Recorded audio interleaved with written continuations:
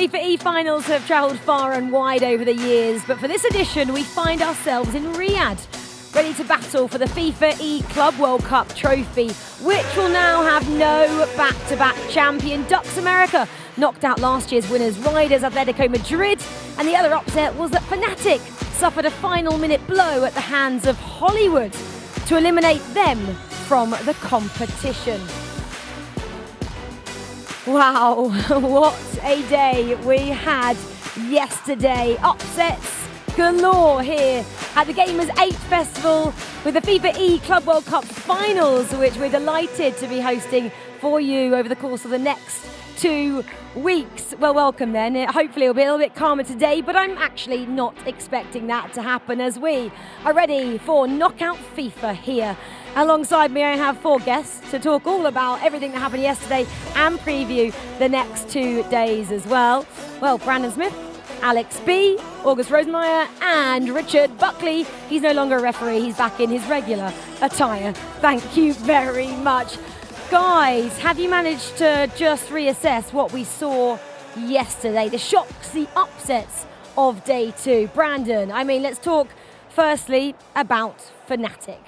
Yeah, I mean, that is the shock of all shocks. No one expected that. I mean, Richard Buckley sat next to me and joked about Hollywood getting maximum points yesterday and somehow having this Hollywood story, but he'll nod, he'll say that he knew it was coming the whole time, but Hollywood taking Fnatic's spot was the story of yesterday. Them not in this tournament is huge now. Did you speak tactics then before the show yesterday to Hollywood? No joke. No joke indeed. Look, I think that they are such a good team. They just had to get the confidence going. They had to get the momentum going. And as soon as the ball started rolling, it did not stop. And look, we can talk as long as the broadcast is about Fnatic and Riders both being eliminated. We're getting a new champion. Yeah, and of course, Hollywood now get to take on RB Leipzig, don't they? That's a tough matchup. But Alex, we've got to talk again about the other really big story, which was Riders getting eliminated. The defending champions couldn't make it through to knock out FIFA here. Yeah, they only picked up 1 win for the whole of the group stage, which when you're playing 10 games of FIFA, we know how good they are across 2 legs. Just that 1 leg affair didn't treat them too well. Tuga and Andoni, they were disappointed yesterday. Tuga's got to regroup quickly, though, with the further tournaments coming up. Yeah, Aggie, it was disappointing, wasn't it, for Tuga and Andoni? And Andoni put out a tweet to show his disappointment as well. I think we're going to see exactly what he said. Disappointing time. Here we go, Aggie. I mean, yeah, we just talk about this. Andoni said we tried everything and it couldn't be. Despite dominating most of the games, we didn't achieve the objective and we were left out with 10 points totally deserved. Congratulations to Ducks and especially to Neat, who is the best. And next week, we will try the nations together. That's because they're going to go again with each other, for Spain. But yeah, tell me a little bit about your surprise at Tuga and Andoni possibly not going through.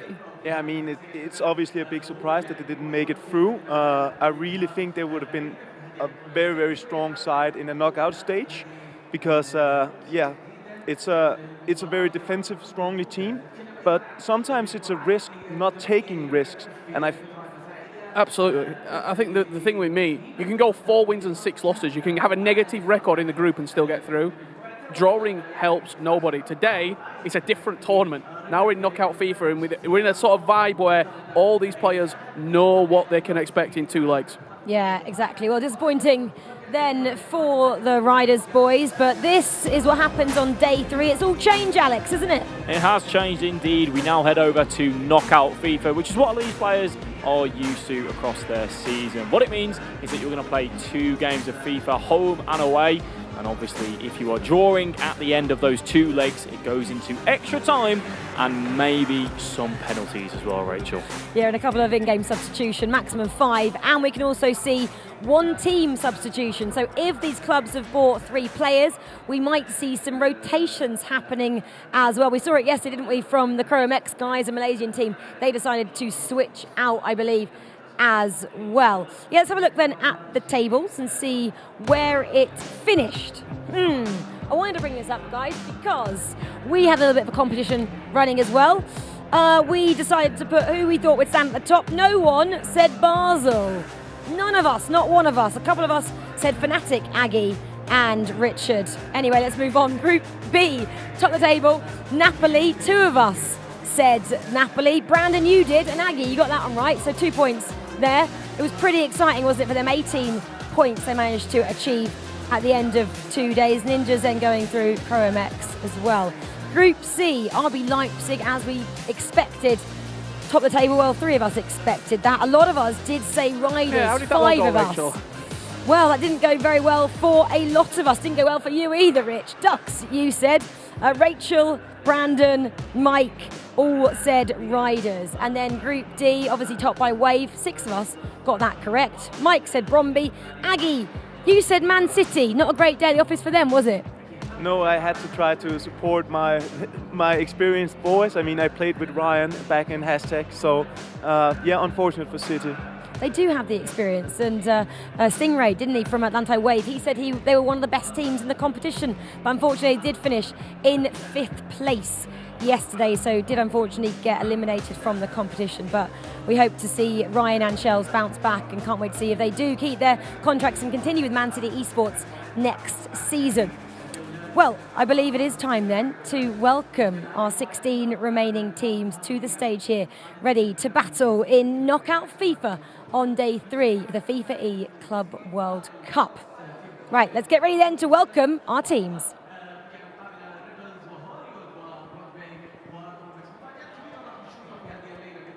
Well, that is Ajax Brazil there. PH Zin and Resende make up that duo. They've got a CV of CVs, those two. Tough next round matchup. They're playing from England. The boys in green and white, Team Footwiz. Just getting ready to take their seats there. The South American duo. And that's the team they're playing, Ethan and Nick Sneb. Well, here we have it. Next up, we've got the local team with the noise behind them. The ex-Raptors, Twisted Minds. Then we've got Ducks America there. Remember, yesterday they had a great match. They knocked out Movistar Riders, or Riders Atletico Madrid as they are now renamed. A lot of pressure though on the Raptor boys. They're clapping though, the fans, saying thanks for coming to support us. That's Goliath Gaming there from South Africa. Kaylin and Beast Bianchi. We've got the boys from Basel. They topped the table in the end. But all eyes will be on these two. They wanted to top their table. They didn't in the end. They said they're ready. Mind games at the ready. Guys, what do you make of these two and their performances so far? Aggie, they had the pressure on, didn't they? Yeah, definitely, but they have the crowd with them, and I think that's a huge boost and could probably end up being a big advantage for them. But let's see, it's definitely added pressure. Yeah, exactly. Well, that is Ajax Brazil then. They're ready there, but Spen is down there with Leipzig, who they said themselves they're the favourites, Spen. They did, and listen, we're getting to knockout football now, Rachel. There's a million different booths I could go to, and there's a lot of storylines, but I want to focus on this one for this first game. It's Leipzig going up against the Hollywood boys. Obviously, we have Anders and Umut here. First of all, congratulations on a really good group stage. You had the most points, 22 points. You had the best goal difference as well, which was plus 12.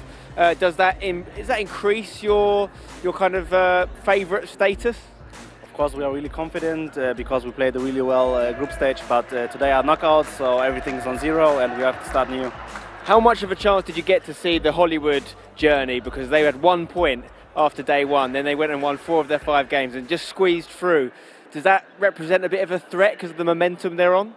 Yeah, of course, they're also a really good team. They also knocked Fnatic in the last game out, so they're really good and we have respect for them, and we will just try to play our best game. Anders, how have you found the first few days? Are you feeling even more confident than when we last spoke? Not really. I knew we had to play really bad to not go through, but I'm happy that we played really good. We got the highest amount of points out of every group. But yeah, I know that we are big favorites in this match, so yeah, I hope we can live up to the expectations once again. Best of luck, lads. Yeah, big pressure comes with that new status, or not same status really they had at the start, which is of favourites, of course. Here are the Hollywood boys. Now, is it fair to say, lads, you're playing with a little bit of less pressure than the RB Leipzig boys? Maybe people didn't think you'd get through, but you said it yesterday, you've never been grouped, and here you are. Of course, they're the favourites to win the whole thing. So if we lose, it is what it is. We've got no pressure on us, really. We're just going to go play our best, hopefully. What is the plan again at Tron? How do you beat the legends of RB Leipzig? Stop this step everything. If we can do that, I mean, if we play our game as well, especially like if we play like yesterday, we can definitely put on some trouble. But I think so. Yeah, if we just keep our game plan simple and just move the ball around, we should be good. It would be a massive statement win if you were to get it, wouldn't you? Be knocking out the existing world champion, be knocking out Anders, who's qualified for all 3 events, much like yourself, of course, Mark. But would it mean you would no longer be flying under the radar if you were to pick up a win here?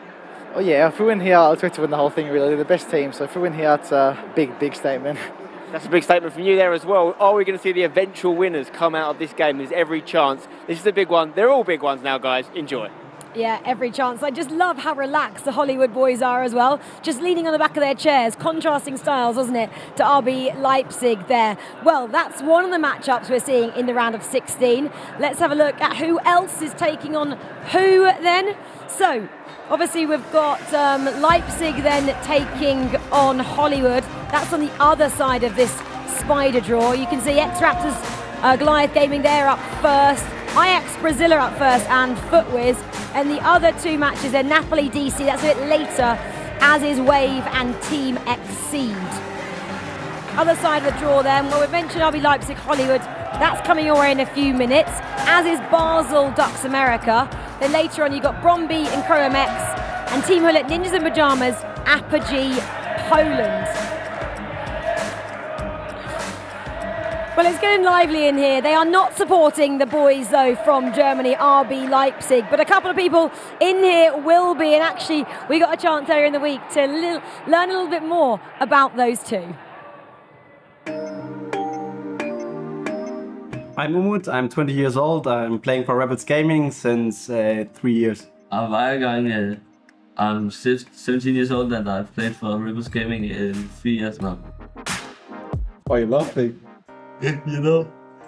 I think like we're spending a lot of time together. Of course, like when we win tournaments or when any 2v2 tournament is. Anders is like one of the best players.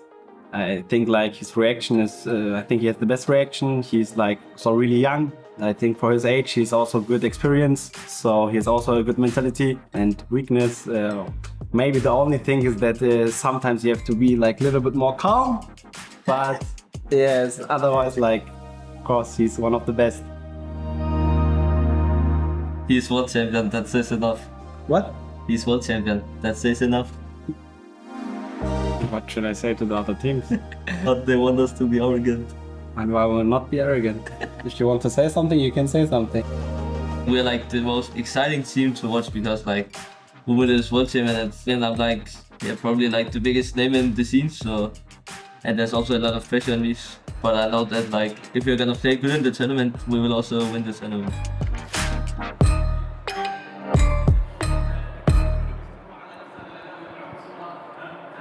Well, Umut there saying that Anders could be more relaxed. Aggie, Anders, talk to me about him a little bit more.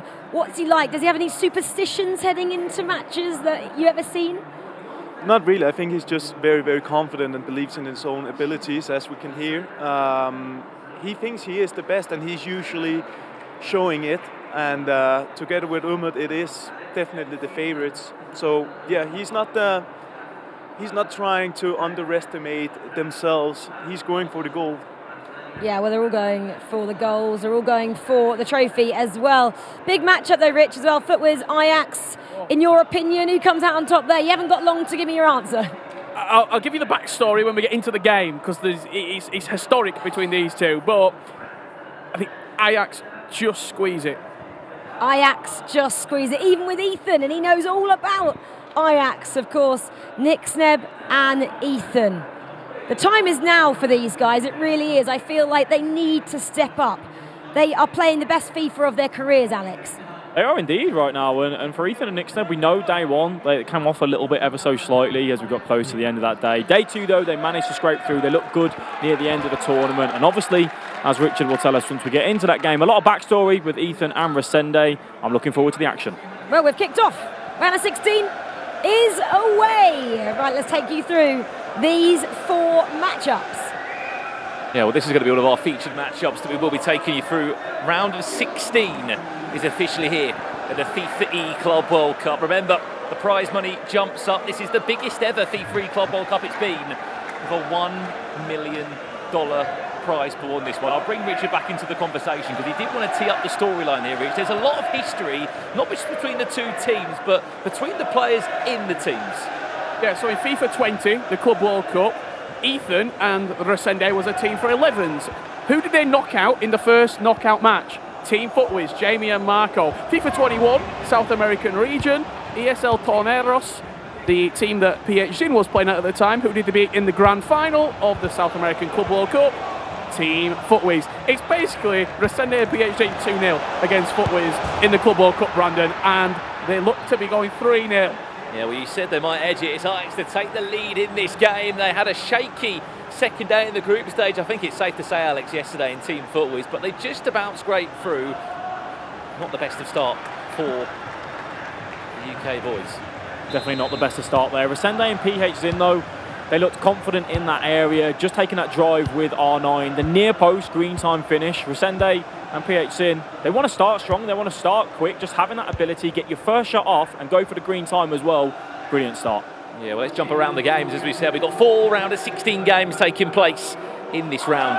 Ducks America, they were going absolutely mental at the end of play yesterday. It was Neat and Zizinho, and they found that they just about did enough to scrape through in the group of death. We still sit here now, Alex, and wonder how on earth Atletico riders didn't make it through, but simply they just didn't play well. No, they did not get enough wins on that board, and ultimately, as we've said, plenty of times draws will not always guarantee you through. Ducks America, we have to give them credit. They did what they needed to do yesterday. We saw that goal from Neat, just taking it past the goalkeeper, having that confidence is why he's one of the best players in Europe right now. Zizinho, they were sat there, they were waiting, they were looking up at that big screen saying, what is the result going to finish in that Riders game? And thankfully, they see themselves into the last 16. However, we have to say FC Basel, top of their group, a team that maybe we didn't talk about too much. They just went quietly under the radar. Yeah, well, there has been a goal in one of the other games. If we can get it on a replay as soon as we can. It's between Hollywood and RB Leipzig Gaming. Richard Buckley and Aggie are watching the game. What's happened? Yeah, they've been outstanding. I've got to say, RB Leipzig, 15 minutes in, 1-0 up. It's just incredible stuff as we see the crowd erupt into celebration. That's Goliath Gaming versus ex-Raptors Twisted Minds. 1-0 up, Aga. Yeah, there we see Raptors just working their way into the box. No, they're not. They're just going for the power shot, and we see the chanting fans there. Amazing scenes. I was speaking with Goliath Gaming before we started, and they were confident. They'd watched footage. They knew exactly what they were going to get. It's one thing playing against it. It's another thing stopping it, as Goliath Gaming 1-0 down in this round of 16 matchup. What, other than the crowd buff, other than everything else, what has Raptors been doing so good? I'll get your opinion on that in 1 second's time. This was RB Leipzig in the opening minutes of the match, going 1-0 to the good. Slight fortunate on the rebound, but Umut and Anders are just a different breed right now. Yeah, and we were just watching the first 15 minutes of the game, and RB Leipzig were putting pressure. They were creating the chances. So it's not completely undeserved that they get rewarded with a rebound goal there. Back underway. Goliath Gaming and Raptors Twisted Minds. Goliath Gaming 1-0 down. It's the worst case scenario. You're not only a goal down, but you've got the fans on your back as well. Twisted inside the box. Good driven pass, well intercepted. And what happens when the ball gets turned over? A cheer from the crowd every single moment. It's like being at a football match. It really is. A tackle, a possession loss. They erupt in celebration. And this side right now could be your 2023 FIFAe Club World Cup champions. Just the way that they're playing, confidence is at an all-time sky high. I mean, they're definitely playing with confidence. It seems like they're just finding solutions regardless of what their opponents are doing. And they're building up again inside the box. They're so instinctive, the way that they get the ball out wide, and then it's either a finesse shot, a long shot, a power shot, or it's that driven pass right into the heart of the box. It doesn't give you a long time to get back into the match, it's really sort of a tough way to play because you've got two players on the pitch. As soon as they start pinging that ball around, in around the box, you can't turn it over. Yeah, the repertoire is definitely there from Twisted Raptors. Well, we spoke up Ajax and FIFAe's. It's not a great day to be a FIFAe's fan, Brandon. And it was a nervy ending to group stage yesterday. They won't want to see this one again. It's just not good to look at, is it, on the replay, Alex? No, that cross coming in, Van Dijk, it looked like he had it under control. You just sometimes have to go, all right? Back's up against the wall, I can't go back to the goalkeeper, I can't pass it out. Let's just go long and get it gone. However, FC Basel, they started off that group stage so well, finishing top of that group. Dux America find themselves 1-0 down, Brandon. Well, the thing that was so impressive about that group running that they had as well from FC Basel, Alex, they were the only team in the group stages not to draw a game. And what are we saying that, yes, in the build-up in all of our couch segments about how deadly it can be to draw games. FC Basel's mind, it was, look, we go for the attack and we try and win the game, or we just take too many risks and we lose. Drawing just wasn't on the cards. No, it wasn't, and that's where at times that one-game format can suit some people. FIFA players are so used to playing across those two legs that if you can get that 1 or 2 goals within the space of 60 minutes, it's almost going to be impossible for the opponent to come back and do a magical comeback. However, Basel just winning after again. Yeah, back over to Richard and Aggie at half-time. It is still 1-0 though to the home side here, isn't it? Yeah, it certainly is. The home side in every aspect of the sentence. The Raptors' twisted minds. Just such a good side here, as we do see a goal back for FIFAe's just approaching half-time. Alex, do you see a road back into this game for Team FIFAe's? Yeah, they did it once yesterday. They were 2-0 down. They pulled it back and got that 3-2 win. There's one thing we know about Nixneb and Ethan. They want to go forward. They want to play with that attack. They don't want to sit deep. They don't want to put all their numbers behind the ball. They say, give us a chance to go forward. We want to drive. We want to get into that area. Nixneb, one of the best mechanical players here at this tournament. So there's no surprise at times. They do start off a little bit slow, but once they get going, we know they have goals in them, Brandon. Well, they're a special team, aren't they, Team FIFAe's? Especially from the ground upwards, the infrastructure they have there from Dan, who's been heavily involved in not just UK FIFA esports talent, but also in the Oceania region. They're two players that they've just really nurtured and brought on this year, and look no further at runs they've had in the EA Sports Cup. Although they may not have won that tournament, they were one game away from auto sort of qualifying themselves for this tournament. Yeah, they have indeed. And Nixneb, a young player that's coming through, learning with each tournament, growing with confidence as they go. But we are back over in this Dux America FC Basel game. Dux America started off slow, 50 minutes in, 1-0 down. Well, just a point on Dux America as well. They scored 7 goals across 10 group games yesterday. It goes without saying, in the offensive third of things, they have to really up it because it's just simply not been good enough. Yeah, they do need to come out and get a couple more goals, but the thing is, with a 2-leg format, sometimes you can be a little bit more safe, knowing that you have that 2 legs to go across, as we just see FC Basel trying to push on that door. But I believe, Richard, you've got some news for us. Yeah, we're back underway in the second half. I think Neat scored 6 of the 7 goals as well. I think Zazinho only scored 1 goal individually during that duo partnership. We're back underway. Team FIFAe's and Ajax. We've been watching a number of these games, Aga. Before we head on back to Brandon and Alex, what do Team FIFAe's need to do to get back into this game after being trailing 2-0? It's now 2-1. Signs of revival? Yeah, I think it was very important for FIFAe's that they got that quick goal back. Even just doing the step overs and then a ball roll and a power shot through at the forward post. So, I mean, that's definitely a beginning, and we have to remember this is not a best of 1 anymore, it's best of 2, so you have more time and you need to not panic if you get behind. We've been following Goliath and Raptors and RB Leipzig Hollywood. Both games 1-0 at the moment. We've got a few more goals, Brandon, Alex. Anything really potentially starting to look a bit tasty?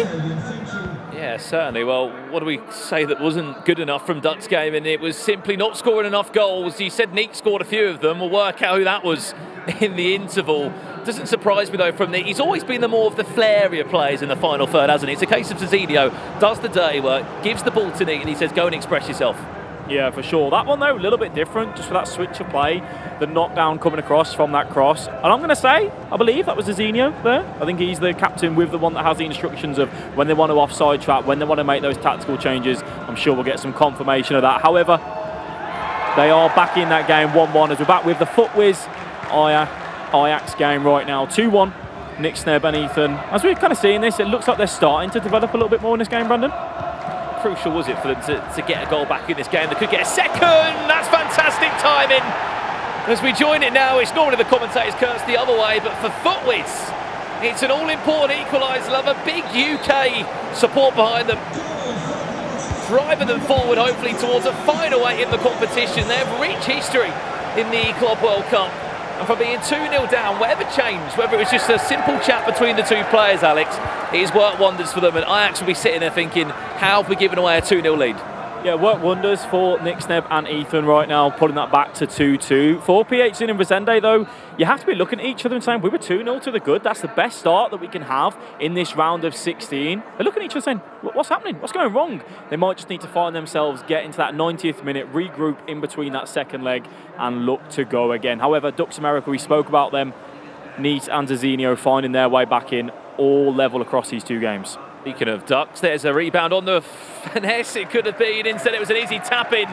Ducks have completely flipped the game on the head, and they've nearly scored a third of all the goals they scored across 10 games in the group stage. It's such a better outing for the originally created Spanish esports organisation, Ducks Gaming. Zazinho played in this tournament last year. He was grouped alongside Diogo, who is now the coach in that team. Neat came in, and whatever they've done is working wonders. Let's jump across to Richard Buckley and August Rosemeyer. What is the latest in this game? Yeah, we're joining it, 15 minutes left to play. I'll be completely honest, when RB Leipzig went 1-0 up within the first 10-15 minutes, I thought they might have pulled away from this game, but Hollywood have been very resilient in the defensive end. Yeah, and I think it's very important that you don't give them more than a goal, because if they get the taste of it, we know what the likes of Umut and Anders is capable of, and maybe we could have a second here. Yeah, they just stepped on the press ever so slightly. A couple of step overs, I think Anders the one implementing. For people at home, he will be the dark blue icon. He's the captain of this side, controls the goalkeeper.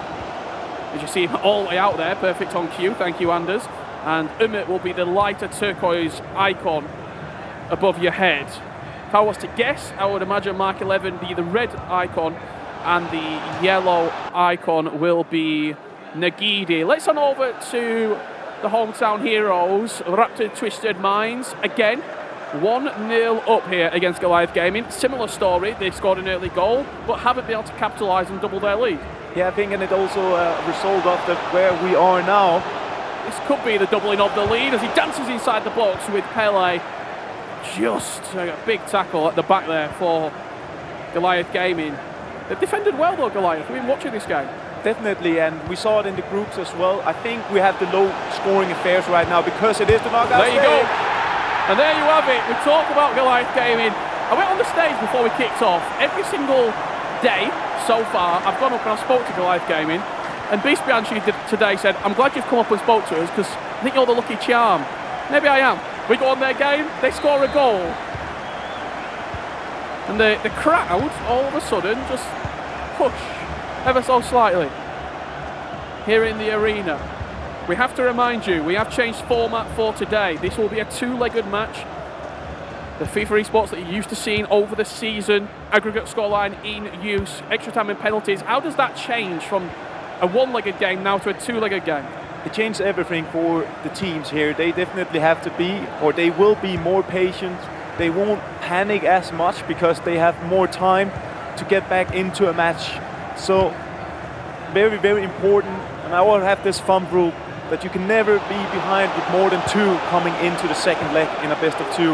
And that's also why we see the cagey affairs here. It's the first game of the day, and all days here at a World Cup is different. It's always difficult.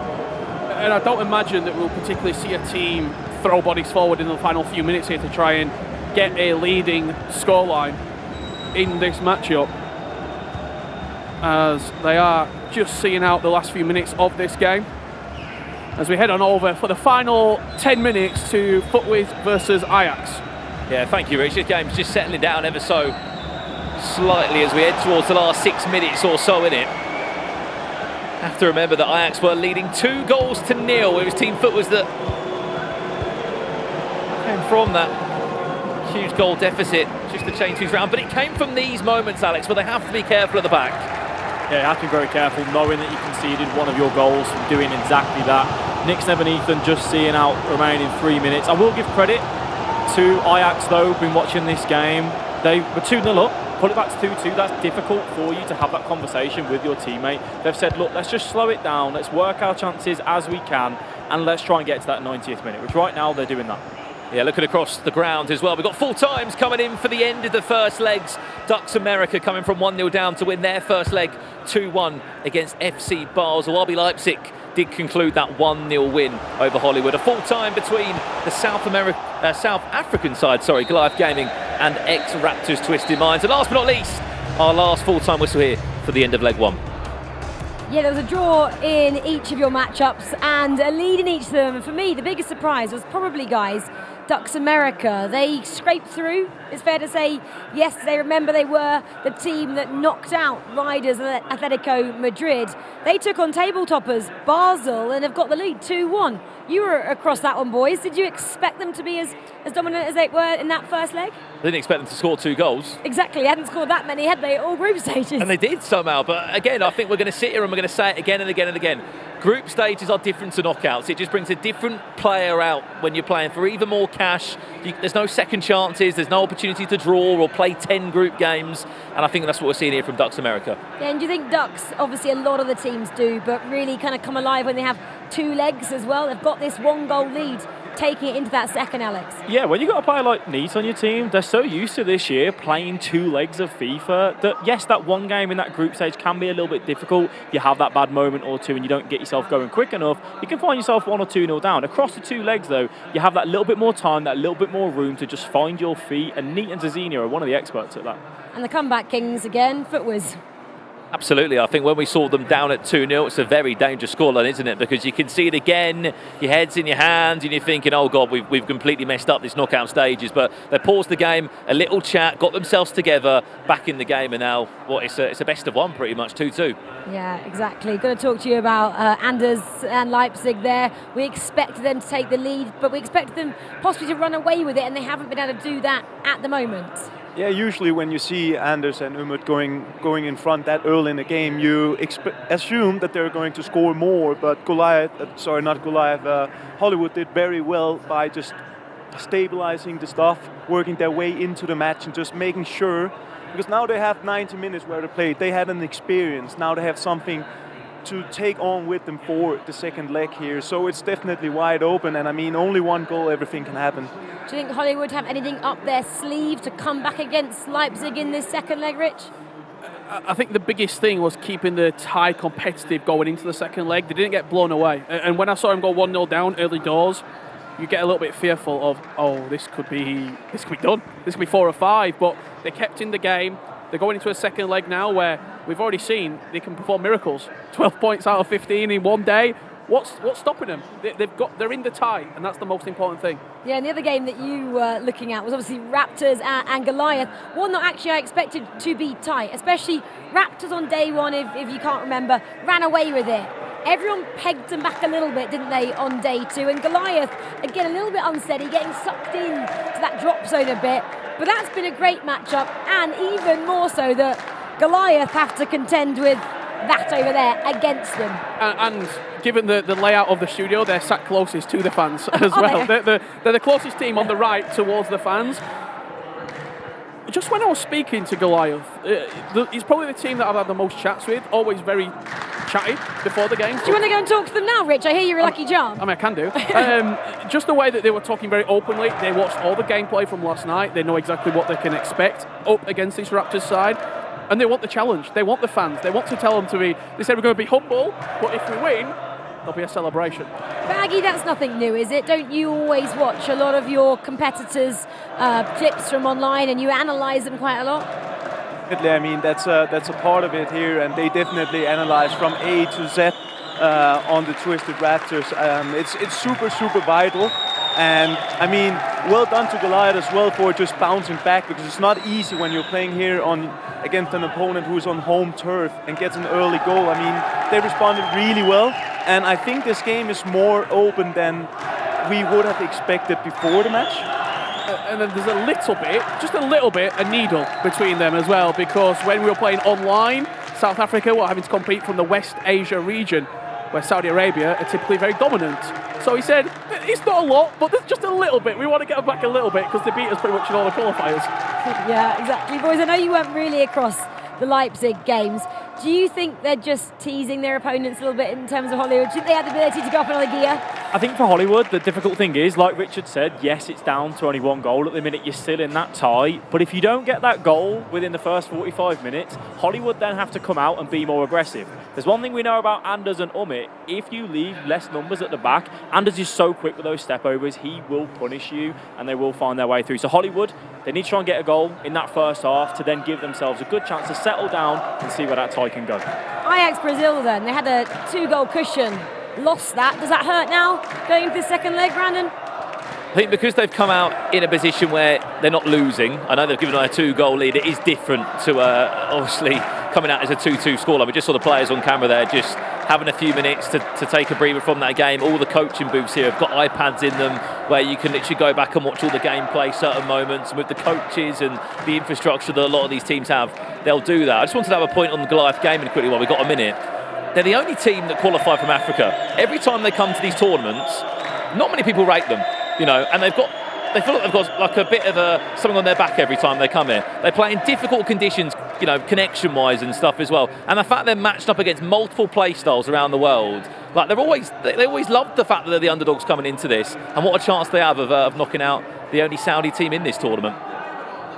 Was that the question for you? I thought he looked right at you there because I'm just well, hyping him up because I want to be on this free flight to South Africa that he's going to be winning if he keeps beating his good luck charm. I said he should go out there, and I've just actually noticed as well why we've got a little bit of a pause. Nick Snebb looks like he's jumped out. Maybe it's a quick bathroom break, so we will get back into the games as soon as he's back in his chair, basically. It looks like Denman's there. I was like, no. Does he fancy it? No, he doesn't. He absolutely doesn't. Denman looks like he is performing. But yeah, the fact that South Africa, the first time they actually got this far in the competition as well, one of these teams.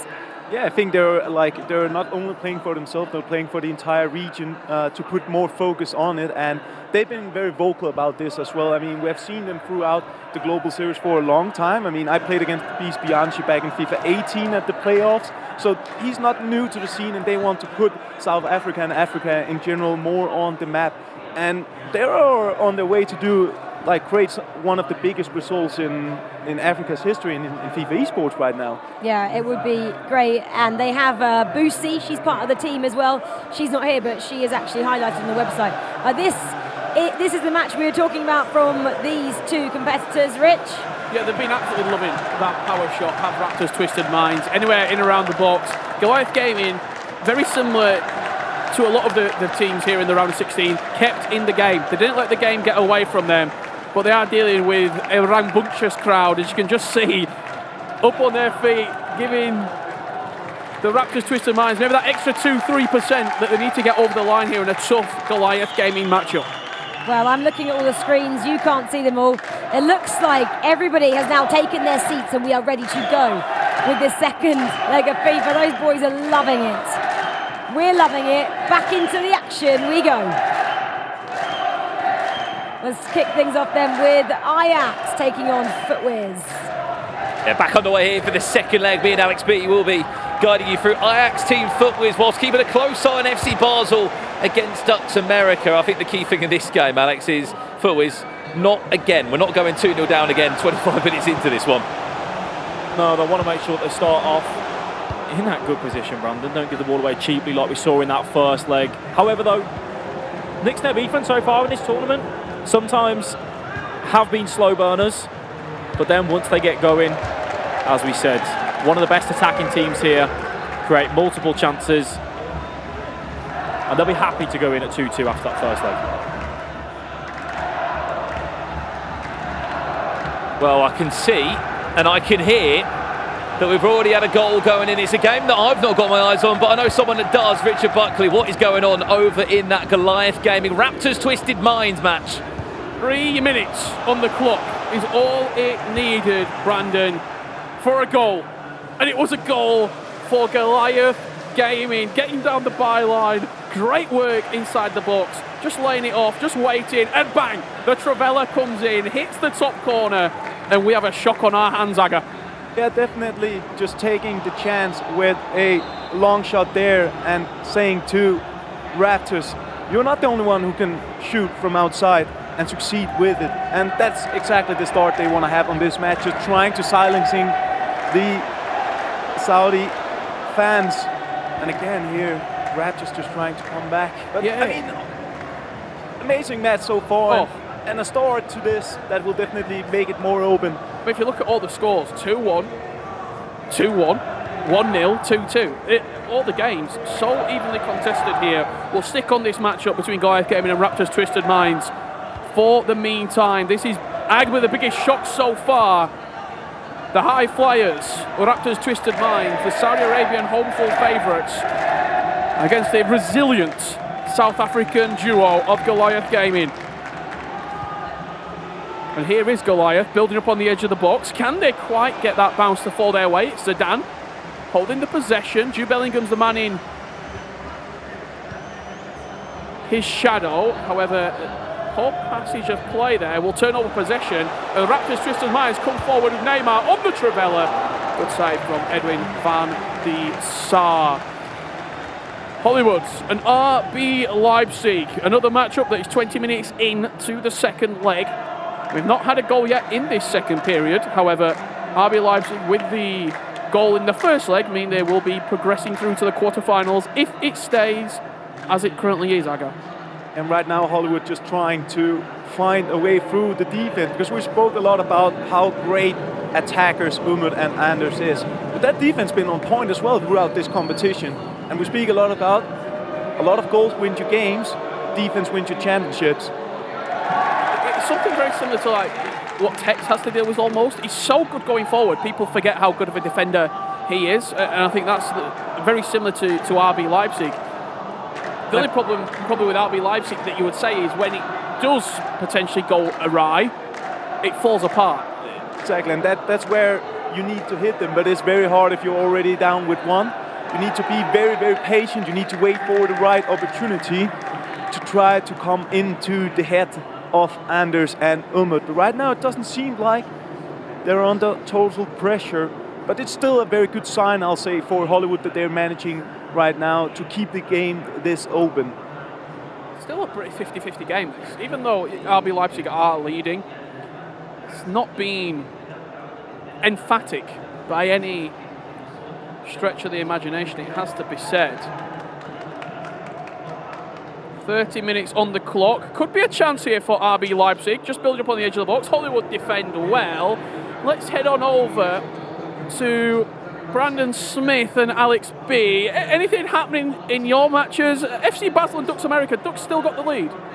Yeah, to be honest, it's been quite a slow start in the second leg matches to kick things off. They were full of goals to kick things off with. This time round, it has been a stalemate. Ducks America still lead 2-1. Here's FC Basel, though, on the attack, looking to try and tie this game up. This is nice from R9. All the skills are out on show, and it's defended well by Gigi Buffon, who I don't know why is a defender nowadays, but he is thanks to the recent Shapeshifter promos. I'm hearing goals going in the other games, Alex. It seems like we can't get any, but Richard and Aggie can. Goals, indeed, Brandon Smith. And it's a third goal in this tie for Goliath Gaming. The ball whipped out wide, the German cross comes in, Virgil van Dijk on the volley, and we might not see it, but he stood up, he turned to the crowd, and he just told them to calm down.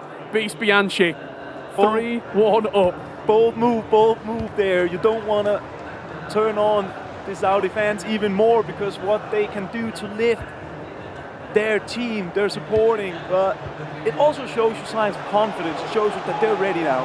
Yeah, they certainly are ready. No goals between Ajax and Footways, Brandon, but we could have one here. Yeah, we might have one here indeed. It's Pele dancing quite literally in the box. That could have been 3-2 Footways. I spoke to you about why Footways are so dangerous in that area. It's almost like at times, Nick Stevie, when they're on the ball, they don't know what they're doing because of how quick they input those skill moves, which in the turn means for Resende and PHC, and you're going, where do I go? Do I go left? Do I go right? Do I stand up? How do I commit? How do I win that ball? Pele with that strike. Goalkeeper matching it though. Has been a few chances here and there. Yeah, there has been. Although it's been a 0-0 game, either Team has been able to create a few. Here's one now, Ajax with on eyes. It's the back of the net.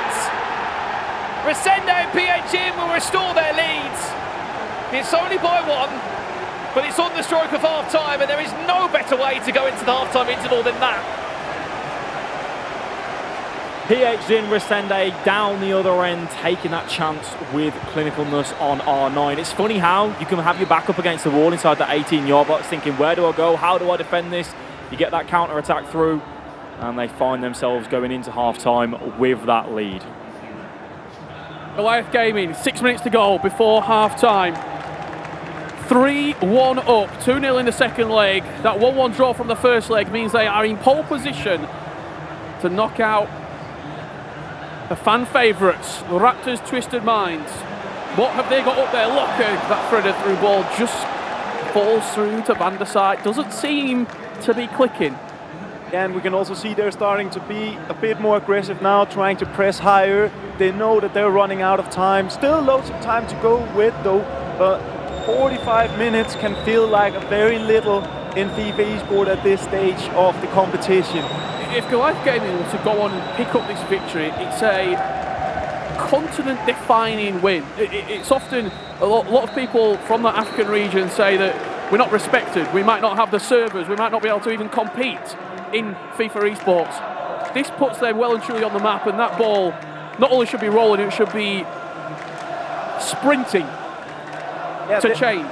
Yeah, definitely. I mean, it's a huge performance from Goliath, and I mean, the momentum you can carry on with you throughout the competition by knocking out a fan favorite. I mean, we shouldn't call them out. They got through the group of death, as well as now beating hometown favorites here.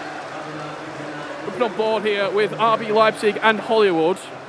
We saw a little glimpse of Anderson at half-time. There was conversation. It wasn't necessarily aggressive conversation, but they were chatting. They were quite animated at the break. Now they've only got 30 minutes left to play. Hollywood need a goal, but they left it late yesterday to qualify into the knockouts. They did it in dramatic fashion, in process, eliminating one of the biggest orgs that we've got in the scene in Fnatic, Tex, Diogo. That's why you're not seeing them today. It'd be so hard to read Anders. RB Leipzig in on goal, just squanders wide of the post. Huge chance. Yeah, it can be so hard to read Anders's feelings because he's so expressive as a player and he shows a lot of emotion. So many times it seems very frustrated, but I think inside he's thinking we're just knocking on the door, and it's coming. Yeah, and I think we're not going to see Leipzig slow down. They'd rather go for a second than trying to just defend. Second goal right around the corner for RB Leipzig. Goal. FIFAe's back in this tie, and it's a cross. It seems that all we're doing is watching crosses in 2v2 FIFA. You have to give credit there to FIFAe with Mbappe finding that header. Header's a manual, which means you have to be so accurate with where you're aiming. FIFAe do exactly that. However, though, Ajax, they had a chance at the other end. Goalkeeper makes a massive save, and we see Ethan and Nixneb come down that other end, put themselves back into the tie, Brandon. How big is that? Because we were watching the player cam at half-time, and on one side of Ajax, you're seeing lots of talk between the two teams. On the FIFAe side, there wasn't a word spoken between the two. They both just look at their own screens. They weren't interested in talking through any sort of tactics or how we're going to get back in this game.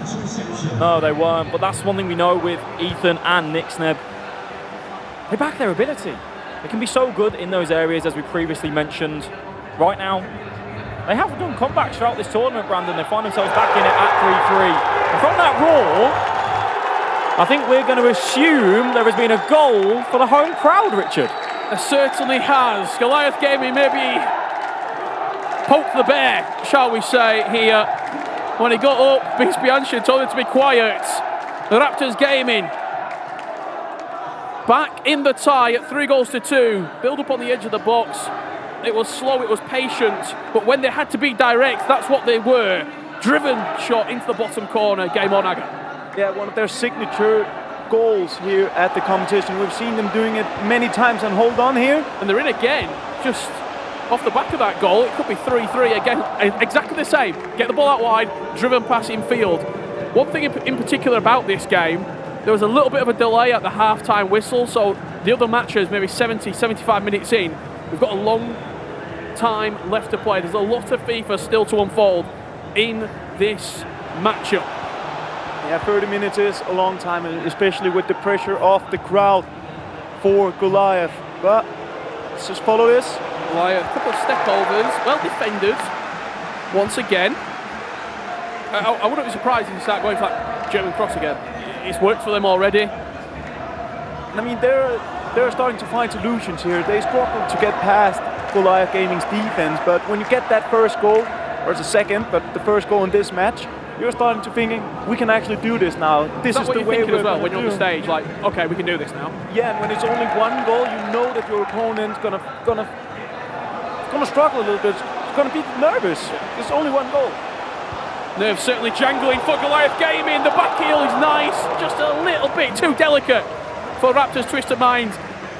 I hope it's coming through to you at home. Every single time they lose the ball, Goliath Gaming, there is a cheer. There is boos when they're in possession.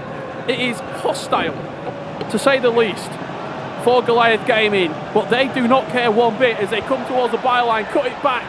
The sliding tackle just out of reach. That's really unfortunate. Was very, very close there with the step over from Goliath Gaming. Would definitely have given them some freedom to breathe. Just trying to work out, as we see here as well, the fans doing everything they can to help their team. They're seriously trying. Whipped into the back post, it'll go out for a corner. And a pause comes in for Goliath Gaming. Well, it looks as if, Richard, the first two games that will conclude in this round of 16 is going to be one of your ones first. RB Leipzig Gaming against Hollywood. We'll throw it back to you in a few minutes. But a game that we haven't really spoken about, Alex, is FC Basel Ducks America. That's because it's been a 0-0 second leg. But for a team that were hanging on and literally scraping fourth place in yesterday's group of death in Group C, might be knocking out the chart toppers of Group A, FC Basel. This is why we love FIFA esports. When we have group stages into knockouts, we saw Ducks Gaming, they didn't score too many goals, but right now they're showing their defensive masterclass as well against FC Basel. The team that finished top of their group, Gianluca and Bowen, they were so confident yesterday. Right now they have 10 minutes remaining as Ducks are on the attack. Yeah, well, let's leave this one because there's a game to conclude. Richard Buckley, August Rosemeyer, RB Leipzig, are they minutes away from the quarterfinals? Certainly are, and it seemed very unforeseen circumstances, really. I expected a 1-0 lead after 10 minutes, a comprehensive victory. However, Hollywood have stuck in the game and they're looking to be late bloomers once again. But with seconds remaining, a 1-0 win over two legs. A pause comes in, the 5-4-1 is there. The coup de pause, 90th minute yesterday. They went on to score in injury time. Are we going to see a repeat again? We will have to wait and see. 70 minutes left to play between Raptors Twisted Minds and Goliath Gaming. And don't worry, you've not missed anything. It's been all Raptors in this tie as they get a third and the crowd erupts here in Riyadh. Wow, this is scenes, as you say, Richard. They've done it. They made the comeback. And they're letting them know about it as well. Just listen to that noise. Scene speaks for itself. Pressure is definitely back on. And I mean, what a game we're having. During that goal, we did have a full time. We left it with injury time remaining. We gave full times from around the grounds. FC Basel, one last attack, Brandon. Yeah, this is it for FC Basel.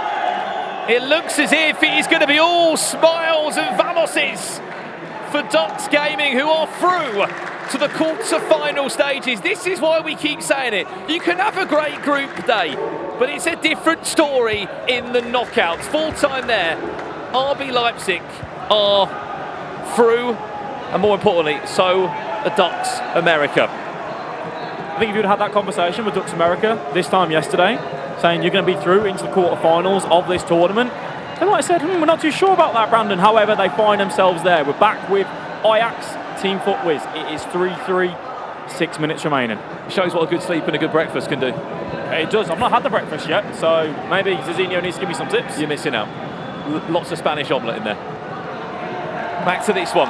3-3. Ajax, FIFAe. The Raptors Twisted Minds Goliath game is in the 80th minute. We'll pass you back over there as soon as we know what is going on with this game. We are minutes away from extra time. Keep in mind, whoever wins this is in the quarter-finals. Last attack falls the way of the UK esports organisation Team FIFAe. Ethan and Nixneb, what have you got up your sleeve in these sort of areas? Ajax win the ball back nicely or not? There's two hands on the ball. Will take us, I'm pretty sure, into extra time. Long ball forward from Ajax. They clear it wide. Let's head back over to Raptors Twisted Goliath Gaming. 5 minutes left in that game. 5 minutes indeed, and it's been all one-way traffic. Raptors Twisted Minds, after getting the third, have been looking for the fourth and the decisive goal in this tie. Are we going to extra time? I mean, depends on this attack, because they're definitely taking the last one here and putting all the pressure. And I can't start to wonder if it were a good idea.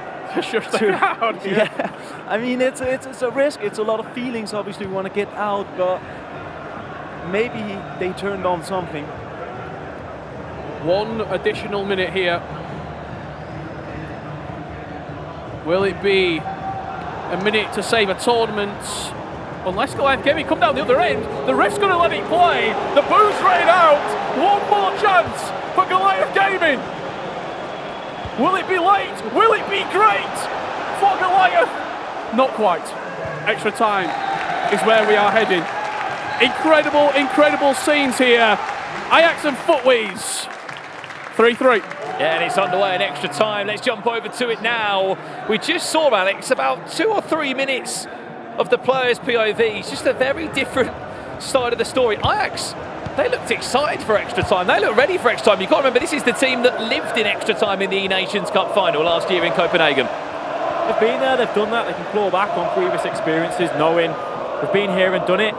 For Ethan, Nixneb, the conversations were there. Denman was getting involved, trying to rally up their players, saying, come on, we can do this. It's 30 minutes. Keep switched on. And do what you two do best. But we're sending PH in. It's just an entertaining game, Brandon. Really is. Credit to both of these teams. Unfortunately, someone is going to have to go through, even if we have to go to the dreaded penalty shootout here.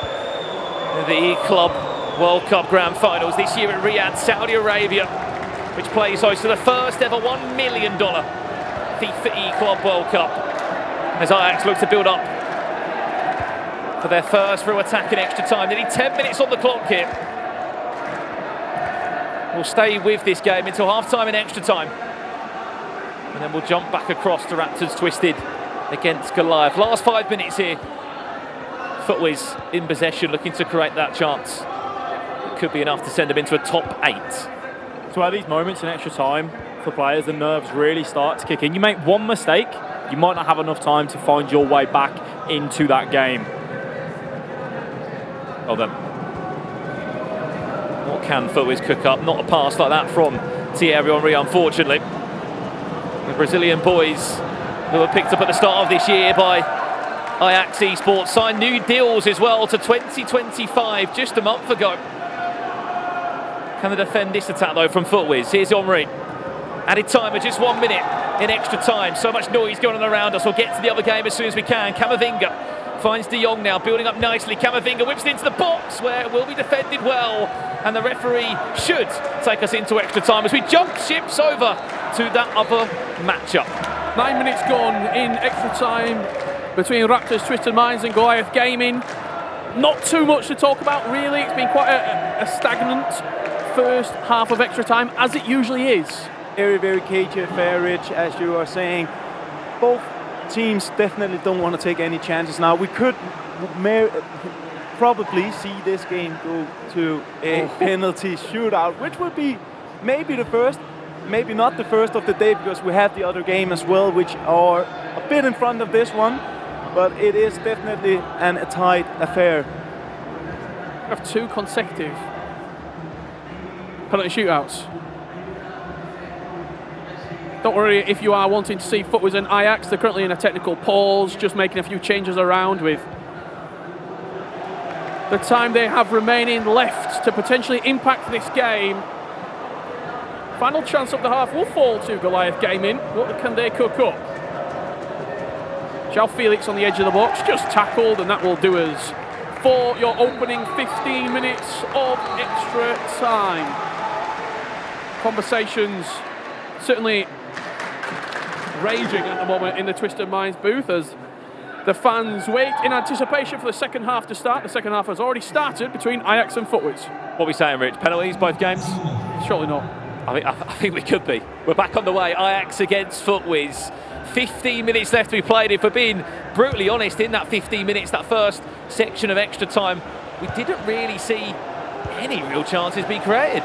No chances whatsoever for either team. Ajax at half-time, there's a lot of tactical changes. Nick de Hammer behind them, the coach just wanting to put his input across, finding any sort of slight bit of angle they might be able to create a chance or two. Footwiz on the other hand though, Denman's behind them, he's running up, he's saying, come on, we can do this.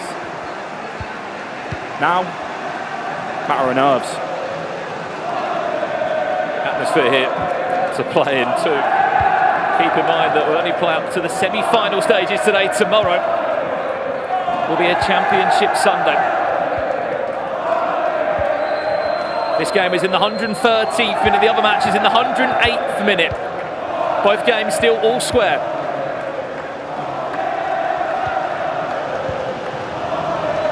Probably enough time to have one good attack. For either of these teams, you can't even imagine the nerves now. With passes going astray like that, just trying to be creative, but also just so nervous on the ball. Last 4 minutes, now it's back to Footwiz. It's your roll of the dice, it's your last chance to send yourself into a top 8 quarter-final.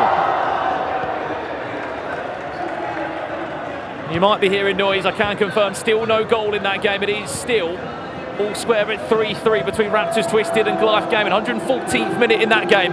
We're staying with this one now first though. Ajax against Footwiz.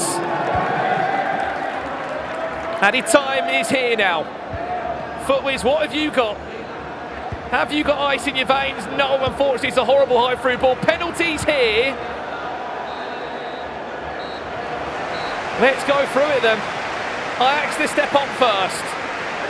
Paul Pogba over it now. Will it be one goal to the good for Ajax? Yes, it will. First penalty down the middle.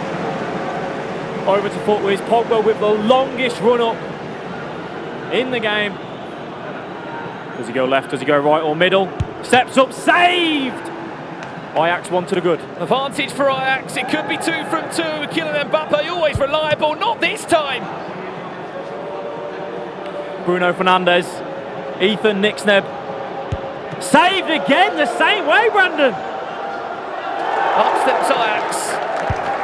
They do score. And I can confirm penalties is on the cards in the other matchup as well. Here's Mbappe with Footwiz. Finally they do find the back of the net, but they still do trail in the shootout. Right, I've never done this before, but we'll give it a go. Saved again from Ajax. We'll keep you up to date on the right-hand side of your screen. We'll conclude that one first. Footwiz have scored again. This is it, really. Round 5 of pens. Ajax to step up. They do score. Footwiz have to score. If Ajax save, they're into the quarter-finals. Up steps Van Dijk. Panenka down the middle. In the other game, very quickly, Raptors Twisted Mind with a 2-goal advantage. Make that 2-1 on the scoreline. Ajax in sudden death. They score. Footwiz is back on your hands again. Footwiz must score, or Ajax are through to the top 8. Ajax do not save that one, and we go again in sudden death. I'm keeping up to date with this Ajax Footwiz game first. Ajax miss. Footwiz, you score. And you're on your way. No, they miss as well. Goliath Gaming with a chance to go 3-2 up in this shootout as Ajax stick it in. Goliath 3-2 up, winning penalty, Brandon, potentially. This is it, Footwiz. Footwiz score, they're in a top 8. Up steps De Jong and Footwiz. 1 pen away on the other side of the screen. Goliath Gaming have just done it. I don't know what's going on. They've I'm knocked trying out. to keep up. Up steps Fullwiz. Why are you Pinocchioing down the middle? What a moment now this is. We go back again to sudden death. Ajax miss. What is happening? Fullwiz. Klosterman misses as well. Edwin van der Sar's on the pens. He scores for Ajax.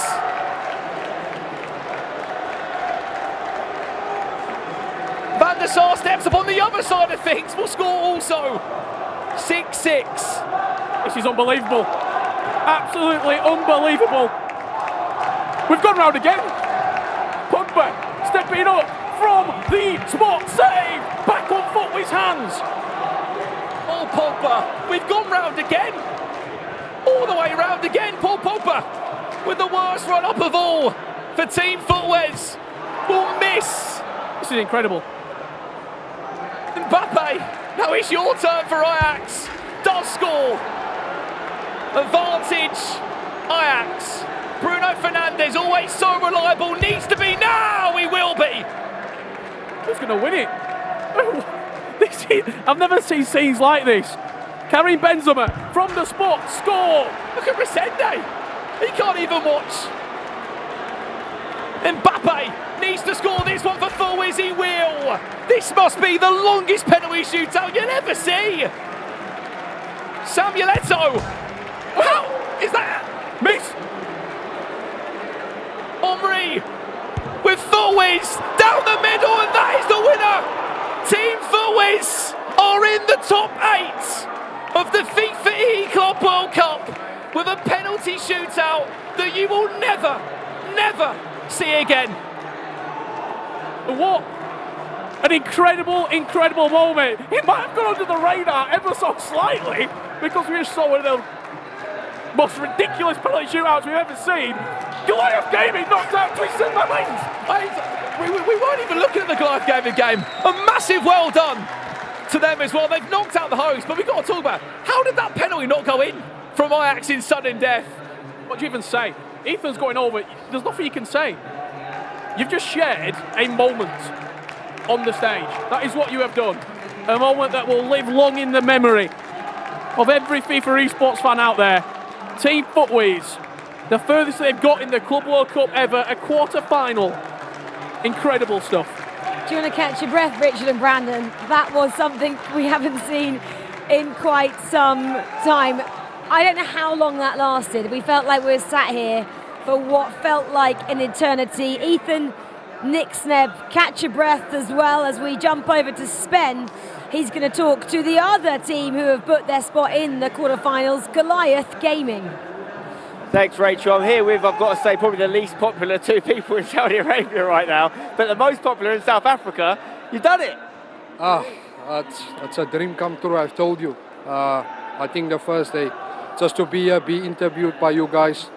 I'm missing my World Cup that I qualified for in 2021, and now being able to showcase our talent and our ability on the international stage. This is huge. It's history for Africa, for South Africa. This is for all our people back home. How different was that atmosphere to playing at home with these guys literally meters away from you? Shout every time you got the ball, it was a boo. It was so intense, wasn't it? Yeah, no, it was crazy. Every time we got the ball, we were getting it from the crowd. We couldn't even hear each other speak. He kept telling me to speak louder every single time, and I'm literally screaming at him. So again, fantastic crowd, of course. I had to shush them at the end just to show them, how it's done. And thankfully we got it done on pens, which is the most nerve-wracking thing you can go through. Who scored the winning penalty? I did, And you saved the penalty as well? Saved as well, so this is my signature celebration. But yeah, for everyone back home, and lots of love to the Saudi crowd. I just want to say that out there, it's just good banter, I guess. This man next to you is taking all the credit for it, by the way. Oh, yes, I'm the lucky charm. 100%. Whenever he came over, we won, so I hope we'll see him in the next round again.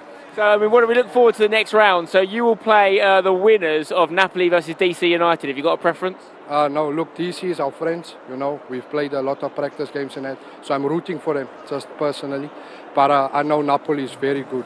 I never knew those players before, but I've seen how talented they are. But either way, this is the best of the best, and if you want to be the best, you have to beat them, so we're ready. Well, 100%, guys. Keep it up. You're doing fantastic. Goliath, very much smashing it. We're going to head over to the Raptors booth here. Obviously, there's a slightly different energy. Hi, guys. Commiserations. Who's going to be doing the speaking? Yourself. Okay, so listen, I know you're probably devastated, especially losing on penalties. It's such a horrible way to go, but how's the experience been for you guys? It was really good. We did our best. We came back from two down. That just shows how strong our mentality is. We came into the tournament having one goal in our minds, making our nation proud, making ourselves and the fans proud as well. So I think we did a good job in doing that. I think you certainly did as well. Have you got a message for these fans, particularly the ones in the arena here who've been so great in their support for the last few days? Thank you so much, guys. Thank you so much. If it weren't for you, we would have not been at this place. We got knocked out by pens, so we came back 2 down. It's devastating, but it'll make us stronger for next time.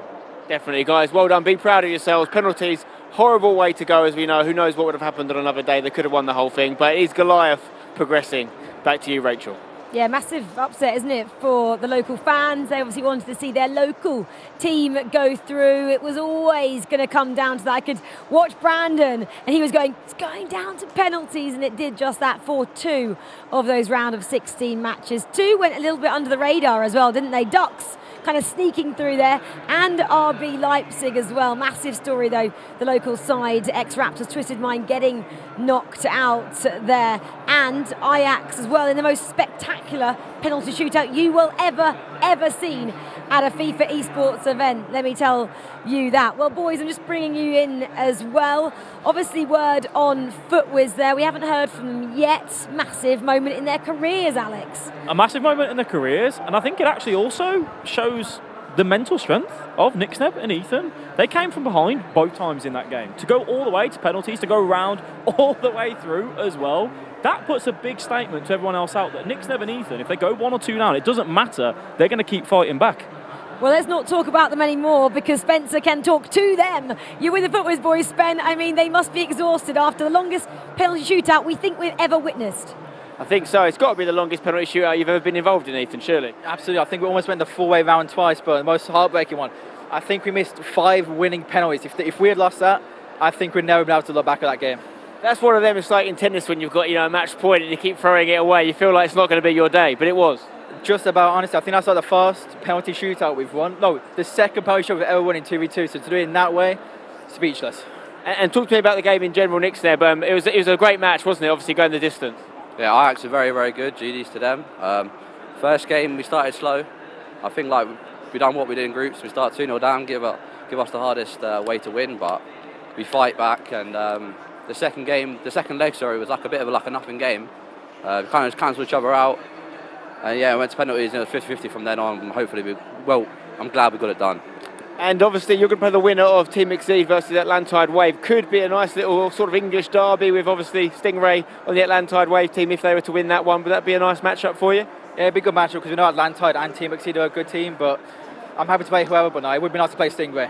How much has that emotionally, mentally taken out of you playing that game and that length of penalty shootout? I'll be honest, that's like, I don't get nervous when playing FIFA anymore, but that was a new experience for me. I've never gone that far like a penalty shootout in my life. Hopefully never again. But no, honestly, I'm done. I need my break. Well, they've earned a break, but not too long a one. They're going to be playing later on today, of course, in the next round. So well done to them. And listen, if they can bounce back from that, they can win anything, because that was one of the most intense penalty shootouts I've ever seen. 2 going on at once. It was absolute scenes here in Riyadh. Back to you guys. I think it was difficult as well for Richard and Brandon to commentate the end of those. Aggie, I wanted a quick word though to you of what Ethan was saying there. They lost their first 2 as well. They missed their first 2 penalties there, then came back to win. At that moment, he said he doesn't get nervous now in the games. Hands must be sweaty. He's exhausted. Tell me about that. Yeah, I mean, that was one of the more crazier games that we've been commentating over, especially our game as well, going on with Goliath and Twisted Raptors. But yeah, it's so hard when you miss the 2 first chances to actually win the game, and that just shows how strong they are. As soon as you get into that moment where it's like sudden death and you go in a little bit longer, I mean, Al, you've probably been in this predicament. You start second guessing yourself. Every other penalty, you start thinking, well, they went right last time, so maybe I should go left this time, and that's when we end up going round and round and round. Ridiculous. Brandon, they went left, it looked to me, though, a lot of the time. I'll be honest, Rachel, they did a Panenka, the keeper scores, we went round again. I've never done a penalty shot where we've gone round again. Paul Pogba thought he was done. He was back up taking the 12th penalty. And you in the end, you seemed to be going to the Goliath one and the foot was on. How did you keep up? I didn't. No, but I have proof though. I filmed it for his social media later on, so we can see just how he managed to do it. Just a quick point on that as well. We all remember rightly, there was a heartbreak moment this year with foot was on penalties. EA Sports Cup against TGNIP. Many months on, FIFA Esports does weird things. It gives you triumph in moments you don't expect. Even going further back than that, this tournament, the Club World Cup in Milan, Ethan lost on penalties to Team Complexity in the final with Resende, who we just beat on penalties. It's his time, isn't it? It's time for the guys from Footwiz to step up. A quick word on Leipzig, though, as well.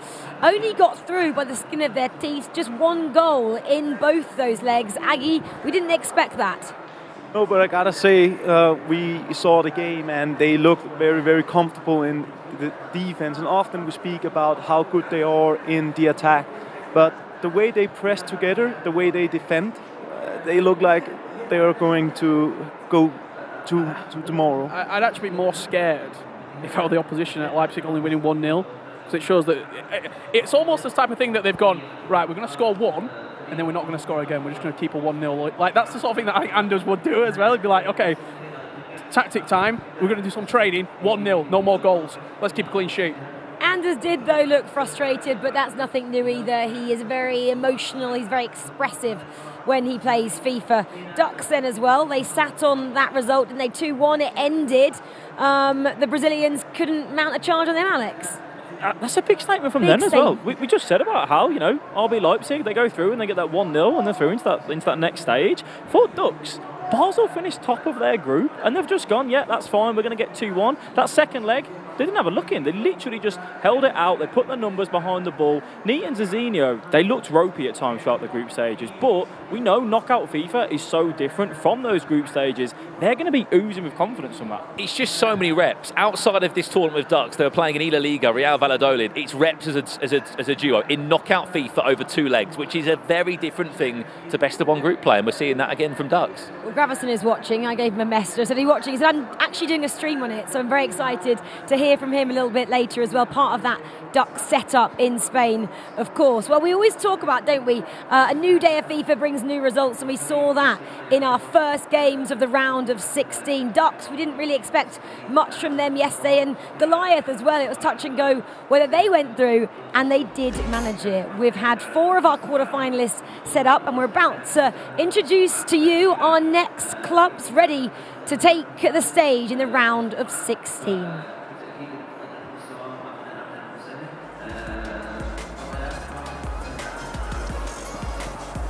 Well, Brombury then, they take to the stage first.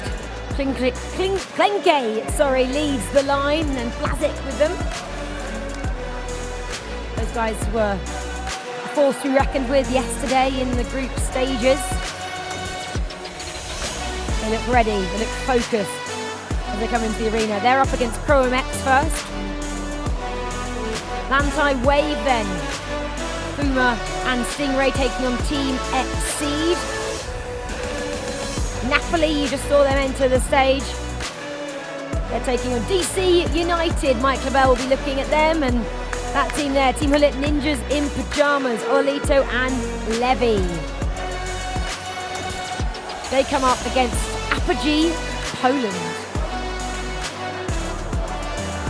8 more teams then, 8 more clubs.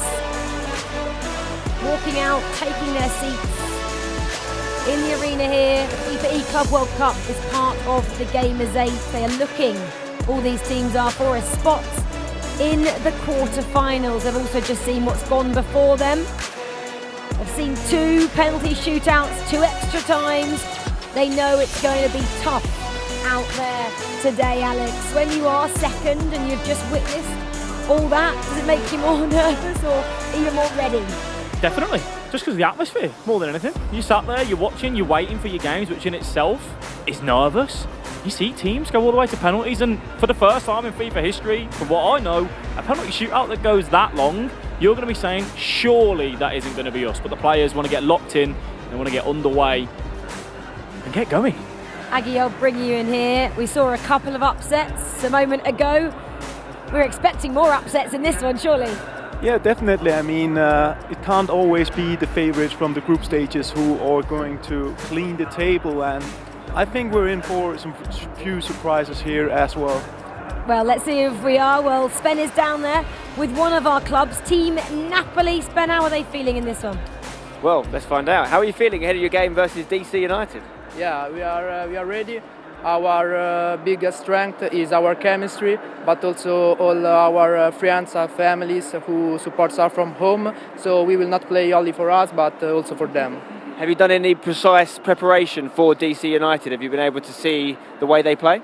Yeah, we watched their games, but today we will play to perform in the best way. You guys won your group. They squeezed through in 4th place. Does that make you favourites for this one? No, I don't think so, because they are very good, but we will play like always. And we know now, because you're in the second group, we know that if you win, you're going to play Goliath Gaming. Do you think that far ahead about the next match or not? No, we will think only about this match, and after this, we will think about the later. Okay, good luck, my friend. That's the guys from Napoli. We're going to just cross over here to speak to the guys from DC United now, who are in the next booth. Guys, we're just going to come in for a quick interview, if that's okay. You're going up against Napoli. Yesterday was an unbelievable day for you. What a comeback it was after day one. Have you kept that momentum and energy? I mean, we're looking forward to it. This is why we're here. We want to compete against the best teams, so hopefully we'll get the job done and, you know, make North America proud. I was just talking to those guys saying, I was asking them if they're the favourites because they won their group. You guys came 4th. They had the highest seed. How do you feel about that? I think the seeding is not important because the year that Complexity were champions, they finished 4th. So for me, it's source of motivation. Have you been able to do any preparation for this game specifically based on the way they play? I did watch a bit of VOD, obviously. I saw what they did, what they do. So hopefully those will help us in game to plan the game.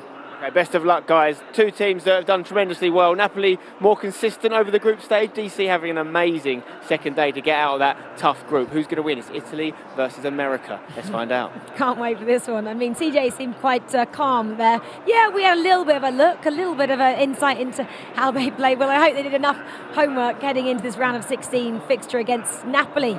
Well, welcome back into the studio here. We have two more guests just joined us. We have Lee Demon-Smith and we have Diana as well. Diana, welcome to the set. Lee, I'm bigging her up because there's not many women FIFA players we get to have grace the couch here, Lee. That's why I'm bigging up Diana. Obviously, she was part of our Fame Her Game boot camp, which FIFA put on in Zurich a couple of weeks ago.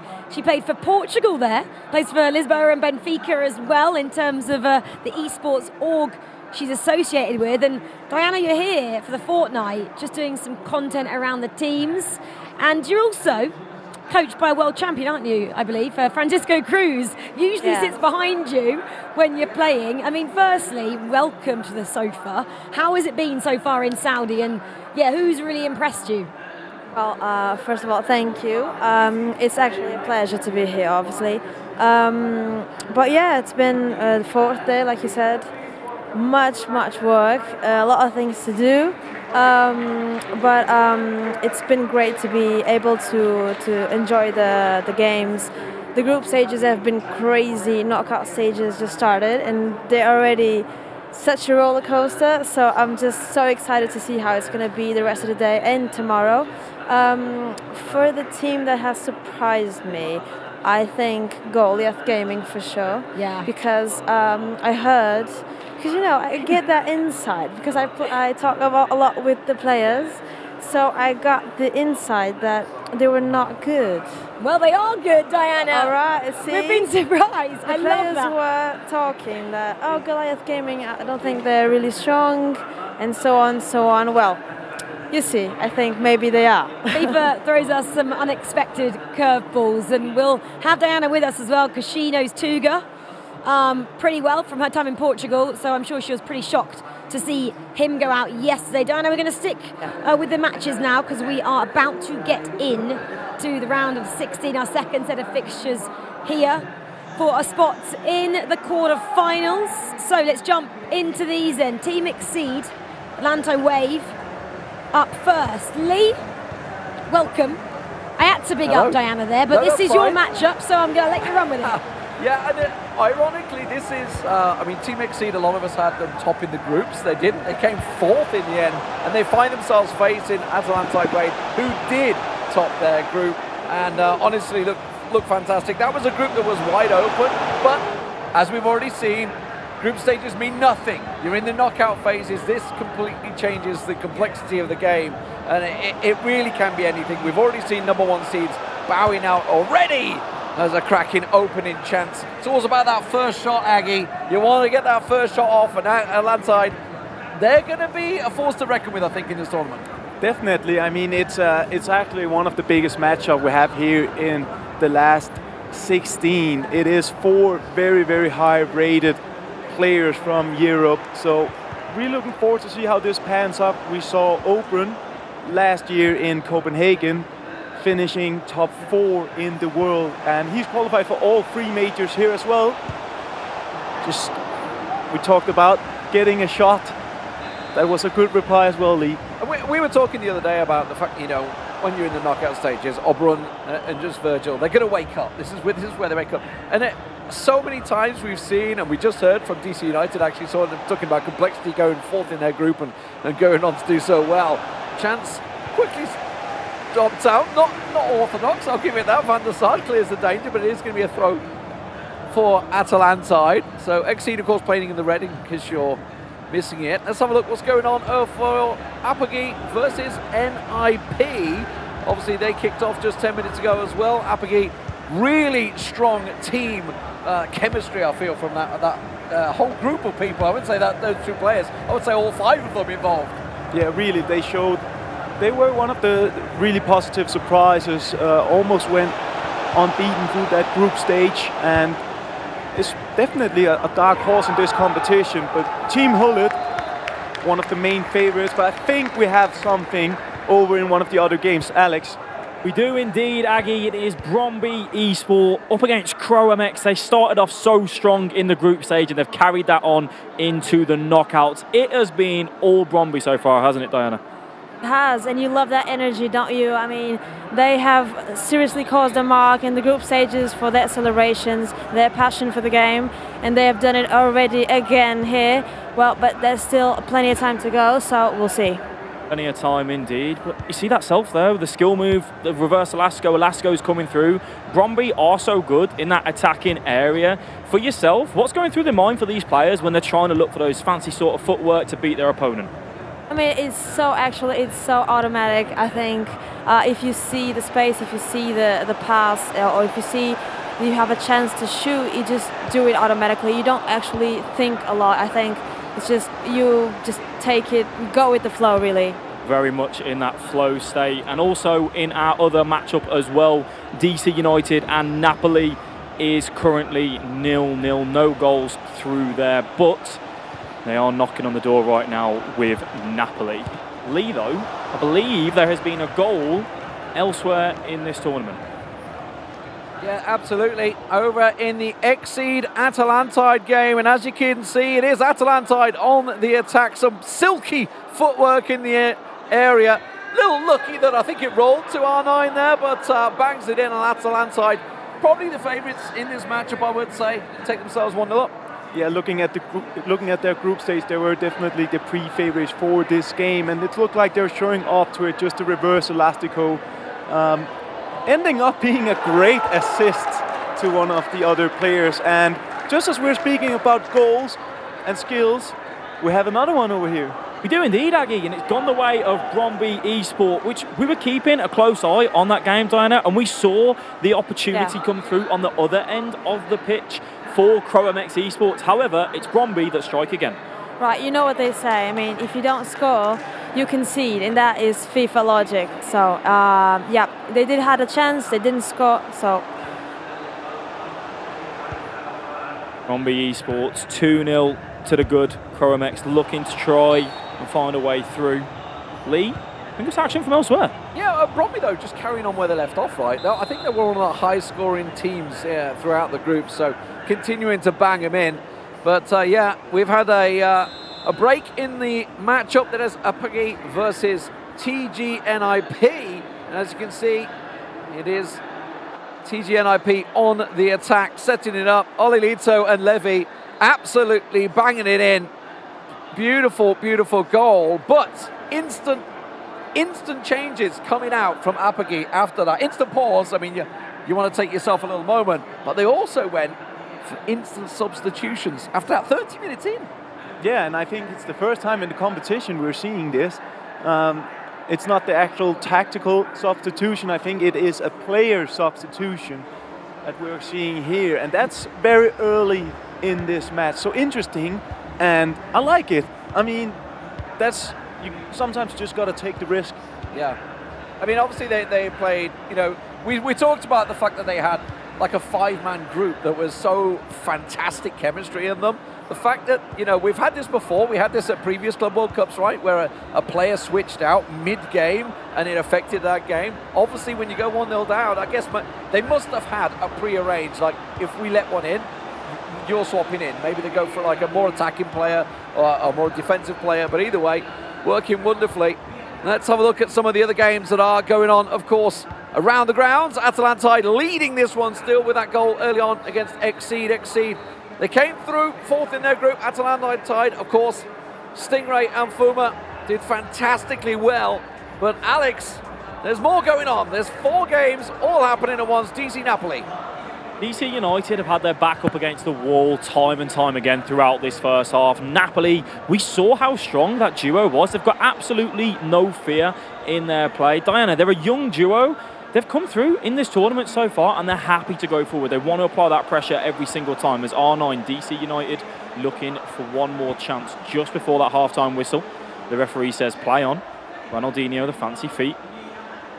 Plenty of numbers behind those. Zidane trying that long shot, and the referee is going to blow from there. Let's head over to our next game as well. Bromby Esport 2-0 to the good. Croamex trying to find an answer back at half-time. Do you think for Croamex, knowing that they're up against Bromby, who scored goal after goal after goal, conversations will be had to possibly change something?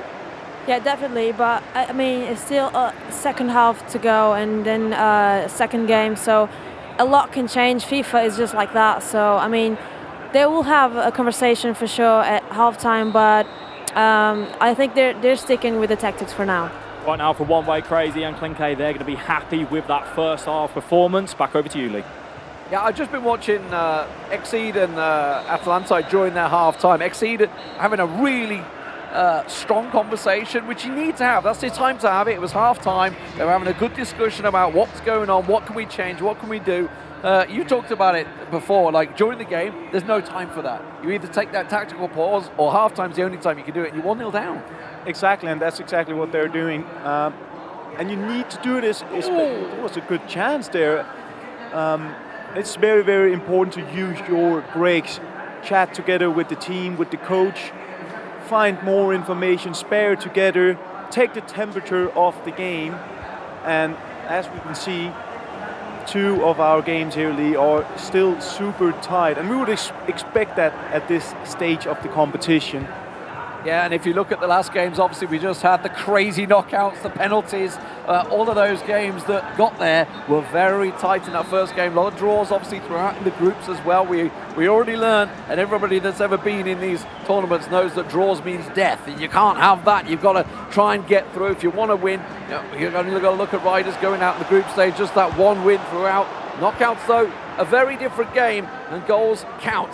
For Atalantide, they have the 1-goal lead at the moment. Still, no goals across any of the other matches that are coming. Obviously, we haven't missed anything just yet.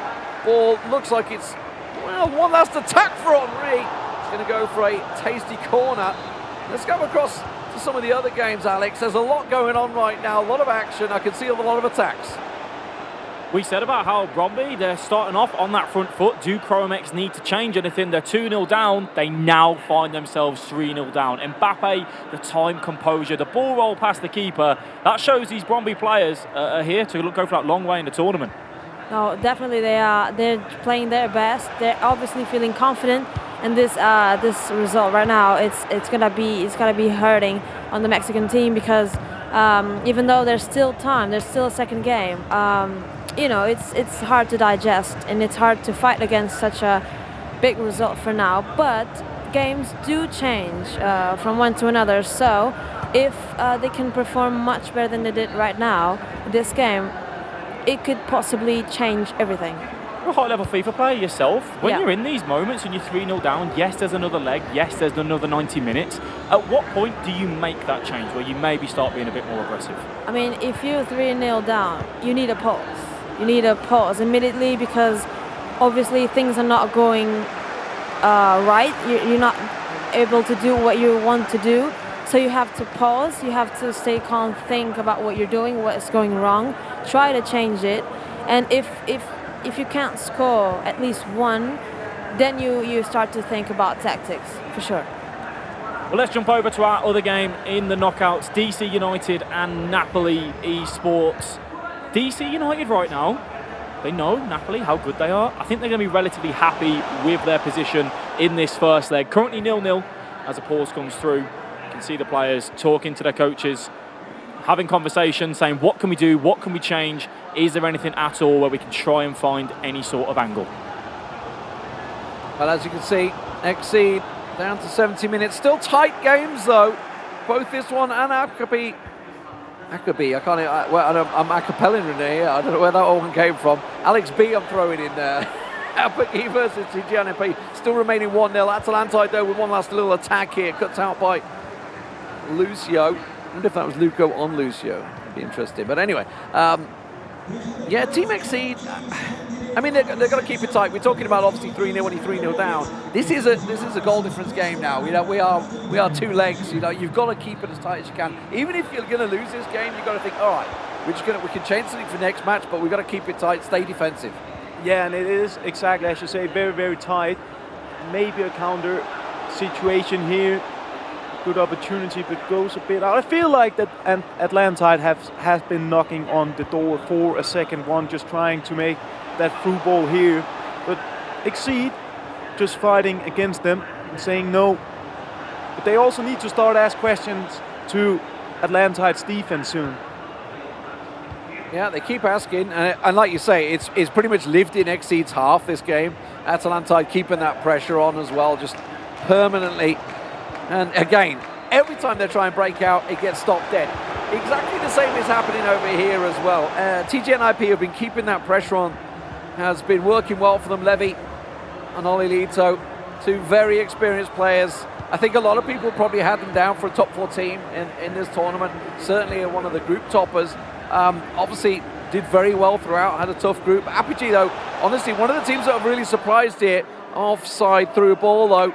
So let's keep going. DC United versus Napoli, Alex. Yeah, still 0-0 across this first leg.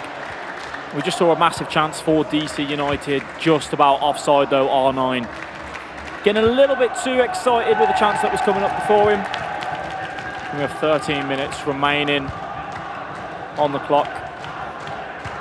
Napoli, they said they were here to beat every single player at this tournament in that interview with Spencer. They may have found a match at the minute. They've scored goal after goal after goal, and right now we're 78 minutes in. Struggling to break that deadlock. Yeah, I mean, it doesn't surprise me actually because it's 2 legs, you know. That could have been game changer. But you know, it doesn't surprise me because first game when it's 2 legs, you don't risk it as much. You play much more defensive, much more to try and figure out what your opponent is going to be playing like. So this is like touching ground first, and then second game they have their lesson and they will try to adjust their gameplay to what the opponent is doing and try to outplay them in that sense. Do you think as well, when we're looking at this, we see players yesterday, they were so used to that group stage and having game after game after game, but now this is knockout FIFA, they have to perform across those 2 legs. We'll get that thought in just a second as we do see Bromby Esports. They were 3-0 up, they've made it 4, 75th minute. We are looking like that one is going to be a very big ask for Crow MX Esports. But right now, you're coming into this, knockout FIFA, you lose these 2 legs, that's it, you're done, the tournament's done. These players have been used to having 2 days, group stage, and a little bit more time to develop over their stage of the games. How does that change? As a pro player, you really have to know how to play best of ones and best of 2, because it is completely different. Like I said, in best of 1, you tend to risk it a little bit more. Best of 2, you just have to play safe first, because you don't know what the opponent is going to bring to the table, and then when you do know, you can adjust. But that's what I think they're doing right now. But you have one last chance to say something, maybe? One last chance, it looked like there for DC United. Hullet just running that ball out of play. It is currently looking like that one is wrapped up. Yeah, that's all done there. We've also had Atalantide wrapped up. They've beaten Exceed 1-0 in their game. So the only 2 games going right now is obviously Bromby currently smashing CroMX 4-0. I know what's not the way CroMX saw and envisioned this one, but Bromby just carrying on how they did in group stage. For TGNIP, that one relatively early goal against the young Polish outfit of Apogee looks like it's going to set the difference. You can see they're happy to just run this one down, go for that one last attack. Not going to happen. Ball will go out. 1-0 is the score. TGNIP, take it. Right now, we see DC United 0-0. That game is done and dusted. But with this Bromby Esports, CroMX, Divine and Kaito, they looked so confident throughout the group stage. They had a relatively easy time in that group, finishing 3rd in their position. Match up against Bromby, though.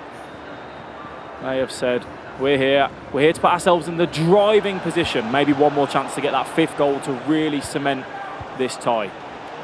And that is that. Bromby Esports, one-way crazy. Clenke, little touch of the shoulder on each other and saying, well done, we're happy with that 2nd leg, looking good. Well, a couple of very close affairs there. One, though, is going very much one way, Bromby's way at the moment against CroMX. They're 4-0 that lead. Aggie, you've been keeping a close eye on Bromby throughout the tournament. 4-0, it's very difficult for CroMX to come back. Yeah, it certainly is, and I always speak about how the first game of the day at a competition is the hardest one, because you need to find the rhythm, the flow, and Bromby just seemed to come out guns blazing every time. They score so early, and they just took the advantage here in this game, and I mean, it's hard to come back from, because they're just feeling we're about to score more and more and more, and it could go into a very hard cycle for CroMX to come back into this match. I think it's almost done. I was going to say, Lee, when is too many goals too much? Is it 4? I would say 4 is probably pretty close. I mean, we've had a few moments in real life Champions League history where maybe it's been turned around, but this feels like it may be a step too far. Bromby just, they're scoring goals for fun right now, which is a great place to be when you're in knockout phase. Yeah, exactly. Lantai then, they had a 1-0 victory so far in that first leg over Exceed. And Ninjas in Pyjamas, Apogee, the same scoreline, both going the way we'd expect, Alex. Yeah, for sure. I think when we were looking at that tie, I made the statement backstage that whoever wins between the FUTWIZ game, which we know FUTWIZ went through against Ajax, and then for Team Exceed and Atlantide, whoever wins that and goes through, they're going to be one of them that's going to win that tournament. Whether that's going to be Atlantide, Exceed, or FUTWIZ, we'll soon find out. Stingray, though, and his teammate Fuma will want more goals, but they know Exceed are so difficult to break down. They had a difficult group stage, Exceed. We said, yeah, okay, maybe they're going to look for one of the favourites. Right now, they've got a 2nd leg where they need to go out, they need to apply that pressure. Doing that against the E-League champions of Stingray and Fuma is easier said than done. Yeah, it is indeed. Dan, I wanted to ask you a question about DC United Napoli game. It's 0-0. That's the perfect start, isn't it, just to go again? What do you tell yourself if you've kept a clean sheet, both teams in that first leg? Do you just kind of go same again, or do you change things up, knowing that what you had as your A game did not work and you need to find your B game?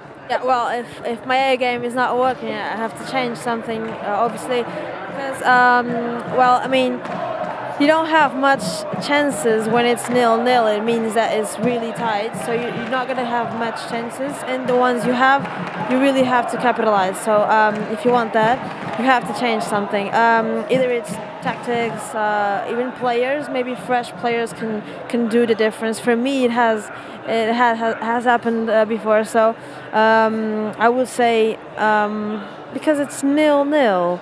I think it's the nicest scoreline. Some I might think so, say, yeah. but sometimes it's quite nice to possibly be on the back foot and actually go, well, I know how they play. They've got a goal past me. Yeah. I know what I've got to do in the next leg. Who do you think is the happier of the teams, DC United and Napoli? Do you think DC United are going to be happier to go in at 0-0, or would you say Napoli will be a little bit more maybe frustrated that they're not leading already? Yeah, for sure. I think Napoli will be definitely frustrated because they have done an outstanding performance so far. It's their first time participating in the FIFAe Club World Cup, and they finished top of the group. I think that's impressive. So they will be definitely upset to be 0-0 so far with DC United. As for DC United, yeah, I think they think it's an accomplishment to be 0-0 so far. It's all still to play for then, especially in that game. DC United 0-0 against Napoli Esports as we get underway in our second legs of these matches. Alex, where are we starting? We are looking at Napoli, DC United, the game that we were just talking about. 0-0 off that first leg, so it is all to play for in the second leg. We have Napoli Esports kicking from left to right in the black kit, DC United in the white kit from right to force it, because if you try to force it, you're risking it too much, and you don't need that. You need to try and score a secure goal first. If you are just joining us, we are here in the knockouts at the FIFAe Club World Cup round of 16, and two of the tournament favourites are going head to head in Atlantoid Wave and Team Exceed, and I believe there's been another goal. There has, obviously the game kicking off just 11 minutes in, just like we were there, but it is Atlantide that have broken the deadlock. Look at that, overhead through ball, simple as you like. That's the sort of goals you like to score. Yeah, and they just seemed like a train that's just keep being on. I mean, very impressive stuff. But on the other hand here... On the other hand, speedy. We just had a quick look at it there. A little teaser maybe coming up, Alex. Well, if ChromeX want to get back into this game, they're going to have to be speedy about the goals that they are getting. That is one goal back. The comeback, possibly, that is the perfect start for them. And the crowd is going a little bit wildly. It sounds like there's goals kind of coming in and the competition's ramping up slightly. Yeah, I mean, obviously, with Raptors going out, they're going to find a new favourite. Maybe they found that, I can see.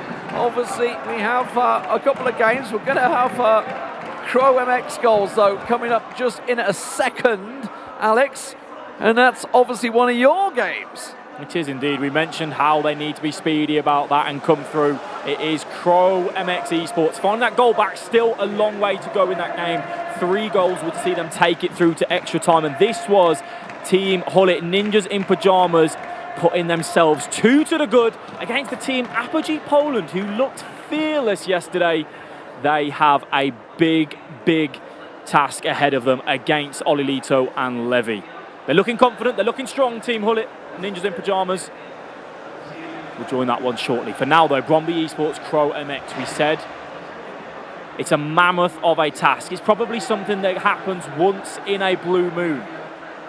It is impossible, though. It's never impossible, no. And it is the perfect start, right? If you're 4-0 down and you're having those conversations with each other, you're saying we need a goal quick and fast. And they did so. And now the momentum is with them, and that is really important. So, I mean, you have a difficult task still, but it is doable. It is doable indeed, as we see Atlantoid Wave take themselves into a commanding position, 3-0 up. That is Stingray and Fuma, the champions of France. A brilliant duo looking to make their way into the quarterfinals of this tournament.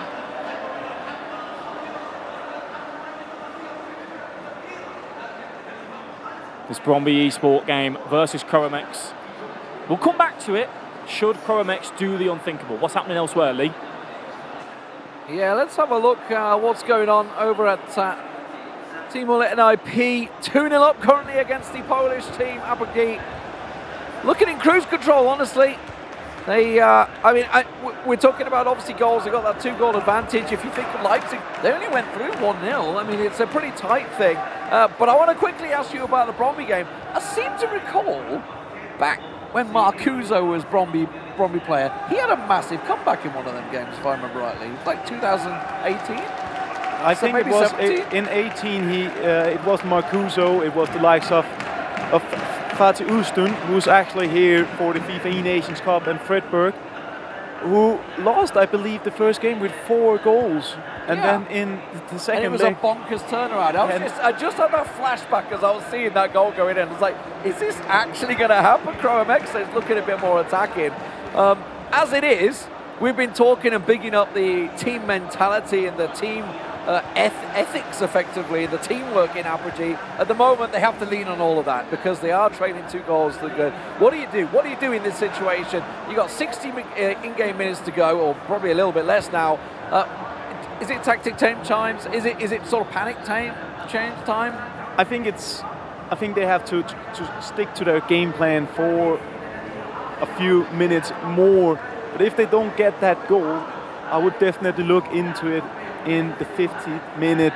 But we gotta say, before we looked at the bracket and we saw NIP against Apogee and Atlantide against Exceed, they were very, very small favorites, but so far it seems like they're living up to the expectations. So yeah, really, really impressive stuff, and looking like 2 of the big teams to watch out for.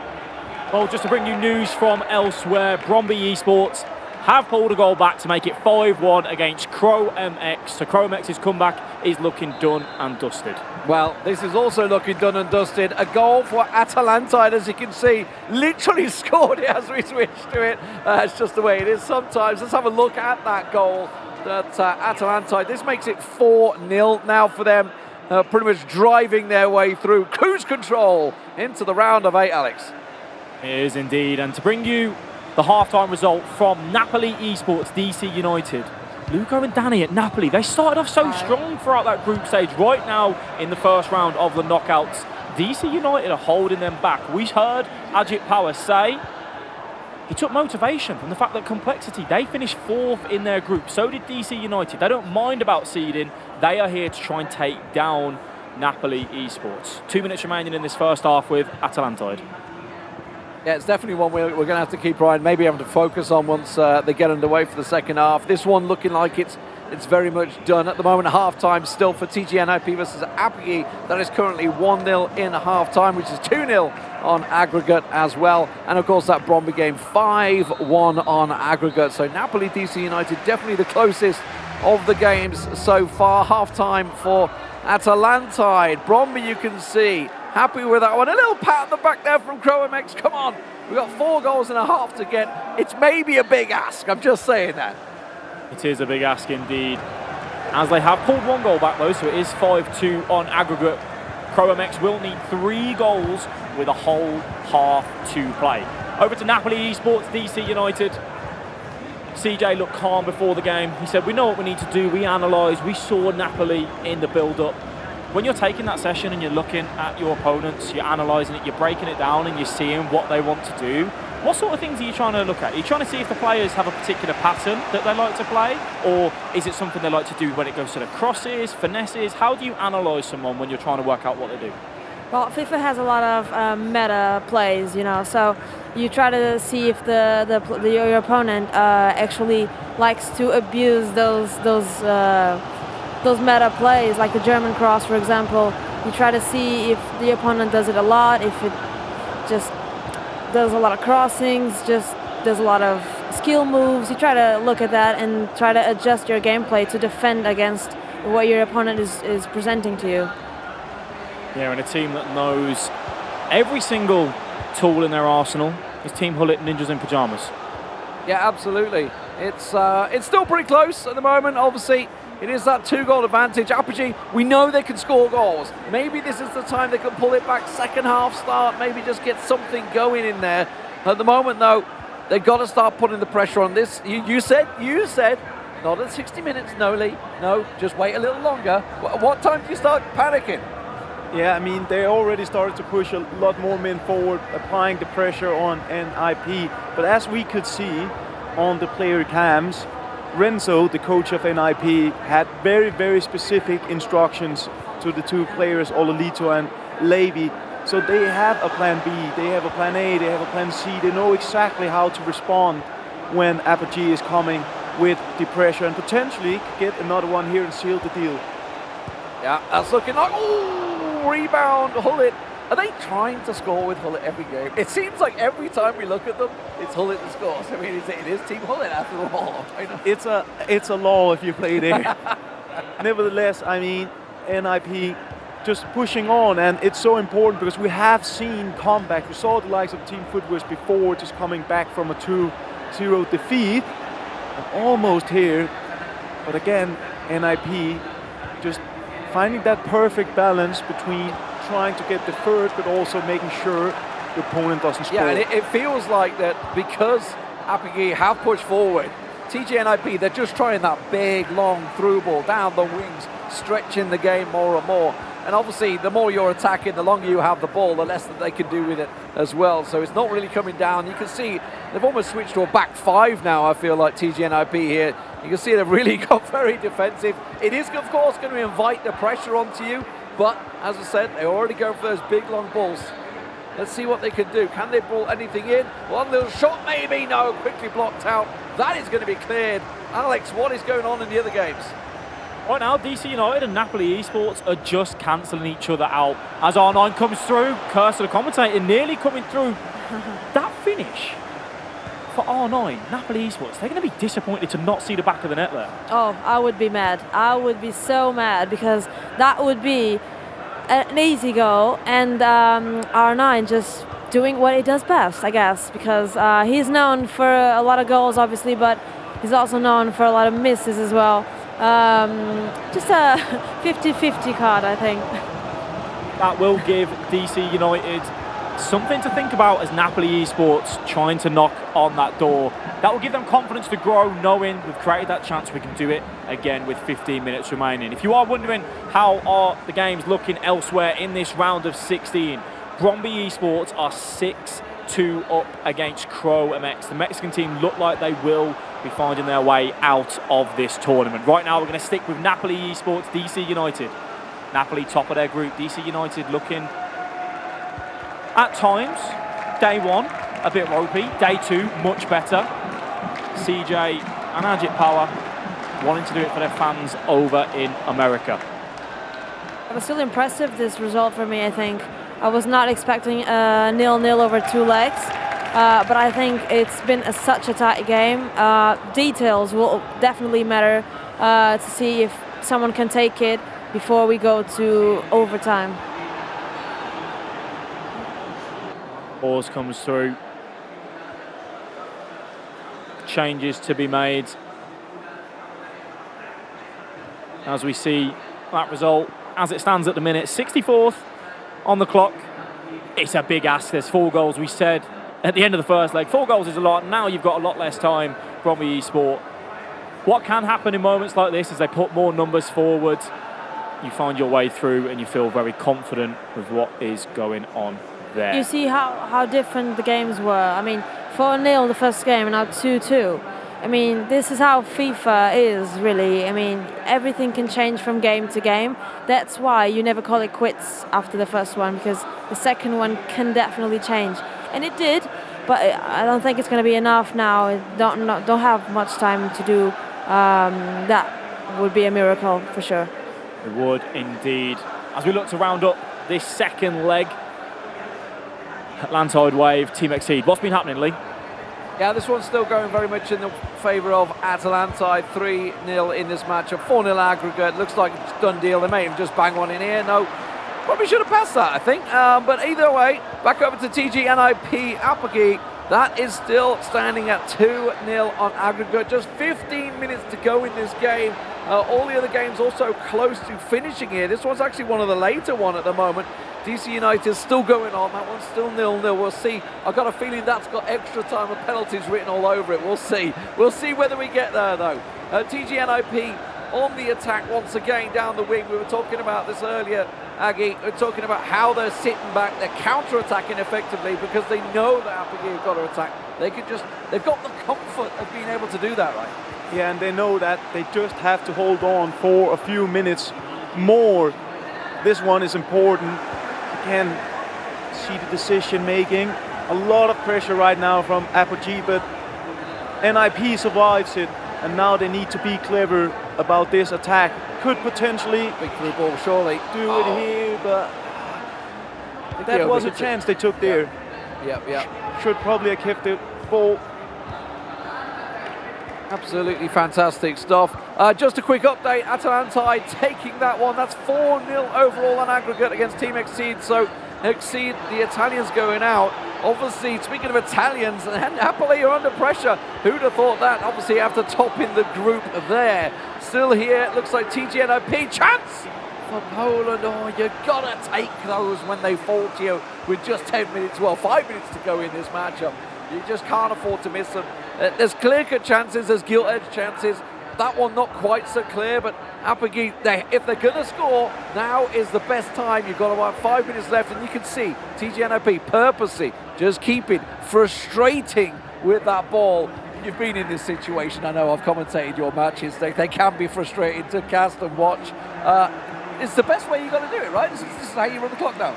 Definitely, and I mean, NIP is in a situation now where a lot of things has to go wrong. A lot of decisions needs to be very bad if they were to drop this game now. They've been surviving the pressure from Apogee, and now I think I can say that they are going through and are through to the quarter-finals league. Well, they only have 2 minutes, 1 minute even of added time. We're going to see this getting kicked out to the corner. It will be, as you can see, TGNOP going through. They're victorious. Let's now get over to that last game, really, that has anything to stand for. Napoli, top of the group, dominated against DC United, who squeaked through. But it's still 0-0, Alex. Still 0-0 indeed. These two have found their match right now. Extra time we are in, 30 minutes. If DC United and Napoli want to find themselves advancing through to that next round, you have to find something in the locker that maybe you haven't shown so far throughout this tournament. Well, nerves have got to be really high right now for both players, for both teams, because this is nerve-wracking for me watching. I can imagine playing, right? But you have a chance. You have still time to go.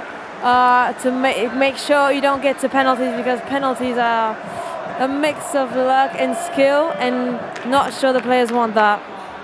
Chance comes through now for Napoli. Pogba's in, he's got that time. The heel-to ball roll. Composure. Luco, Danny Hulk.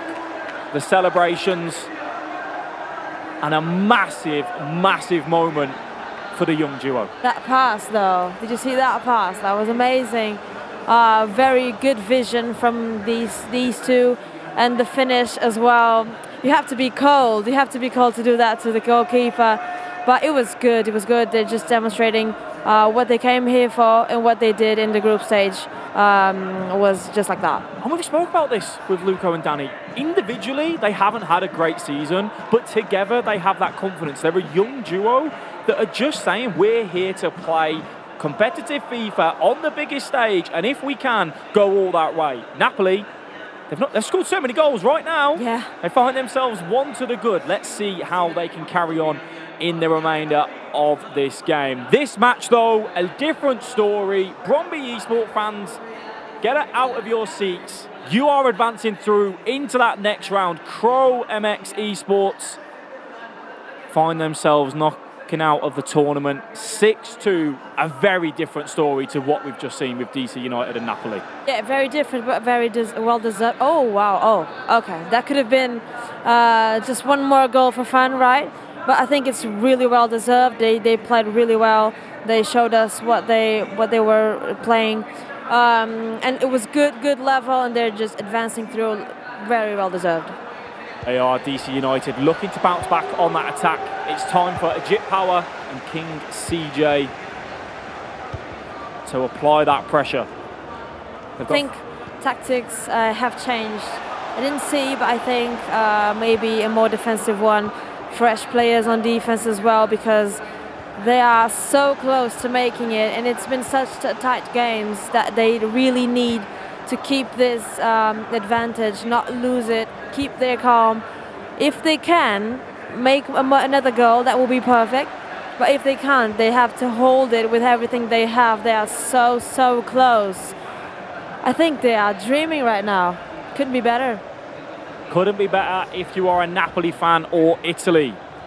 We've seen Oberon and Just Virgil with Exceed, one of the favourites for this tournament, bouncing out. It's now time to pass that baton over to the young guns, Luco and Danny Hull. They are 15 minutes away from booking themselves a ticket into the quarter-finals. They're looking happy. Oh, they are. They have to be. I mean, they are so close. They can feel it. They can smell it. And so, of course, they're smiling.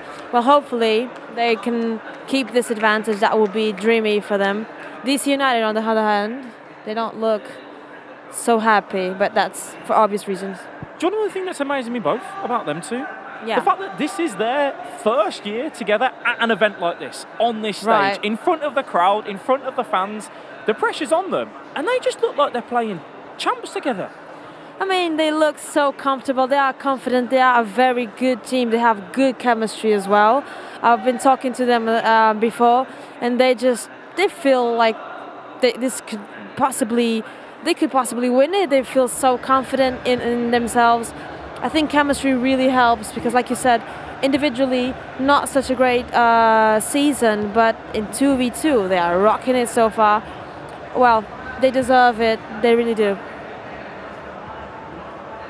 CJ and Egypt power DC United. You cannot give the ball away like that. Time is vital in this second half of extra time. Napoli Esports looking to maybe slow it down. Grab that second goal if they can, but don't take any unnecessary risks. Hullet trying to come through. Militao stands strong. DC United, what are you made of? They have not broken that deadlock against Napoli as of yet. They've not put too much pressure on throughout this game. However, Mbappe, fancy footwork, he drives towards that byline, a big tackle from Klostermann.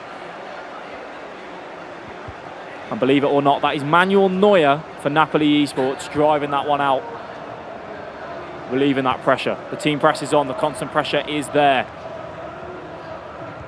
They're dealing with that press with comfort right now, you'd say. I'm telling you, they are really calm. They just handle their nerves like I've never seen before. I think they are really a surprise, especially because, like we've said before, it's their first time competing. And there you go. There's your last chance. A chance to put the game to bed. It is going to be just that. Oh, yeah. Napoli Esports, Luco, Danny, celebrate. So good.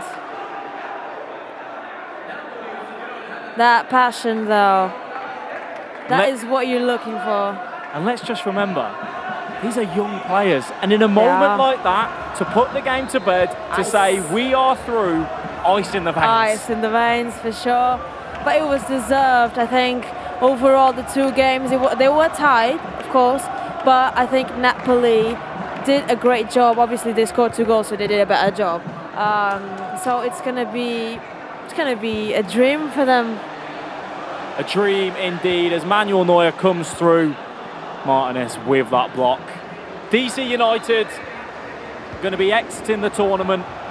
CJ and Ajit cannot do what Complexity have done many years ago, and it is Napoli Esports that advance through to the quarter-finals. At times, at moments, it looked like it could go either way. However, they have done it. Sure, details made a difference. Napoli were just better in details, and they are through. They're through. We're down then to our final 8 now.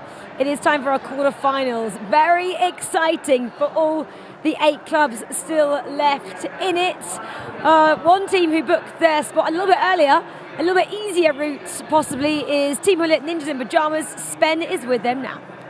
Yes, I'm here with Ololito and, of course, Levi David and Renzo as well. Let's not forget you. Playing an important role here in the victory. First question I want to ask you, Ollie, is you seem to have a bit of a relationship going with the crowd here. You trying to inherit the support now the Saudi Arabian team have been knocked out? No, I think these supporters are just crazy. They deserve all the love and support in the world. And I was just, yesterday, I was moving my chair. And then apparently they knew me and started to do some chant, and I was a bit, feeling the connection. So now when we scored, I was trying to fire them up a bit more. Yeah.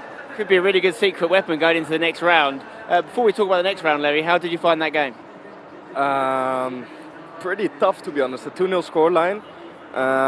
We already knew they were pretty good defending-wise because in the group they didn't concede much. And yeah, we played 5-4-1. They played 5-4-1 as well, so that counted each other a bit. They switched to 4-1-2-1-2, and then we felt we had the opportunities on the wing. But in the end, we only conceded one chance, so I think we deserved to win.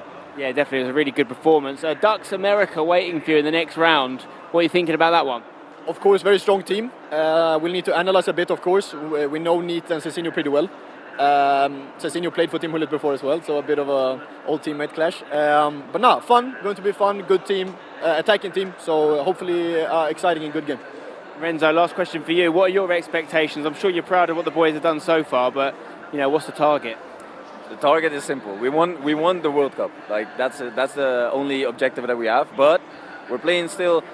I think we're still playing at 70% of our capacity. Like defensively 100%, but offensively we can do way more. So hopefully against Ducks we will come there going out all blazing. Okay, watch this space. Meanwhile, I'm going to move over to another. It's my phone. Thank you very much. I'll move over to another pod here. The Apogee Poland guys who have just actually left the pod. But is there someone I can speak to around the corner? I'll go around the other way. Go around the other way. Yeah, the lad that likes to do the English speaking is around this way. They're hiding from me.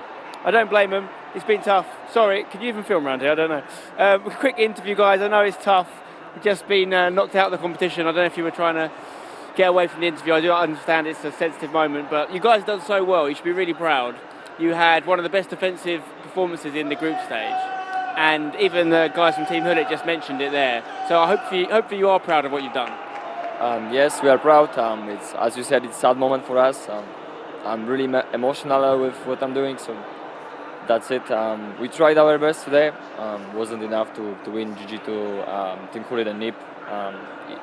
They were better, and yeah, it hurts now, but we'll be proud overall with our performance. So yeah, definitely. You've done your team Apogee proud. You've done Poland proud, and it was a really, really strong group stage performance. And really, only a couple games lost all weekend, which is more than a lot of teams have done here. So hold your head high, and all the best, guys. Listen, that's the level of competition we've got to now. With every win, someone goes through, someone goes out as well. So GG's to Apogee Poland, really strong performance, but it is the Team Hullet Ninjas in pyjamas, guys, that progress. That's a new look Polish team as well, Spen, isn't it? They're young guys there, they'll bounce back for sure, and we'll be seeing a lot more of them. But you can just see what, like Spen said, FIFA esports means for a lot of these guys. It is their career, it's not just a hobby anymore, especially not at this level. Well, we're welcoming back Mike LaBelle. He's just jumped back in for Diana, who was on a commentary debut there, Mike, so you've got big shoes to fill. Wow. Some of the games today. You talk about the penalty kicks. I've never seen this. I know we talked about it early on, but that many misses, that many mistakes. I thought Footwiz was out. You usually don't get gifted multiple opportunities when you miss the chances to convert. Yeah, I thought they were out, but they got the job done. They seemed relieved, and the games are going, some a little more unpredictable, others maybe by the book a little bit. Mike, as you are just joining us as well, I'll get your thoughts on the DC United game. I know you would have been paying close attention to that. They pushed it all the way, extra time for those guys against Napoli. They they have to, I'm going to say, be proud of that performance. I think they have to be proud that they got out of the groups. A lot of people didn't put them to get out of the groups. I wish that they would have been a little more offensive or offensive. They didn't really bring that extra thunder until they started going for it towards the end of extra time, but a little too late. That would be my only critique there. But Napoli's been fantastic the whole tournament. Let's not take anything away from them. I just can't believe that they actually look like they're just playing at home. They look so relaxed on the stage, and I don't know how. You can look at them and say, defensively, they've been good. Offensively, they've been unbelievable. Celebrations, impeccable. I mean, and they've got the celebrations to go with it, right? So we're looking at it, and we said they're a dark horse. We put them as that underdog. Do you think they can go all the way? Well, I actually was going to look at their matchup upcoming with Goliath and Napoli. Those are two teams I don't know that people knew a lot about. Goliath definitely didn't get the respect coming from South Africa, of course. And Napoli, we didn't really build them up at the beginning of the show. We go back a couple days. That wasn't the case. They had to earn the respect, and they've done that. And they had to get there the hard way as well. The crowd were not rooting for them, that's for sure. You were just talking about players being relaxed. If you're relaxed, you obviously play better, I'm going to say that. Well, we're down to our final 8 clubs. Let's see who's playing who then. Up first, we do have Goliath taking on Napoli. That's our first quarter-final. Then we've got Team Footwiz taking on Atlantide Wave. Well, there's a lot of British performers in that one. Ooh, what a game, what a matchup. That's got a lot in it. That's pretty exciting. Goliath then, we just touched on that one, so we'll jump down to Footwiz. I'm going to have to go to you to that one, Alex. I mean, those players know each other so well. They do indeed. Stingray playing for Atlantide Wave, and obviously Team Footwiz with Ethan and Nick Sneb. The thing that I think Team Footwiz needs to be careful of, they've said it themselves, they're slow starters right now. They find themselves 1-0, 2-0 down, and at the minute they're coming back because we know how good they are once they get flowing. However, Stingray and Fuma could be a different duo. They are champions. They know what it needs to do. Stingray in the attack is arguably one of the best in the world on that. So Nick Sneb and Ethan for Footwiz, they have to be careful. They need a strong start, and they need to try and take that game to Atlantide Wave. Well, Stingray, he knows, doesn't he, how to make a run in this tournament in particular. And Ethan, well, he needs a rest, so I'm glad he's not playing up first. If we could just jump back on that, and I'm going to ask these guys about these matchups. I've got to go to Aggie about Bromby.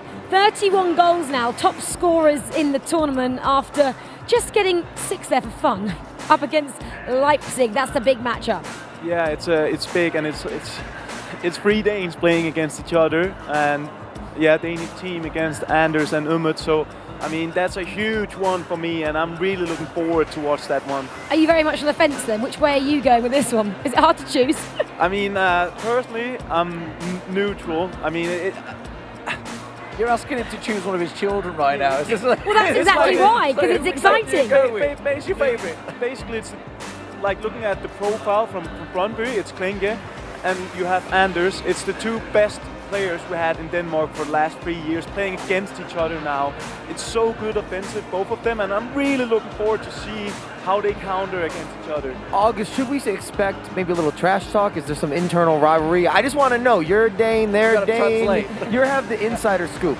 I'm not gonna lie, when I played for FC Copenhagen, which is the huge rivals of Brøndby, we had a lot of derbies against them, and they are very verbal. This is something they do. They are trying to get into your head, and they'll definitely try to do the same against Anders and Umut. And Anders, we know, he likes to reply, so we're in for something here. It's going to be serious. The mind games are going to begin with those 2 teams. And our final quarterfinal matchup we haven't spoken about.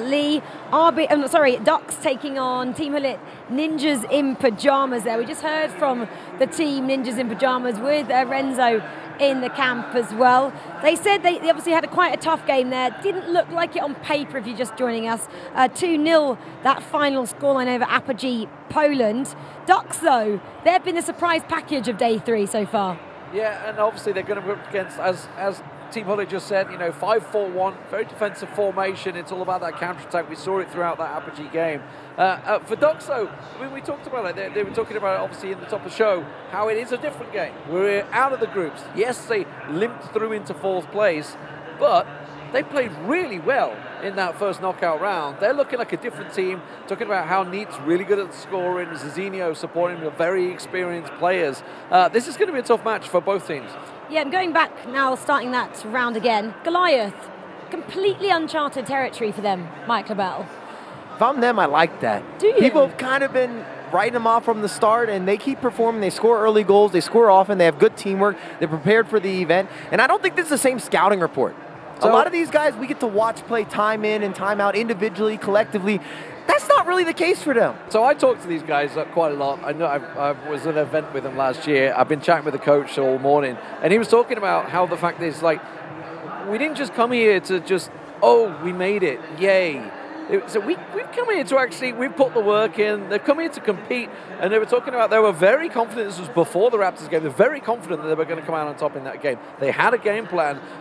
Yes, it went to penalties, but I would say the biggest problem they had, and it showed in that game, they always do seem to go that goal up, but they always kind of let one in. Diana was sat there where you are, and she was saying that, speaking to all the players before the games and before the tournament started, that Goliath, they're the worst team here. We're confident. We know that we can beat them. So if you're Goliath right now, you're going, hang on a minute, let us go out there, let us play. For them, I don't know how the players can look at the players from South Africa, and Kaelan and Bianchi, who are the best players from that region, and go, oh yeah, we don't need to worry about them. And if you're unfamiliar with the FIFA scene, a lot of times, I'll say this, Europeans look at themselves a little bit better than the rest sometimes. And South Africa doesn't have the same track record. Let's be very transparent here. I'm objectively speaking here. They're not winning a bunch of events, and this is one of the first times they've traveled together, got the job done, and they're still doing the job right now. And I'm telling you, that is the matchup of two underrated or underappreciated teams. When you look at Goliath going up against Napoli, I don't want to say they were written off, but they just weren't respected the same way. We didn't talk about them at the beginning or the top of the show when day one got underway. Well, I think we're going to rate them now because they're about to enter the arena here, and I hope Richard Buckley has been down there giving his words of advice to Goliath Gaming. He's their lucky charm, apparently. Well, welcome then our first two quarter-finalists to the stage, and welcome Richard and Brandon to the casting booth. Certainly have been down there giving my good luck charm off on Goliath Gaming. The quarter-finals are here. Richard Buckley, Brandon Smith in the commentary booth. Incredible that these two teams are here. Maybe didn't predict them to be here, but they have been outstanding in their performance thus far in the Club World Cup. Well, one thing that we've learned, haven't we, about the Club World Cup is expect surprises. So many of them. Teams being knocked out, former champions being knocked out. However, this is a first quarter final. From 24 down to our final 8. And I believe that Spencer Owen is speaking to the players right now. Yes, guys, thank you very much. You know it's getting serious when we've got the big head referee, James, on the stage, because it's time for a coin toss. Before we do that, I have a quick chat with the two players of the two teams going into this matchup. Napoli, you've done so well. You've got Goliath you're going up against. What are you thinking in this match? We will do everything to win this match. We passed up a really hard match, but we fought to win it, so we hope to do this also in the next game. Okay, Napoli, interestingly going into this event, the lowest ranked in terms of the FIFA rankings at 73rd in the world. You guys, even though you have come under the radar a little bit, you are actually ranked 25th in the world going into this. Are you thinking about ranking now going into this match? Does it make you the favourites? Absolutely not. We know they're a great team. We just watched their game against DC right now. They were so good defensively and they were so clinical, and obviously they won 2-0. And well, hopefully we can overcome that in this next matchup. Okay, let's get this coin toss underway. I have James with me here. James, we've got a blue side and a green side on this coin. Can you explain what they mean? Blue side is Goliath Gaming, green side is Napoli Esports. The winner of the coin toss will have the home right in the second game. Okay, fantastic. James, if you take it away for us here. And that is green side, which I believe was... Green is Napoli Esports. Napoli Esports will have the home right in the second game. There you go. So you're going to be kicking off in the home side in the second game. If you'd like to make your way to your booths, guys, and you can go and get comfortable and get ready to play. Best of luck to both teams. This is it. Napoli versus Goliath. Mike said it's one of the ties of the tournament. I have to agree with that one. Right, let's join our casters for this one, Richard and Brandon. Well then, interview done. It's all about this one now. They've already guaranteed $40,000 for getting to this stage of the tournament. We have to talk about that first and foremost, Richard. Last year's tournament was $300K, I believe. No way near $1 million. $1 million. This is their first LAN event for Napoli Esports. It is an incredible feat just to be here. I mean, you were down there speaking to the duo. Why don't you give a bit of insight for people at home who might not know much about Napoli Esports and their journey this season so far? To be honest, it's a very interesting story that these two have. They've basically just looked at the season and gone, right, do we want to try and do a bit of everything? Play in leagues, play in E-Serie A, try and play in the FGS, try and get to the E-World Cup, or do we want to put all our energy in this tournament right here, the FIFAe Club World Cup? They put all their energy into that. Both players are ranked low 200th and or lower in Europe. It's their first year competing. This is their first LAN event, and it goes to show, right, put your energy into one tournament, and this could happen. Very rarely does it ever pay off, though. That's the thing. I agree. You put your energy in one tournament, and then it doesn't happen at that tournament, and you think, well, we've wasted the year. Because we've not maybe played 1v1s. We've not tried getting into the national setup in our respective country. This is a case study of it working, of two players saying, it's not the end of the world if we don't make it to the FIFA E-World Cup on the 1v1s, because we know we're a good duo. We know we're also competing from a region which is real strong at the moment. Italy in FIFA esports right now are thriving, it has to be said, and I think Napoli might not be the name on the tip of the tongue when it comes to Italian FIFA players and Italian FIFA teams. We've just seen probably the name of the team being eliminated in Exceed when it comes to Italian FIFA. However, this side are a serious prospect. Absolutely. Well, if you look at where they came from in terms of that Europe South-East pool of teams, they weren't the number one ranked seed to get to this tournament. It was Exceed that beat them in the qualification final. They still did get here as one of those 2 spots, but they stopped the likes of AC Monza from getting here, Applied Tottenham. But on the flip side, we have to speak about Goliath Gaming. They don't get much airtime. They don't get many opportunities, do they? They get 1 spot from Africa. But when they do come to land, Richard, no matter where it is, they make noise, they play FIFA, and look at them, they're in a top 8 here. And they always perform, whether that's Team of the Season Cup, even last year, where Kayla was there, and you're looking at this roster and you're putting it together, Bianchi's in there, and you're going, oh, you know what, it's got potential. They start to make moves. This team right now is exceeding our expectations, maybe even exceeding their own expectations, but they fully deserve to be here. They're in a top 8. They've got a guaranteed $40,000 between them. They win this game, they go up to 75k. That's ridiculous. They've got a money. championship Sunday, and they cement themselves as one of the best clubs in FIFA esports. Into the future, we don't know what it may hold.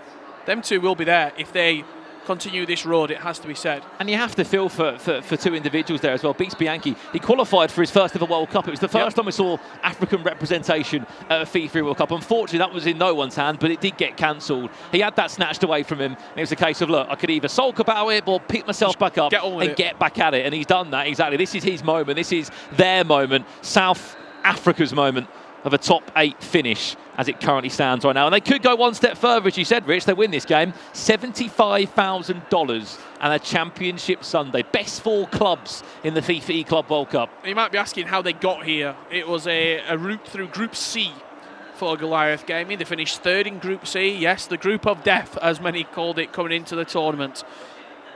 It was a unbelievable penalty shootout victory against Raptors Twisted Minds, the Saudi Arabian team, knocked out by the South African Goliath Gaming. On the other side of it, all in blue, Napoli Esports, and what a journey they've had in this particular tournament as well, topping the group. Top the group, a Group B that was full of what? TGNIP, EA Sports Cup winners, they were in there as well. Team Exceed, the team that they qualified with. When they saw the fellow Italians in there, they'll be thinking, what's the chances of that? They went into knockout play, and it was a tough first leg, but eventually in extra time they were able to pull away with a 2-0 win against DC United. Commiserations to the NA side there. On the flip side for Goliath Gaming, they had to knock out a big team in the round of 16, Richard. The noisiest team here in Saudi Arabia, the only Middle Eastern team that was here. But here we go then. We are officially underway in the quarter-final stages of this year's FIFAe Club World Cup. We kick off with Goliath Gaming from left to right against Napoli Esports from right to left. Keep in mind, 2 legs of FIFA. Let's see who comes out on top.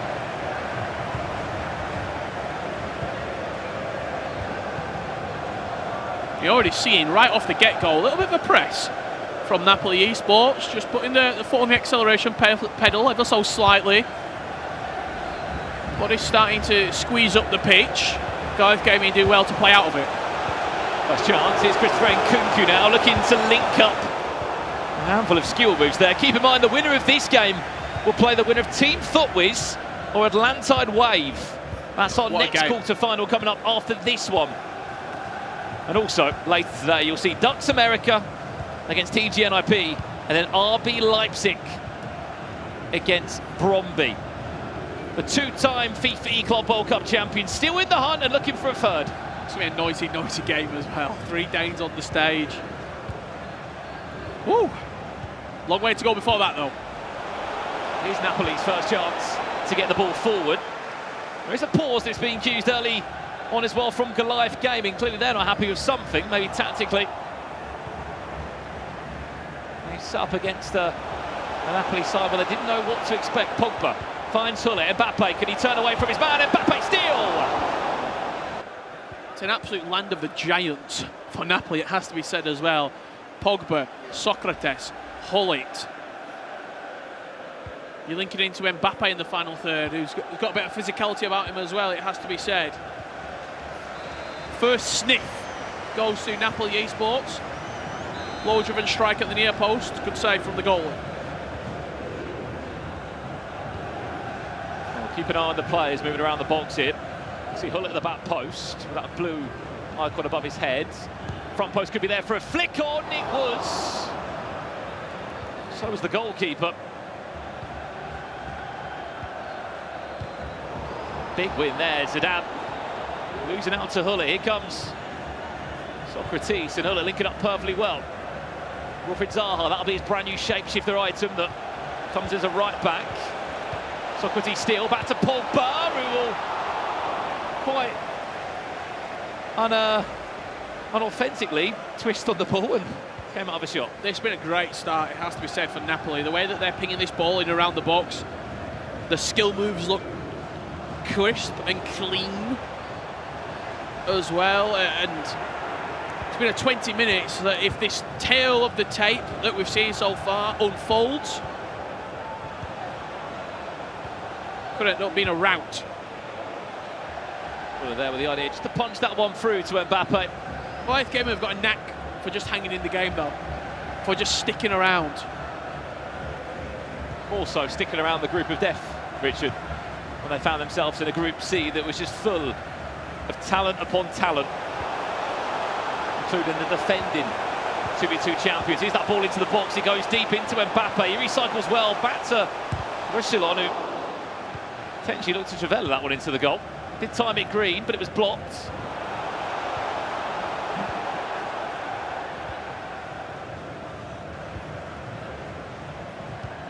Kimpembe picks someone up nicely, getting so much joy down this left-hand side now. Pogba whips it in deep, there's Mbappe with all the time in the world.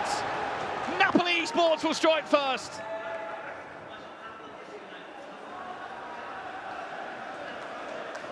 It's been coming. It was an opening 20 minutes for Napoli Esports where they were building and building, and it's an early strike. Had so much time, didn't he? How many times have we spoken about this in 2v2 FIFA? You play the game differently. It's all about those manual movement, the player locks. A perfect example there, Mbappe finding a pocket of space, having all the time in the world to make it 1-0.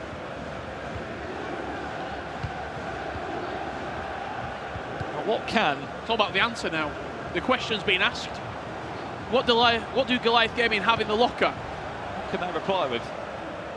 Rafael Varane, be careful there, very heavy touch. Back to Henry.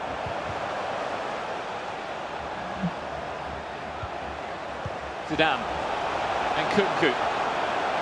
Twists and turns, it's Maldini that stands in the way. Courtois happy to get the ball there under a bit of pressure.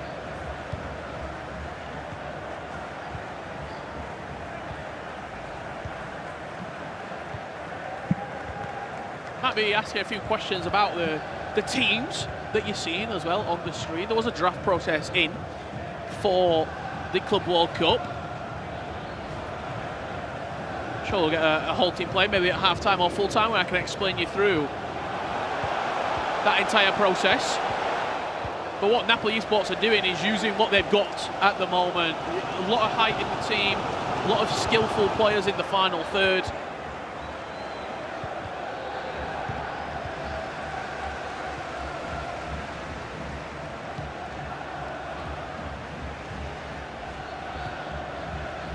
Absolutely, there is a draft process in play here. When we can tell you more, we will. Hence why one team's got Pele and the other one's got Trophy Titans R9. Each team was allowed to choose 3 players that were guaranteed to be in every single matchup. Then there was an 8-player selection where you could only choose those 8 players across all the other teams in the competition. And then there was sort of like a pool of players that anyone could use. I'll certainly add a storytelling moment to this, that each player has earned their right to be in the team.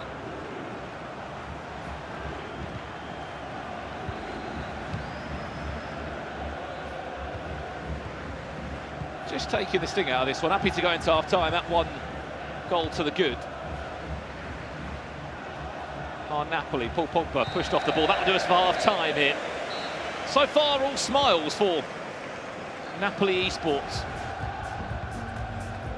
You see there as well with Napoli Esports, the amount of interaction.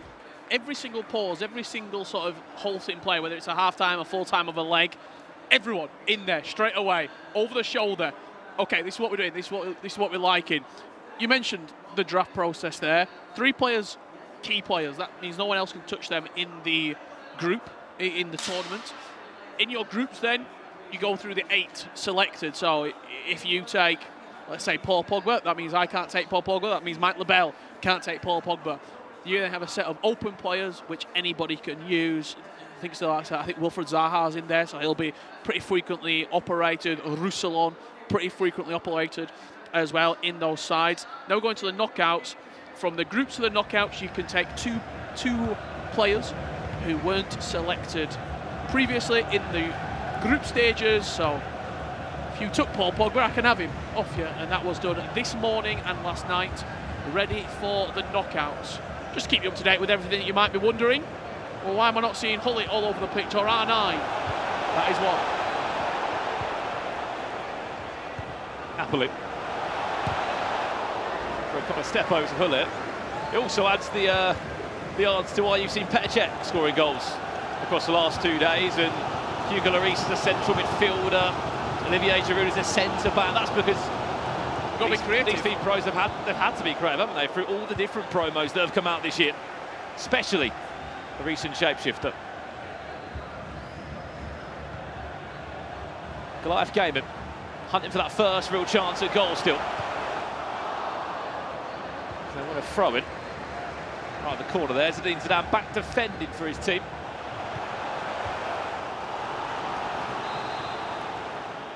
Want to play short, Mbappe. He's one of those key players for both teams, no surprise there. Edge of the box, Schweinsteiger. Zidane. Klosterman exit the skill move, he went for the step over.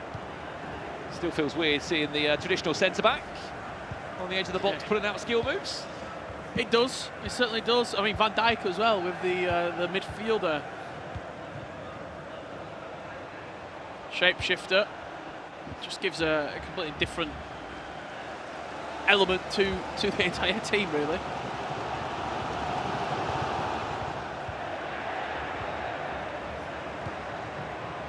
Massive space again. They're getting so much room on that far-hand side of the pitch. Are Napoli. It's Paul Pogba that sort of peels off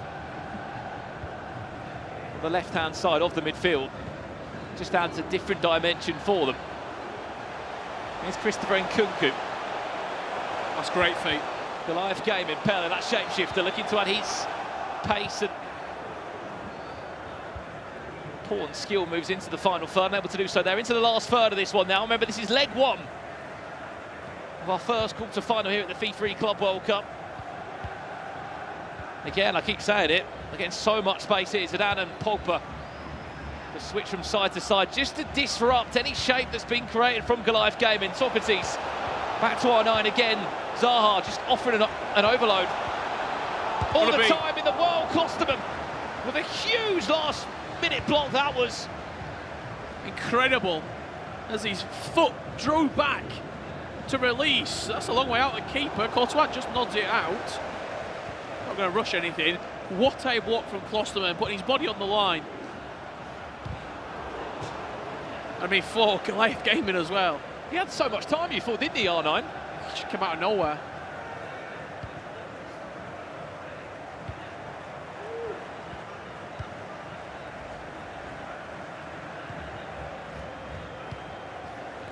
Switch again, hugging the touchline. It's Thierry Henry. And Nkunku, nice reverse elastico now. A couple of step overs inside, and Nkunku still.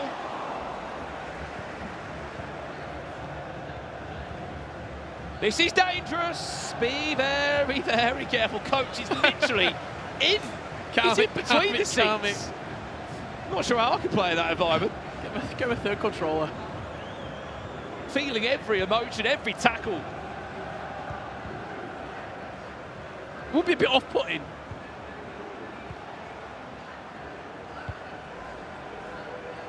They said they've been grinding 2v2 FIFA, have Napoli Esports, since November.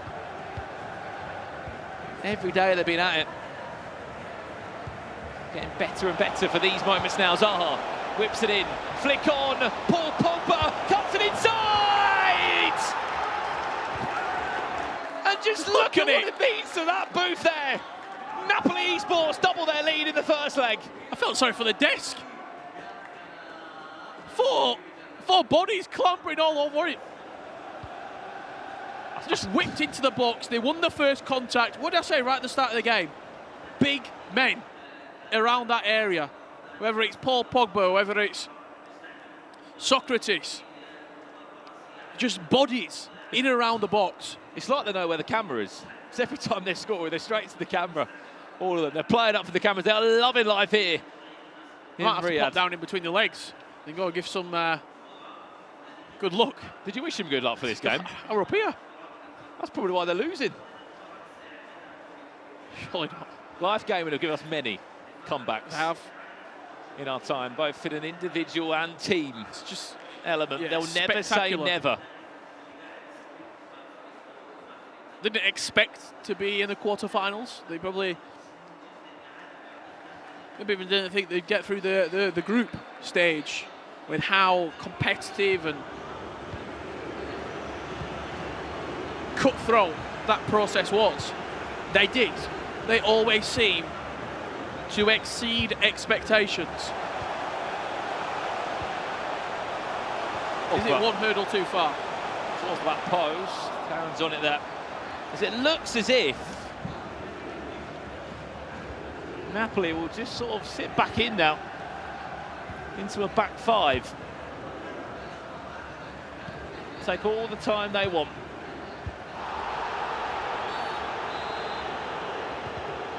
It must be such a nice environment to play when you've got that much support around you. Everything's going your way. As a player, you just must be feeling on top of the world. Literally. A Goliath gaming goal here is big value. Gives you a little bit of confidence, gives you a little bit of momentum going into the second leg. You probably don't have to change anything drastically either. At 2-1, at 2-0, you start to think, okay, we need a goal by the 45th in the second leg, and you're starting to already take that into consideration. 3-0 is a whole different prospect. Could have been. Curtains by the end of leg one. Terrible pass again. Van Dijk caught sleeping. Napoli happy to keep the ball and just see it out. They're just not playing great, Goliath gaming either. A couple of mistakes. It's very hard as well when you've just come off the back of exhausting penalty shootout victory. Playing about an hour later, you need to get out the game, recompose, recollect yourself, and then pick yourself back up again. Napoli Esports, they went into extra time, yes, but it was pretty comfortable in the end against DC United. And it's looking to be a similar story yet again. Well then, full time in leg one looks to be here any second now. It will be. They're saying calm, calm, calm. Maybe just saw it. The coach just gave a little off the shoulder there. 2-0 up at the halfway point. It's not done yet. I can understand where the confidence is coming from, but you do not write out these two yet. Kylan and Beast Bianchi very much will be in this second leg. Let's have a look at what we may have missed if you have just joined us in the first leg. Yeah, you've missed 2 goals here in the first leg. They've both fallen to the Italian side, Napoli Esports. This was the first one. Ball out wide to Paul Pogba. Floated into the back stick. Mbappe, too much time. That's 1-0, and look at that reaction. And I can tell you, it gets better if you are a Napoli Esports fan. Whipped into the box yet again. R9 just made sure he got that first contact and then jumped over the ball as well. He was pivotal in that movement. Paul Pogba, the goal scorer. 2-0, Napoli Esports lead. Is there, do you think, just a level of just freedom with these guys as well? There's no expectation. They've never been to an E-Club World Cup before. They're young. It's their first LAN event. They're just enjoying every single moment. I would say yes, but also I think they know that they're good. Like, sometimes you come into tournaments, yeah, I might get a top 16, I might get a top 8. Every interview they've done, whether it be Spencer, whether it you talking to them behind the scenes, me talking to them on the stage, they know that they're good. They know that they've put a lot of time into this. They've qualified out of a truly treacherous region in Italy where there's killers everywhere you look. And they feel good about themselves right now. They feel confident. That's why they're reacting the way they were. If they didn't think that they might end up going far, I don't think you'd see such emotion from them. But they've got one thing on their mind, and it's a trophy. I'll tell you what, they're not many games away from it as well. Win this, $75,000 in the bag and a top 4 finish in tomorrow's Championship Sunday. As we said, 2-0, still very much open. But if they do get through, Team Football's or Landside Wave. Great game. Will wait in their way. Well, we've got a minute or two. We'll tee you up the other quarterfinals coming up later today as well. Ducks Gaming, they may have made group play look difficult, but in the knockouts, they look like a completely different team. They take on TGNIP. No one's really hyped about them. I mean, look, they're still in the tournament, still in the top 8. I think you expect them to be here. Team Hulk Ninja in pyjamas. They're one of those teams that they could. I think there's probably, right now, we've got 8 teams left. I'm not going to tell you who I think. You've probably got about 5 teams that could go on and win it that I see lifting the trophy. I'll give you a secret. They're one of the 5. 5? I think there's 5 teams. I think there's 3 teams that I would be very surprised if they went on to win it. I think 5 teams that are currently remaining in this tournament. Yeah, I could see. Absolutely. Well, they've already had silverware as well this year, haven't they? EA Sports Cup winners back underway here then. Napoli still in that same dark strip from left to right. Lead 2-0. Goliath Gaming must have had a serious pep talk between that mini break. It's now or never.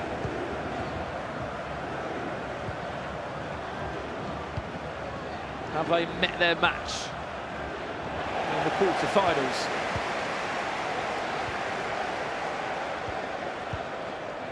Here we go. Pogba, this could be all said and done. It's Klosterman again with another huge block. There's only so many times he's going to be able to save today.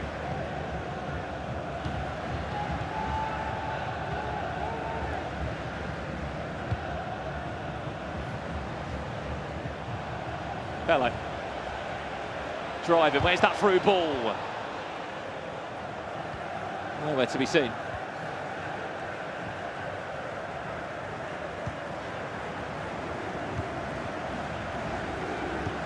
Just not been at the races so far. Have the 2 South African players.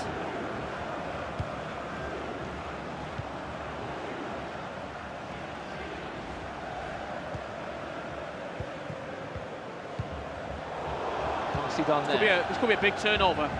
Keep an eye on the manual run there from Mbappe. He's now offside. See him back on the ball again there. It's all about getting the ball. Pele and Mbappe, they're the 2. There's one pass, there's Nkunku, there's Mbappe, there's Mbappe! Very, very positive signs. They turned over the possession in the middle of the park and then went relatively fast. The driven pass from Van Dijk is what opened up the attack. We could see another one here. Van Dijk, of all people, fancies a shot. He timed it green on the first or second or third time of asking. This is dangerous. Napoli not electing to go forward, playing smart. There'll be a switch of play coming anytime soon, I would imagine. We'll take it on the ground. There it is. And now the possession just recycled over. Napoli on the hunt for a third. They'll win a corner. Keep an eye here on who's being moved around the box. Hullet will be moved, no doubt, as he's on the goalkeeper towards that post as well. There's more options. Keep an eye on that movement towards that front post. There it is. If I'm defending that corner and I see so much movement, I am petrified. As soon as I start seeing that right stick getting flinged around the box. These are the small moments, aren't they, where it's the small margins where champions... Literally, in 2v2 yeah, FIFA, absolutely. Look no further. Look, Hullet will go to the back post now. There, he'll try and peel off if he does. Quite not on that occasion. This is a chance to break away. Big tackle from Hullet, who recovers so well.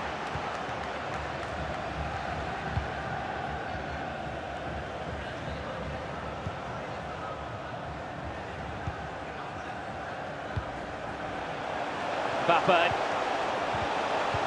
Oh no, making it look easy. Pogba! It's 2-2 for the French midfielder, who's just become much more than that in the final third. He's been a goal scorer. It's been a game winner as well, has Paul Pogba in these moments. The new item is just so good. He offers you everything that you possibly could want in an attacking player.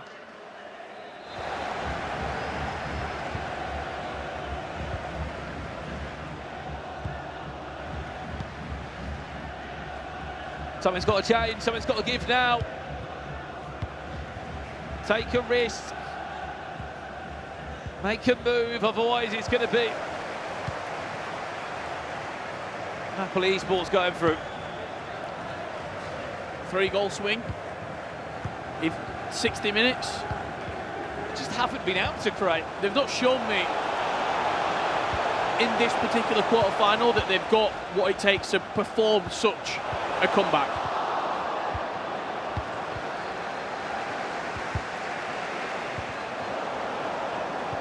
Could be on again. Oh no, could be full.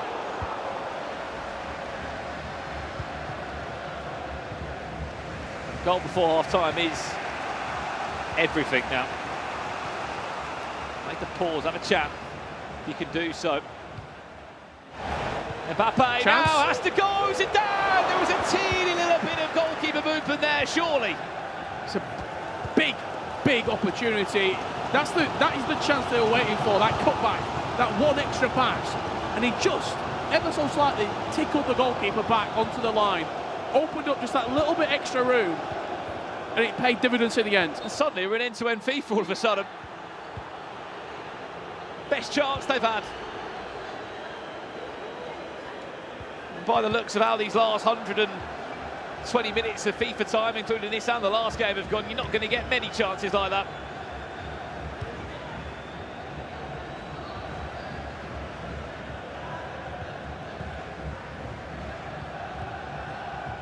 Have to take it as a positive though, they were able to get something. It's a must score though, it really is.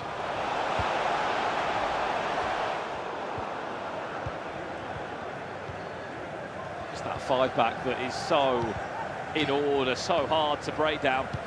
It's not been pretty from Napoli Esports, but it's been unbelievably effective for them. Tournament football. A lot of crosses, a lot of second bouncers. Finding a way to win. Organised, so in sync with his teammate. Speak about it so often about how it looks like sometimes it's just one player playing. This will be $75,000 in the bag for Napoli if they were to win this game. Added time of 1 minute. Last chance, Pogba knocks it down. Schweinsteiger. Absolute joke, it's Paul Pogba, by the way. I think just on that, by the way, $75,000 if they win that. The only prize money these two have ever earned is from online cups. And we're talking like €100 here, €200 there. To then go and win $37,500 each, with the chance to still go for the jackpot. Come tomorrow evening, $300,000. Remember, the winning team will get. It's two very different camps at the moment, isn't it? You saw all smiles, sort of having a joke about the heart rate and the nerves that they might be feeling on the other side of it.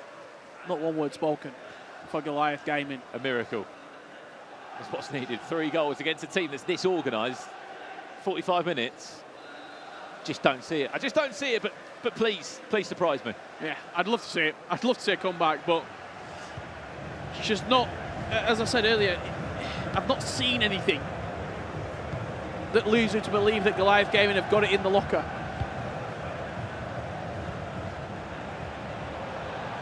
Such a good tournament from them. Such a story. Side. Not only playing for a country, but for a continent. The entirety of Africa right now willing the ball into the back of the net.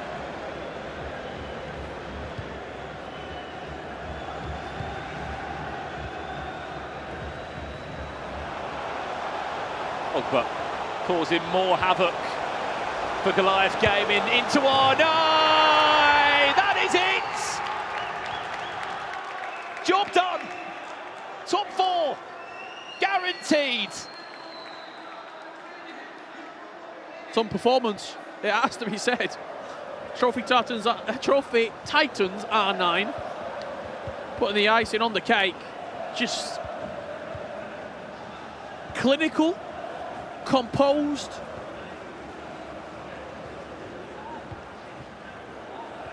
and really, as it's come down to it, a class above Napoli Esports.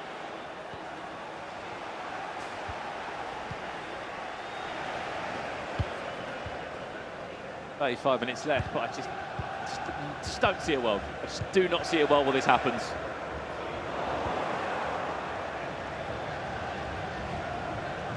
Please make me clip this and watch it back and say that was wrong. Ball into the box, it's in the air from Pele. Where do you think it's gone wrong? I think you could be right in some ways. That last game they played, that round of 16, maybe it was like a final. They've also, and I'm sure they'll be, when they reflect back on this game, they'll say this themselves, they've just not played very well. Sometimes you will have a bad game. Sometimes you will have an off day, and at this level of FIFA esports, if you have a bad day, your opponent doesn't even have to have a good day. They could have an all right day and you're losing. Free kick right on the edge. You're 4-0 up. Let's have a direct shot. Well, have a shot. Have a shot from there. I think he's going to. Pull it. From the edge of the box. Fancy this one for 5-0. That coach is getting closer and closer towards the screen.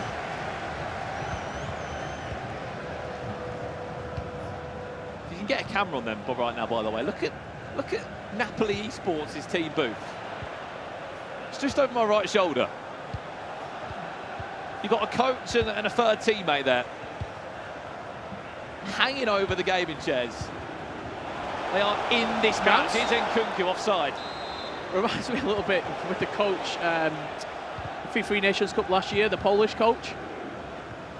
Coach/cheerleader in the end. Made it all the way to the grand final. He'll be here next week. Yeah.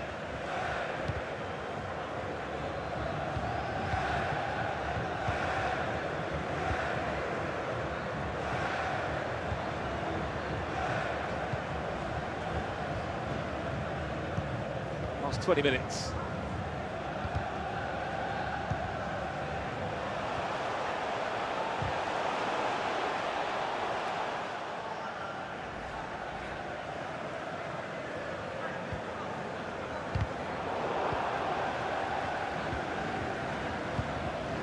And we can start previewing that next matchup. FUTWIZ, Atlantide Wave. Games coming at you thick and fast. What's interesting about that one, there's a UK player on one of those teams that has had, or two you could say, have had rich history in the club final. Both of them have been runners-up. Stingray last year came second. Back in FIFA 20 it was. Penalty shootout against Complexity, if you remember that. Top 2 finish there when he was playing under 11s.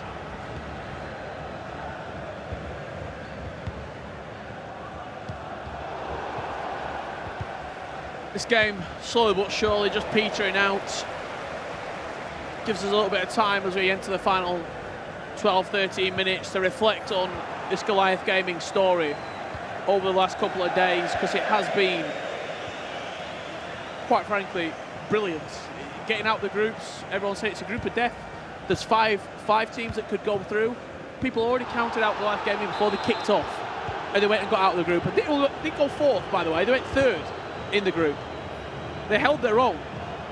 Went into the knockouts against the fan favourites, one of the best teams we'd seen from the groups. The Raptors' Twisted Minds beat them on penalties in what can only be described as an electric atmosphere here in Riyadh. But one game too far, unfortunately.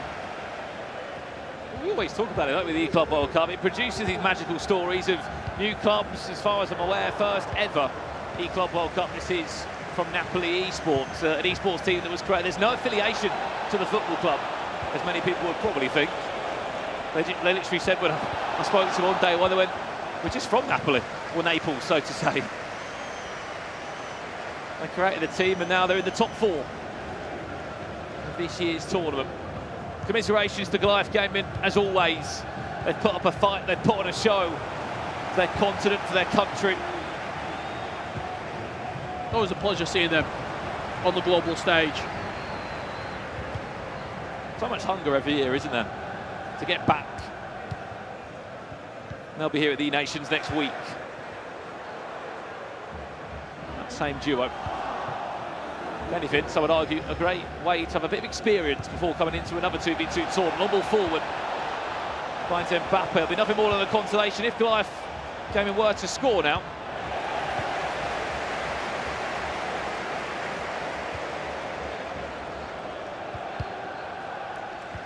And that will do us there. Couple of 2-0 wins in the end for Napoli. And there we have it, semi-finalists on Napoli Esports. First ever offline LAN event for them too. And why don't they not lap up every single celebration there? A team that no one expected to get to this stage in a tournament. They've proven everybody wrong. $75,000 guaranteed, alongside a potential date with FUTWIZ or Atlantide Wave. Commiserations to Goliath Gaming. Again, they still made Africa and South Africa proud, but it'll be a top 8 exit for them. For now, let's head down to Spencer FC, who's got the latest with our winners. Thank you, guys. Yeah, I'm down by the Napoli booth. Got to say, very emotional booth. You'd be right to think that maybe won the whole thing.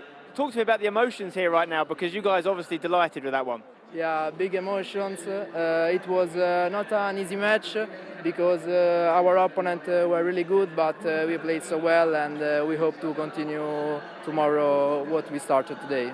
Would it be fair to say that you guys have maybe surprised yourself by the fact you've got this far? Because you could think you've won the whole trophy here, seeing how happy you guys are. Yeah, this is our first competition, but we knew our ability and we thought we could do this, but it's not finished yet. $75,000 secured minimum, could be more, of course. I mean, that's great, of course, but you also haven't conceded a goal in the knockout so far. Since you got to knockouts, you've not conceded a goal. People will be looking at you as a potential winner of the whole tournament now. Yeah, we hope to satisfy what people think about us, and tomorrow we will finish what we already started. That's right, well done, guys. They are through to tomorrow. You can see what it means to them there. Everyone in the booth absolutely ecstatic. Obviously the mood is slightly different over here as we walk into the Goliath booth. Hi guys, sorry to get involved, but we've got to talk to you. I know your ride's over for now, but what a ride it's been. Yeah, no, it's been great. We've defied expectations from the very beginning. Everyone wrote us off in the groups already. So to make it as one of the top 8 clubs in the world is an achievement in itself. Definitely, and let's not forget $40,000 as well. That's no small change. Talk to me about that game there. How was it for you? They're very good, I have to admit. You can see they have a complete structure to their play. The way they build up, the way they defend, really solid. Italians known for their defending. But yeah, I'm sure we could have done many things better, but when you go down, you know, we're always chasing the game. We switched formation 4-3 to 1 second game, and it was obviously way easier for them to keep the ball with the 5 back. So yeah, just want to say thank you to everyone around the whole world, not just Africa, for supporting us. I apologize deeply from the bottom of my heart that we couldn't bring it home, but we still got E-Nations, and hopefully we can do that one. So. Definitely, and you've got nothing to apologise for. You guys have been fantastic. I'm sure you've made a lot of people very proud. And yes, E-Nations still to come. So Goliath Gaming exit the competition, but Napoli look very dangerous. They could just go the distance. Back to the studio. Yeah, they do look very dangerous, but Goliath Gaming have been a pleasure to watch there. Their story has been incredible as well. The first team from Africa to qualify for the finals of this event and be here at the FIFAe Club World Cup. Brandon, obviously you were casting that one and you heard from Goliath there just saying how structured and disciplined the team were in Team Napoli and really hard to break down. so organised, and I think what you can see from their performances is just two players that have been practising and practising and practising, and you've got two players there that make it look like it's just one player playing. So organised all over the pitch, and I think on the other side of that, you know, goes to show what a character Bianchi is and her sports for just saying, look, they were better than us. Glyde did have some chances though. Why do you not think they could quite finish them off? Especially in that second leg, it looked like. I don't know, I'll be honest, I don't think they created loads. They created maybe like 2 or 3 good chances, but other than that, they just couldn't create. But that was all they wanted, though. That's all they needed, really. You know, don't need a load of chances, do you, Brandon? I agree, but there was, I think, one chance where there was just a fantastic piece of goalkeeper movement from Napoli, which you just can't take anything away from. Yeah, exactly. You don't need many chances to come back in that one. 4-0, the results in the end. Napoli, though, from what we've seen of them, first tournament, Mike, we didn't have much to go on. They are now completely a force to be reckoned with, and everyone should be worried. Their possible next opponent is the next matchup, Footwiz or Wave as well. Big teams, but I think they're a big team. I'm sure both of those teams are focused on this match. However, they've got something to deal with. And the more that I watch Napoli play, and I'd love Brandon's take on this as well, I feel like some of the teams, we have 2 individual players that are fantastic, and they get put on a team together and they try to work it out. Who's going to do what, how they're going to figure out roles. Napoli's team, between these 2 players, looks as if they've been training only for this. They're not focused on 1v1s. They look like a 2v2 team through and through. The way that they step, how they drop back, even their celebrations are synchronized. The coaches got all sorts of things happening. I actually would love to just chat with them. I saw hands going. At one point, I think it was like 9, 10 hands on screen. I don't even know where the extra hands came from. Just a hand was on screen. I have no idea where it was from. But that was the real big takeaway for me, is you see the difference that they've been training specifically for this event and not necessarily focus as much, and maybe some of the 1v1s, they didn't have the same qualifications. That's exactly what we were talking about. They have just been qualifying, or focusing, should I say, on this event, and now they can call themselves the best 4 in the world. That's where we are now. One of our teams have qualified for the next round, which is obviously the semi-finals taking place tomorrow. Well, we have another game still to come. They're going to come thick and fast. This one, Footwiz taking on Atlantide Wave. This is a massive game here. Let's just remind ourselves, Footwiz had to go through 30 penalties to get here, Mike LaBelle. I mean, record-setting penalties. I was trying to find games that have gone to that many penalties. We've seen a resurface. We had goalkeepers taking penalty kicks. That just doesn't happen. It was incredible. And this is a matchup, too, if you're a FIFA fan, in any capacity, expect it to be high scoring. I know I'm going on record early, but Footwiz likes to get forward. Anything with Stingray is going to be moving forward, and I actually rate Fuma heavily as an attacking player. Often he gets overlooked maybe a little bit on this team because Stingray is the big personality, does the interviews, he says the controversial statements, he backs the squad, but don't doubt Fuma. Fuma gets busy. He's got a lot of the extracurriculars right around the edge of the box. Yeah, well, let's talk more about Fuma and that team. Had a little bit of an easier ride in theirs over Exceed, but Exceed are a very tough team, as were Ajax Brazil. Both had to come through pretty hard round of 16s there to reach it to this stage, Brandon. Absolutely. I think the one thing maybe with Atlantide Wave, we haven't spoken a lot about them. Like, they're a great team, and the one thing they have is that they played in their own league. They both represented FC Lorient as well alongside Atlantide Wave. They've had so much experience playing 2v2, and they've had so much time being around each other. They enjoy each other's company. We thought that Fuma didn't speak English. He speaks perfect English, which has probably been another great thing as part of that team. But look, they top the group, they look good, but they're up against Footwiz. Oh, I'm just having a quick look at our predictions. Brandon, you actually had Footwiz and Wave as top table picks, so they're still in it. Only one can go through. Which way are you going now? I'm going to have to go Atlantide Wave. Sorry, Footwiz. And Mike, yours are irrelevant. Fnatic and Brumby you had. Oh, well, who are you going with? I don't like how you He's did that Footwiz. at all. No, you win. Players are ready. You win Wave. Players are I'm ready. going to join them on Wave as well. Wave. We're waving now. Bye-bye, because we're going to go and beat the players, so we're going to have a wave to them. Right, they're ready for the second quarter-final. They are coming.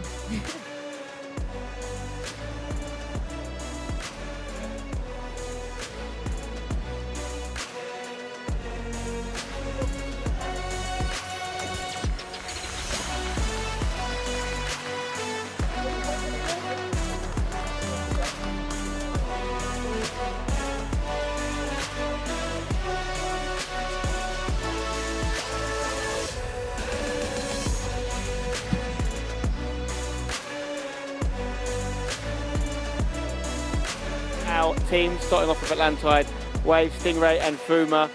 Both the guys on the couch, they're tipping you as the favourites for this one. Is that how you see it? It's going to be a really hard game because it's really a good team, so we're going to see. Is there a little bit of an English rivalry for you, particularly here, Stingray, or are you good friends with the lads on the other side? I'm really good friends with them, you know. It's going to be tough playing your good mates, but you've got to do it sometimes. Has got to be done. And same question to you guys. Obviously, you know Stingray, and I'm sure Fuma very well. What are you thinking ahead of this game? It's going to be a very tough game. Like, they're very, very good going forward, so as long as we defend well, it'll be good. But no, it should be a good game for the spectators. How do you feel about the fact that the guys on the couch picking Atlantide? That's fair enough. They topped their group, didn't they? So I guess off stats this tournament, then yeah, fair enough. Maybe it takes a bit of pressure off you guys as well. Let's find out who's going to be the home side for the second leg. We've got a blue side and a green side of this coin. The blue side is FIFAe Europe, green side is Atlantide Wave. Winner of the coin toss has the home right in the second leg. Okay, take it away, please, James. Oh, it's going to make us wait, this one. I think it's blue. It is, which is FIFAe, which means that they will kick off the second leg. And you guys can make your way to your booths now, guys. Best of luck. You can go and get in position. There's proof there of the coin. So yeah, go and get comfortable ahead of this game. It is FIFAe versus Atlantide. Big, big game. This game's worth an extra $35,000, let's not forget. $75,000 minimum going to the winner of this match. Back to our casters to cover this one.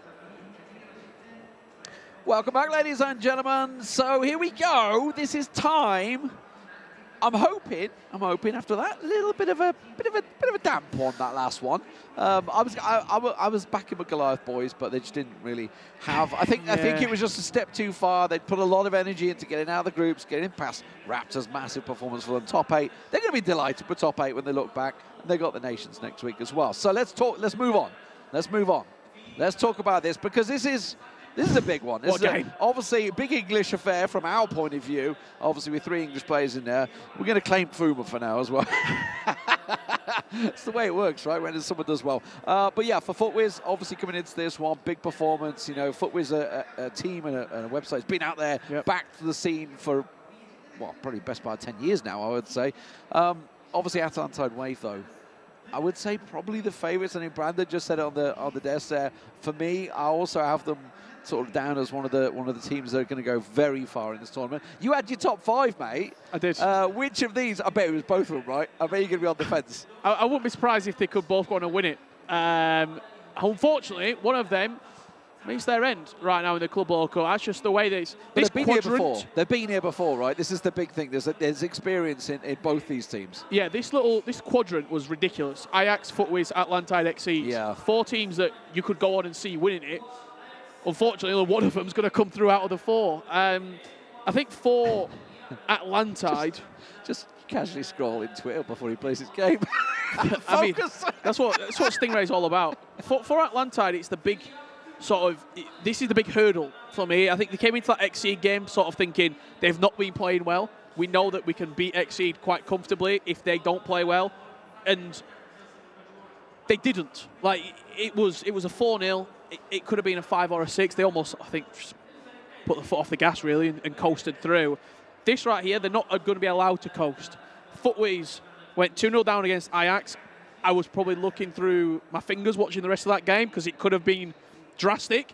They answered really quickly. They got a goal back, 2-1, and they didn't allow Ajax to settle. What they can't do here is let Atlantide settle in this game. If Atlantide Wave get into a groove, it could end up being a pretty one-sided affair. And FIFAe obviously came off the back of that probably longest penalty shootout I've seen as well. I think I think between us we've pretty much covered every FIFA event back to 2015. So yeah, definitely probably one of the longest. I think it ended up going like 14, 15, 16 penalties, something like that. I know we definitely went beyond the keepers almost a second time as well. So themselves, obviously, they've been through it. It's to come through a situation like that, obviously a very tough match, as you say, Ajax. A lot of people, myself included, definitely had Ajax down as one of those teams that could go on and win it.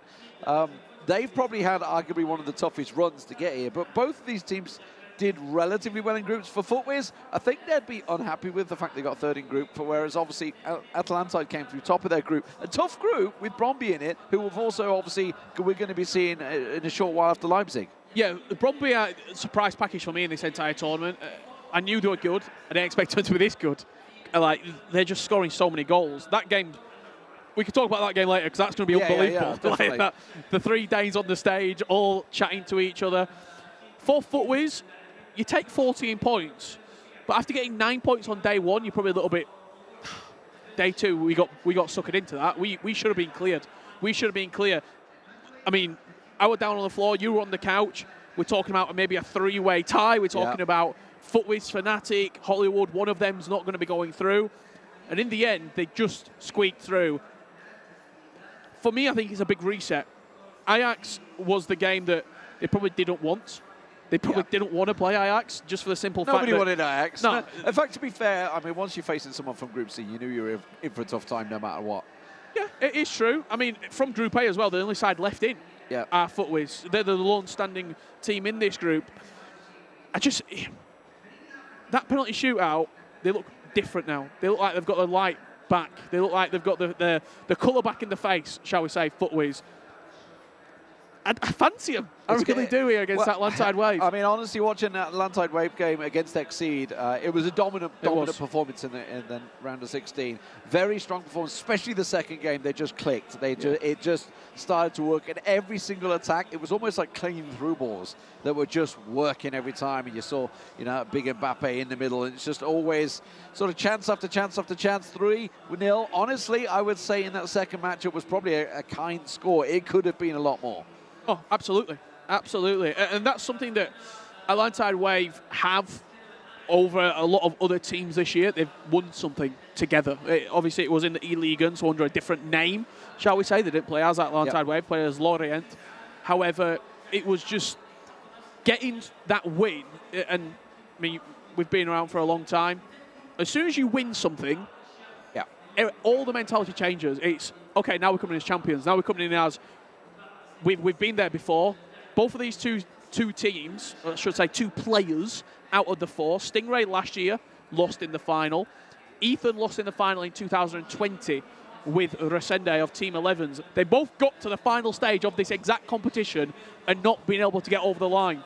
One of these 2 sides, it's another year and another knockout. There's a long way to get over the line yet. We are still obviously at quarterfinal stages, but you've got to be looking at them themselves. Will have just seen obviously the other quarterfinal playing out, so they know they're facing Napoli, which is a tough opponent, no doubt about it. They look like a fantastic rounded team.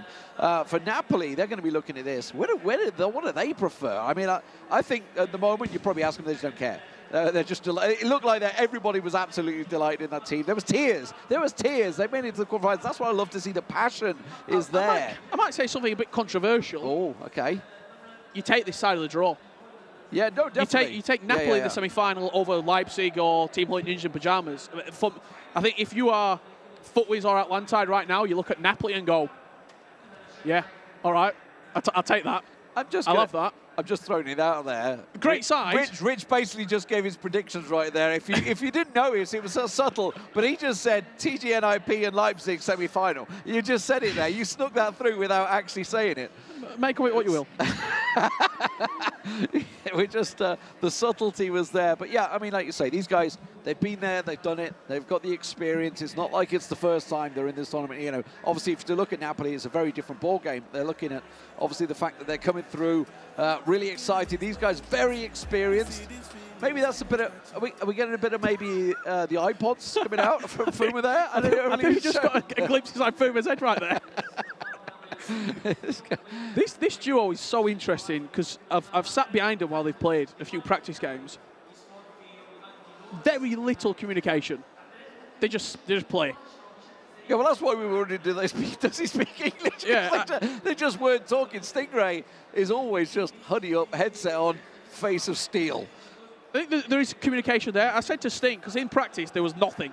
They could be playing 2 solo games. I went to Sting, I was like, in the games, do you talk? You're like, yeah, we talk now and again, but we know what we need to do. We both know FIFA to the highest level. I'm not going to tell him how to play, and he's not going to tell me how to play. Yeah, right. I mean, you'd feel that certainly if you and me were playing, we'd be saying, I'm going to make a run. Obviously, in terms of the graphic, obviously it's the other way around. FUTWIZ clearly on the left-hand side. Obviously, Ethan and Nixneb, and of course, on the right-hand side, Atalantide Wave. Let's go. Here we go, ladies and gentlemen. Best of 2. It's all about the goal difference. And it's something we saw earlier on in the round of 16. Some teams letting in a few too many goals, just a little bit too much to come back from. That's going to be on the back of their minds. Defensive play.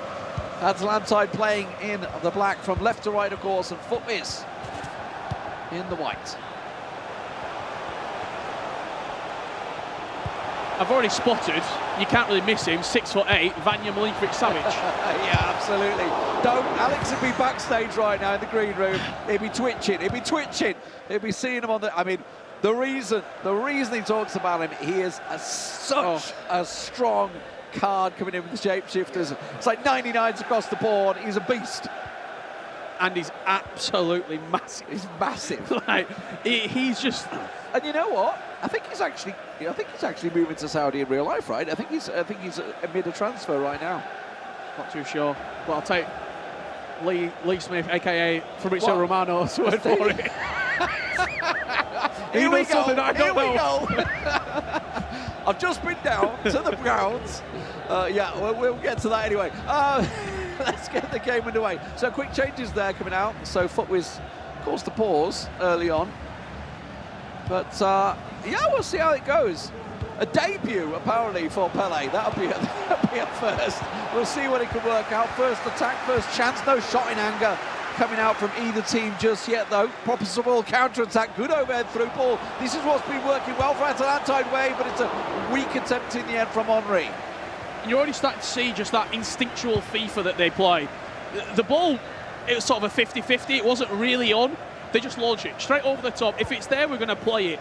And then you give the brilliance to Fuma and Stingray to make something of the chance. On that occasion, a little bit of goalkeeper movement, just forced the strike in. But positive signs for both teams. FIFAe's knocking this ball around with some tempo, it has to be said. Just a tad offside. Forced to go back. There is the big man in the middle. We'll keep our eye on him, whether he starts making those moves forward. We did have Manuel Neuer making a run forward earlier on, so, you know, these are things I never thought I'd be saying, but there we go. Keep your eye out for Petr Cech as well. He's been in and around. Zaha, though, in that pool of players available! And as straight as forward as you get in 2v2. Anyone that's played the game in their entire life with a buddy in co-op has scored a goal like that. I've got serious question marks over the keeper. It's gone straight through him. It's got to the byline, hit the driven pass. The goalkeeper turned transparent for a second. It's straight through him. Atalantide wave, do not care one bit. I think you could tell FIFAe is just sort of all smiling, Demon in the back, shaking his head. It's a goal that, what can you really say about it? Sometimes it just happens. It may have been, I didn't notice actually whether somebody had quickly shifted the keeper. I don't think so. It didn't look like they had a chance to. They were looking towards the defensive side. Let's see if they can pull one back though. Remember, FIFAe, they were trailing a number of times and have brought 2 goals back. Happened in the groups, obviously, against Ajax. They were 2-0 down in that first round of 16. Pulled it back to 2-2 in the first leg. Ended up on penalties 1-1 in the second. So no matter what happens, we're still very early in this matchup. 20 minutes gone. Ronaldo, big R9, trying to pile forward. But FIFAe, they're keeping the pressure on, keeping it in Atalantide's half. Although, in fairness, Atalantide looks like they are playing that 4-5-1, so they're happy to absorb that pressure. Yeah, just they also play just so quick that you don't need 4-5 passes to string the attack. It can be one into midfield, one over the top, and then you're in on goal. So it's such a...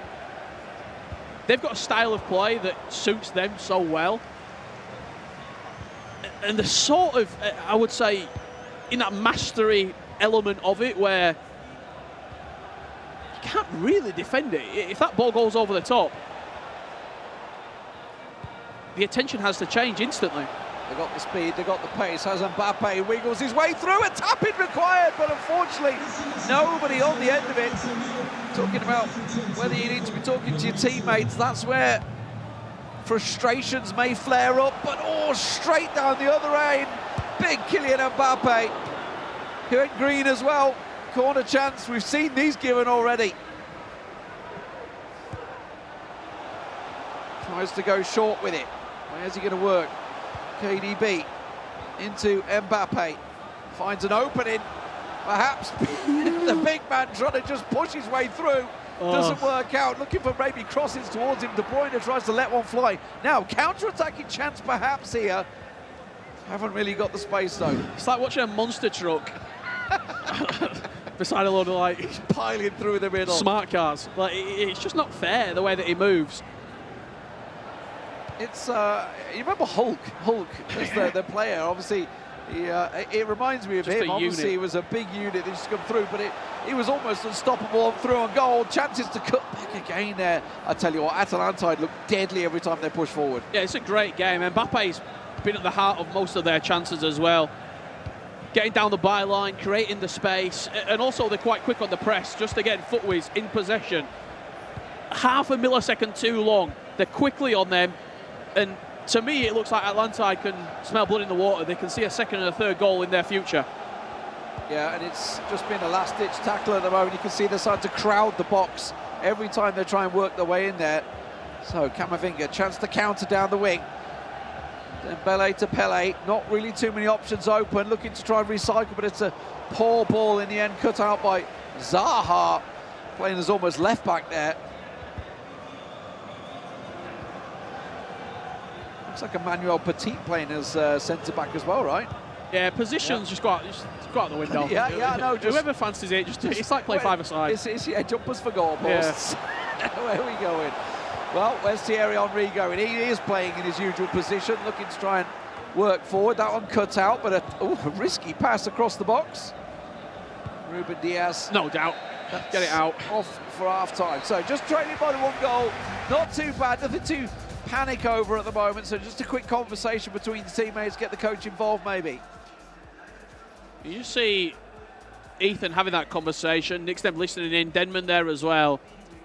I wouldn't be surprised, just for the simple fact that FUTWIZ had that one chance where it's not really created much. Let's look at the keeper here. What's going on?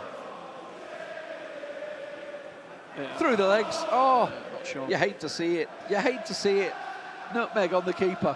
I wouldn't be surprised if changes have quickly been made there while we saw that replay. Just the openness of the conversation, the way that he sort of turned around. Okay, Yeah. what's happening? And then you get back into the game. It was relatively one-way traffic for Atalanta way. It's certainly the key chances. I don't really actually remember a shot in That anger one from chance FUTWIZ. where Yeah, he I got down the think one. byline but didn't register a strike from it. I mean, probably take it only 1-0 to be honest. Yeah. Just looking at that pass back. Players focused. That's the through ball. That's a deadly through ball. Keeper comes out. Does his job. Does his job. Good work, whoever brought the keeper out there, because that was risky. And I got to be honest, when he committed early, I was expecting the chip. Yeah, the chip. I don't know. It's a. I like the ball roll right there. For the step, to drive it round them. Yeah, maybe even the ball roll heel to heel. He's played at such quick motion. Don't know if it were on. Trying outside of the boot from Fernandez. There's Paul Pogba. We're talking about him in the last game. Very strong card, obviously. But here's a big chance here. Corner for FUTWIZ. Looks like they're going to try some sort of set piece. You can see, look on the near post. Look on the near post. It is a fight going on right now. They are just trying to keep in there. Where's the big man? Could be number 4. Was number 4, I think. Yeah. Just overhit ever so slightly. We were speaking earlier, me and Brandon, I mean, I'm sure you've seen it as well. These corners in 2v2 is what separates a lot of the time. Absolutely. And you can score some proper well-worked corners. So you can tell the teams that have actually sat and worked at it. Obviously, a lot of people just play it short, almost like solos, effectively, try and work it into the box just like you would. But there have been opportunities. Ironically, it was Riders we saw first that pulled that out. Obviously, something they'd worked on just didn't work enough for them. So, let's see, FUTWIZ on the attack. Starting to put a lot more pressure in this second half than we saw in the first. Dembele working it well. Good work here from Fuma and Stingray. Though, doing that defensive work, once again clearing the lines, and they just look so quick in the counter. Look at that ball, he's in. He's in, he could just play it on, but he instead got a little greedy there. Maybe should have just played that one a little bit more. I'd want to see a green time finish from Atalanta. You're in on goal, you've got a little bit of space, you've got the main man, R9.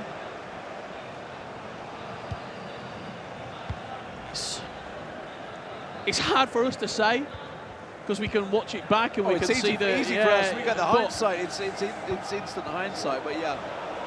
When you're in that split second, everybody goes for a shot split second. I think Pele looking for the cutback. There it is. Oh, he took it off. He just took it off the pitch.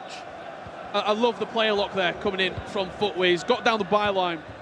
You see it a lot more in 1v1.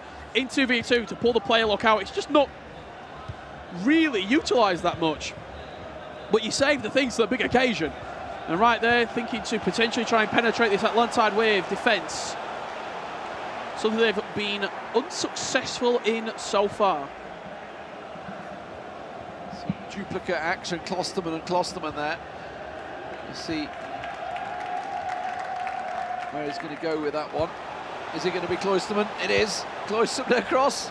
Chance. And Atalanta just look deadly every chance they get here. But a counter chance now. Where's he going to go? Where's Pele? Going to spread it up to the left wing. Camavinga making strides. Back to Frenkie de Jong. Cross into Klosterman. Ronaldinho. He's got R9 maybe available if he wants to try and go to him. Instead cuts it across. Maybe a long-range shot from Frenkie de Jong. Not going to happen. Runs into traffic. And the counter now from Atalanta is very much on, but he's going to slow it down in the end. Again, I like the build-up play from FIFAe. It's just a final opportunity, whether it's a pass or a strike, and they could be punished. Driving to the byline, good defensive work, and looked like a corner to me, but a goal kick is what's given. I thought so. Went green as well, with shot was about to unleash, so absolutely vital block. And let's not forget, this is a best of two, so for FIFAe, it's not throw the kitchen sink, it's just keep you calm. You're only 1-0 down, there's plenty of time. Still, what, 105 minutes to play effectively in this game across the two legs. Mbappe, though, chance here to play it back. Ronaldinho finds it, sizes it up to de Jong. I thought he was going to roll it, actually, to the man behind, but instead, now Locke comes in. Henry to R9. Maybe return ball, give and go. He's gone offside. Just why he's had to keep it with Henry. Atalantide Waves working it in once again. Maybe go for it with the big man, just plays it across, working it across the box. It seems to find a lot of space there. But FIFAe now with 10 minutes to go in this game. Still trailing, but looked a lot better in the second half. Just the wrong player in the situation there. If it's not Milinkovic-Savic, say it's any of those attacking players, you're probably looking at a green time finesse shot coming in, because the space was there. Something that I've not really been able to say for the majority of this game on the edge of the box. Both teams pressing really well to eliminate space, eliminate passing opportunities. The only space Atlantide Wave has had is in behind. Oh, that's dangerous. Using Pogba, ran the distance, solid tackle in the box there. Virgil van Dijk for FIFAe, risky business. But with just 5 minutes left now, let's see what they can do. Build up for that final attack, Rich.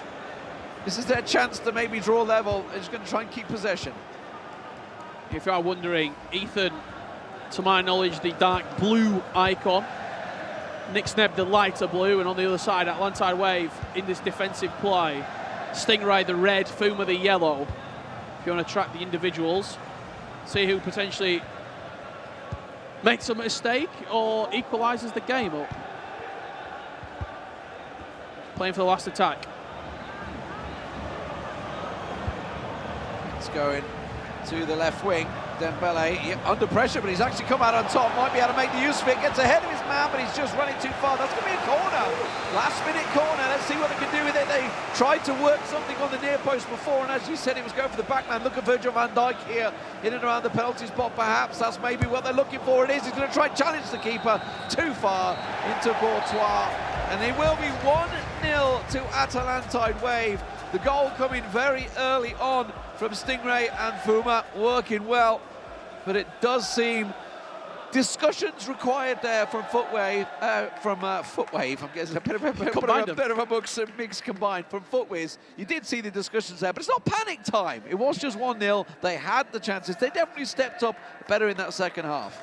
Yeah, they did. And I think when FIFAe's got 1-0 down early doors, you might think the gate's going to open. And there's going to be opportunities there for Atlantide Wave to go 2, 3, 4-0 up. They did very similar to what they did against Ajax, just didn't score. Like they conceded early and then got back into the game. They've not been out of the game. 1-0 is one attack, you score from kick-off, you're right back in it. Yeah. They've kept it competitive going into the second leg. The only thing I've been lacking to see from FUTWIZ is that, especially from Nick Sneb, the creative genius that we know he is, inside the box, the way that he can move, the way that he can dribble and create something out of nothing. We've not really seen that. It's been very obvious what they're going for, right? Every time they're looking for that cutback, maybe try and see if they can get that little tap in, try and see how it works out. Let's have a look at the goal, of course, that see how it looks from their point of view. It was a nutmeg on the keeper. What can you say? I mean, they shook their head at the time. It was, and it's just that pass. Kevin De Bruyne straight into Wilfried Zaha, and it opened up the space. And sometimes it's the smallest of details. That driven pass into Zaha, and his first touch was really nice to put it away from the defender. It's sort of a 50-50. Does the goalkeeper react? Does he not? He falls to the floor. It's the easiest tapping you're ever going to score. What I'm glad they didn't lose their heads. Yeah. Sometimes you concede a goal like that. You concede another. You start blaming three. things. Yeah, blame you. Oh, yeah, blah, blah, blah. There's all sorts of. They kept very trigger composed. you mentally, right? Yeah. Composure was on key, especially from what can be regarded as quite a young duo. Yeah. Nick Sneb and Ethan. They've got experience, but they're not mature in the age department. But they've been on this stage many a times, and this season, a penalty shootout loss in the EA Sports Cup semi-final. A penalty shootout win here. It's not been an easy road whatsoever. This is the moment. Yeah. Well, this is their time, and this is where the players, the coaches, they effectively earn their money at the moment. You know, the coaches have got to talk it, sitting down. You know, both of these players, both these teams, both these players, they've all been in top 4 positions over the years, 2020 and 2022, for both these teams. So, you know, this is obviously. They've already made good money. They've come here, they've made good money, but that's not what they're looking for. They don't care about the money, they care about the trophy. And that's what they all have in their mind. And as you said, they'll be looking at that next leg as well. I mean, not right now, but they'd have looked at it when they saw the matches going out, saying we fancy it. This is a chance to get to the final, but we've got to get past this team first. Absolutely. Well, here we go, ladies and gentlemen. As you can see, bit of a change of colour. FUTWIZ now playing in the black. Atlantide Wave in the orange. It's FC Laurent, isn't it? I believe. Yeah. It's the orange colour that they were using, that they were successful in. So maybe trying to hope that success rubs off to them. All those little superstitions that come into it. FUTWIZ in the traditional black and green that you associate with them. Yep. The FUTWIZ home kit available in FIFA 23. Good chance straight away. Goal. I heard it. I heard the goal. I heard it rattle the post. We didn't see it, but it is going to be Atlantide Wave that get the early goal. And that is exactly what FUTWIZ did not want. But now the pressure's on. Now they have to go for it. They have to chase it. 2-0 down. It's the wing play yet again from Atlantide Wave. We didn't see the ball go in the back of the net, but Wilfried Zaha, goal and assist in this series so far. He's been instrumental in a lot of what Atlantide Wave have offered. Well, there's a chance maybe here, and Mbappe just runs straight into that brick wall. Virgil van Dijk was looking maybe at the roll pass. Team Pele was through there. Now Mbappe, I tell you what, he's done his defenders, he's got support. KDB's back there, tries to go for it, maybe challenge for the head. Not going to be. Don't forget, when I say challenge for head, they do have Milinkovic Savic in there, Atlantide Wave. Let's have a look at the goal that happened here, Rich. Yeah, just that run from Wilfried Zaha. He started it manually, continued it with the AI. Green time strike at the near post. Nothing the goalkeeper can do about that whatsoever. It's worst case scenario for FUTWIZ. You come into the second leg, you think you've got a tie in front of you, and you find yourself 2-0 down after 3 minutes. But there's a lot of space on that side of the pitch. There's a hell of a lot of space, and it's Mbappe again. He just took the chance. Oh, important tackle there. One little step in, and that would have been 3-0. Now for FUTWIZ, though. You're talking about the space. We were looking at what he's talking about is the right wing effectively for Atalantide. Absolutely cutting through, but now what can FIFAe do here? Try and work it in. Look how many men are back already, though. It's a slowly worked ball. Ronaldinho, where can he go with this one? Looking for the two players on the penalty spot, but there's no options. There's nowhere to go at the moment. No space. Finds it to Mbappe, but again, cut out. Those two defensive midfielders working well. Pele chance. Blocked down. Chance here for Dembele. Sidesteps a few too many times. And it's cleared. As soon as those step-overs come in from Dembele, the space ever so quickly opened up for the extra pass. It's split-second decision-making. Pele injured for FIFAe. Maybe make a change here. Let's see what they're going to do. They made a very early substitution last time around. This might even just be a tactical pause. You're 2-0 down. Absolutely could use it now. You've got to be careful you don't lose one before that happens, though. As Atalantide wave look to just almost run the clock wave down here.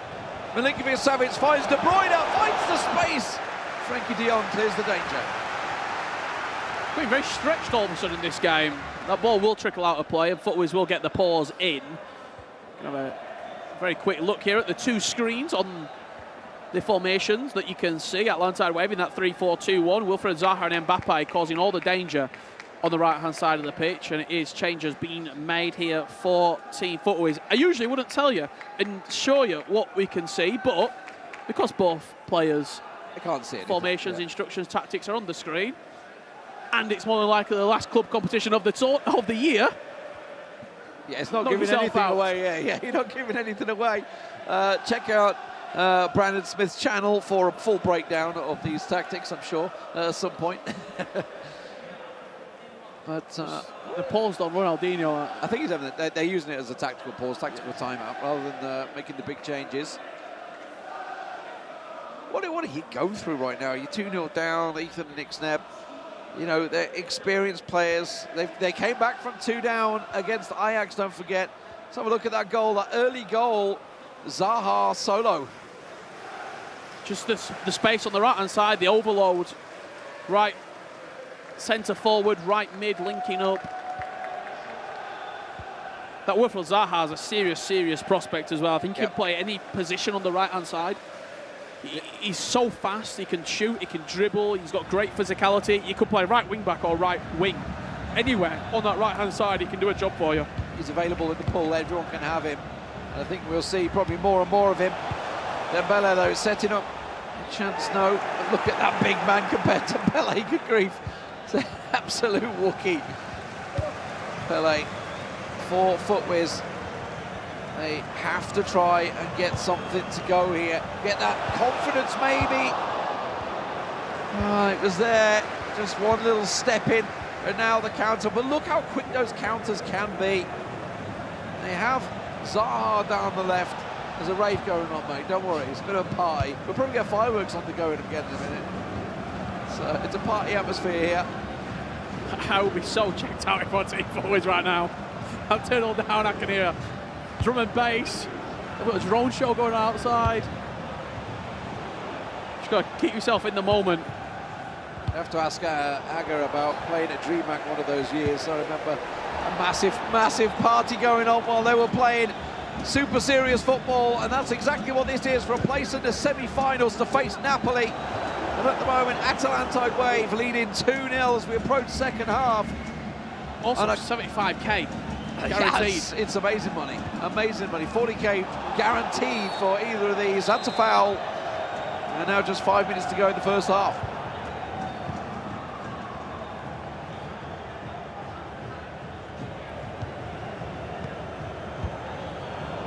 Giving the ball away one too many times, our team FIFAe, especially in this defensive area of the pitch. That'll be a free kick, and Atalantide Wave in no real rush to take it. Maybe a couple over the ball here. Just playing very risk adverse at the moment. Atalantide Wave. There's no reason. I mean, they keep the ball. Yeah. Keep doing this, especially at the end of the first half here. They may even go for it and have a little attack at the end here. Really moving that ball well on, to be honest, Atalantide Wave. They're looking pretty damn good when they have possession and in defence as well. We should talk about that. They didn't let a goal in the round of 16. So far, they've not let a goal in the round of 8. Have to double check their defensive record for groups, but they certainly are doing a fantastic job here. FIFAe trailing by 2 goals here with just 45 to go. Yeah, we'll stick on these for a little bit as well. See the 2 camps.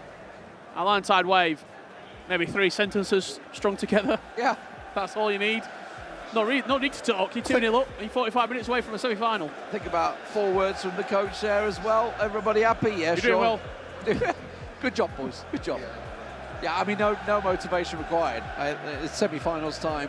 Who's going to be there?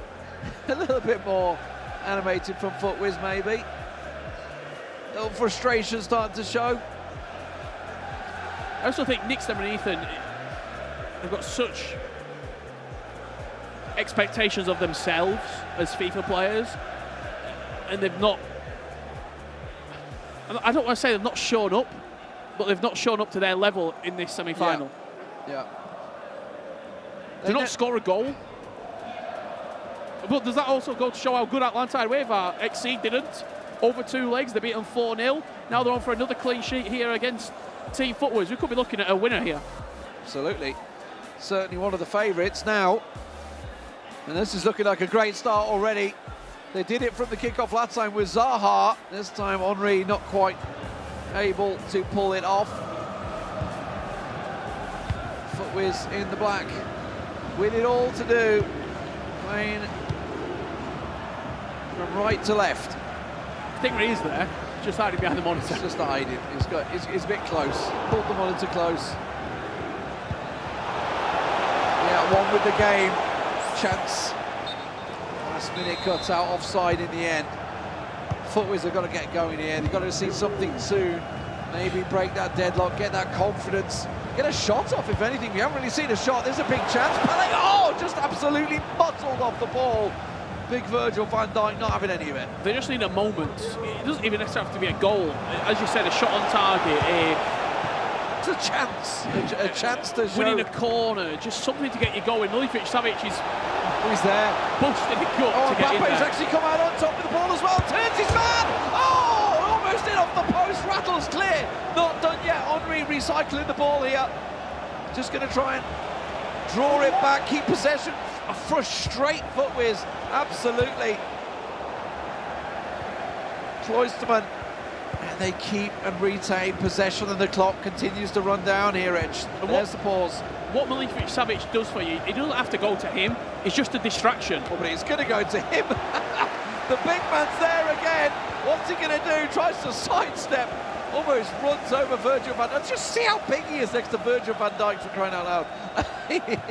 Absolute monster. Frankie de Jong. Frustration. FIFAe now. Build up. They're calling a pause, but they'd love a goal.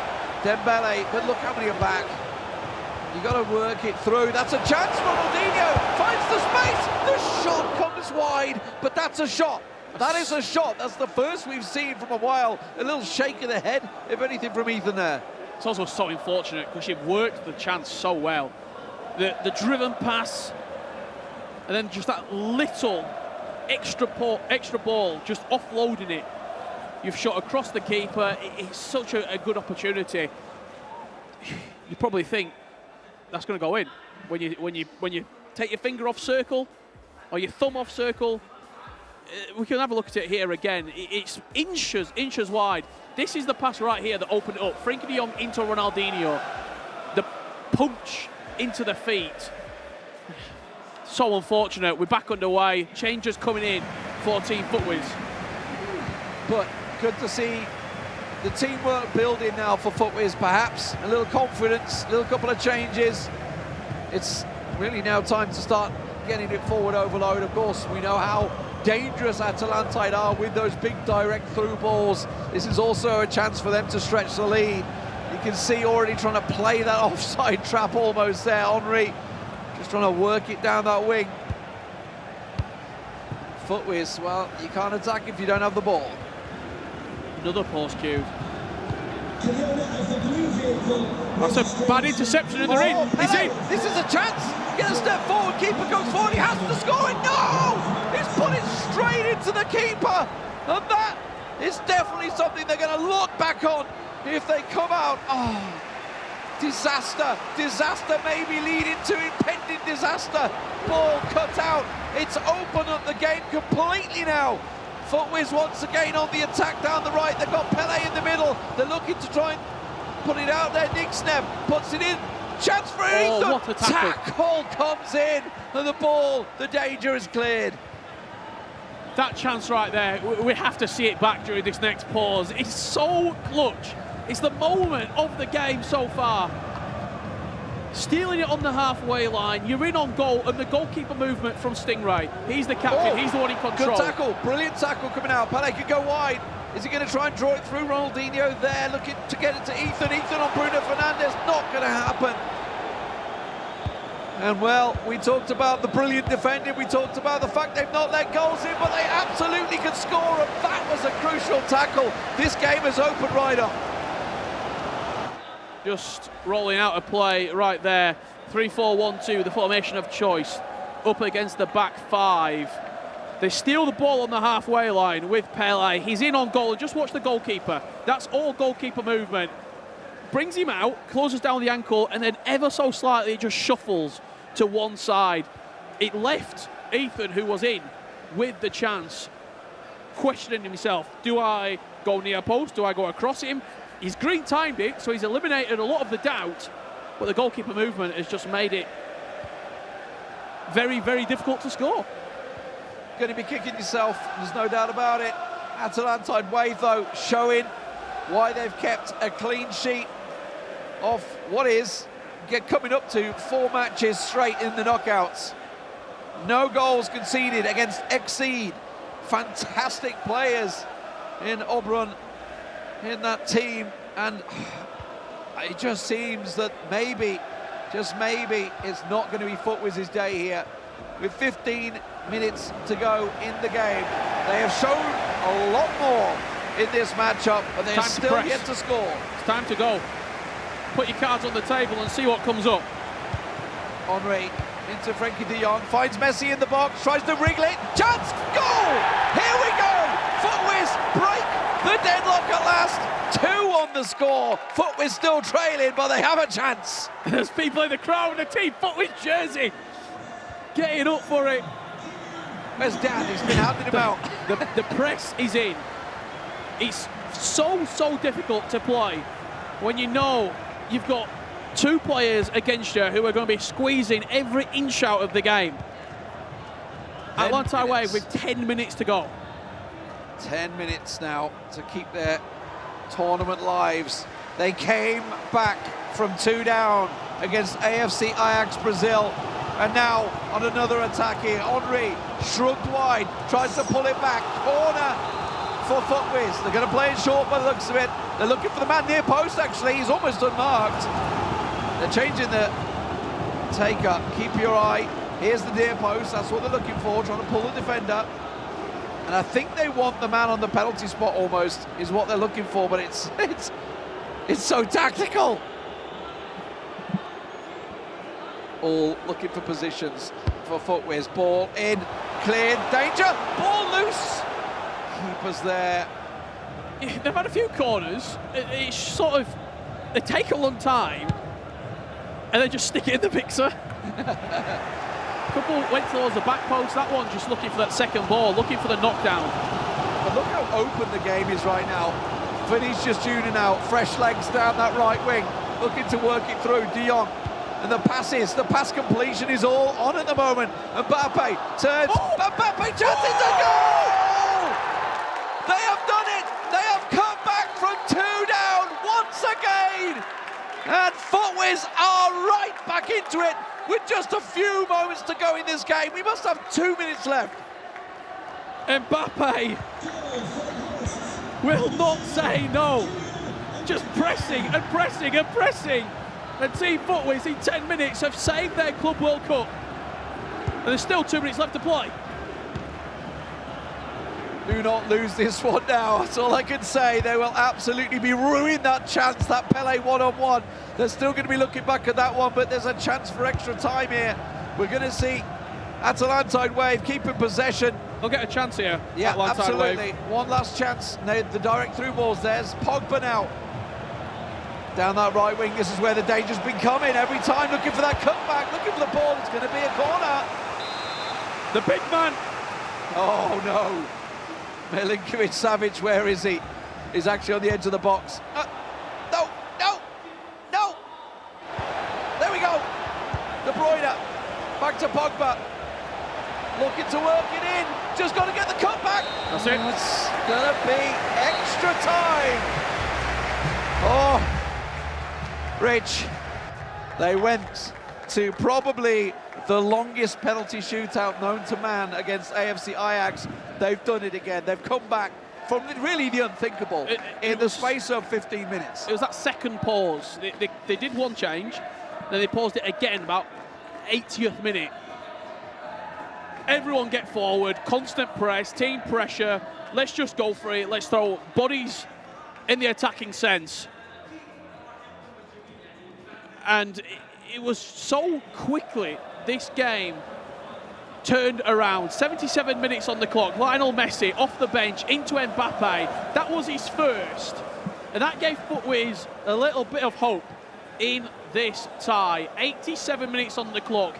They will not be watching this goal back nicely because it's scrappy. They couldn't really clear the lines. Mbappe just fighting. Steals the ball back.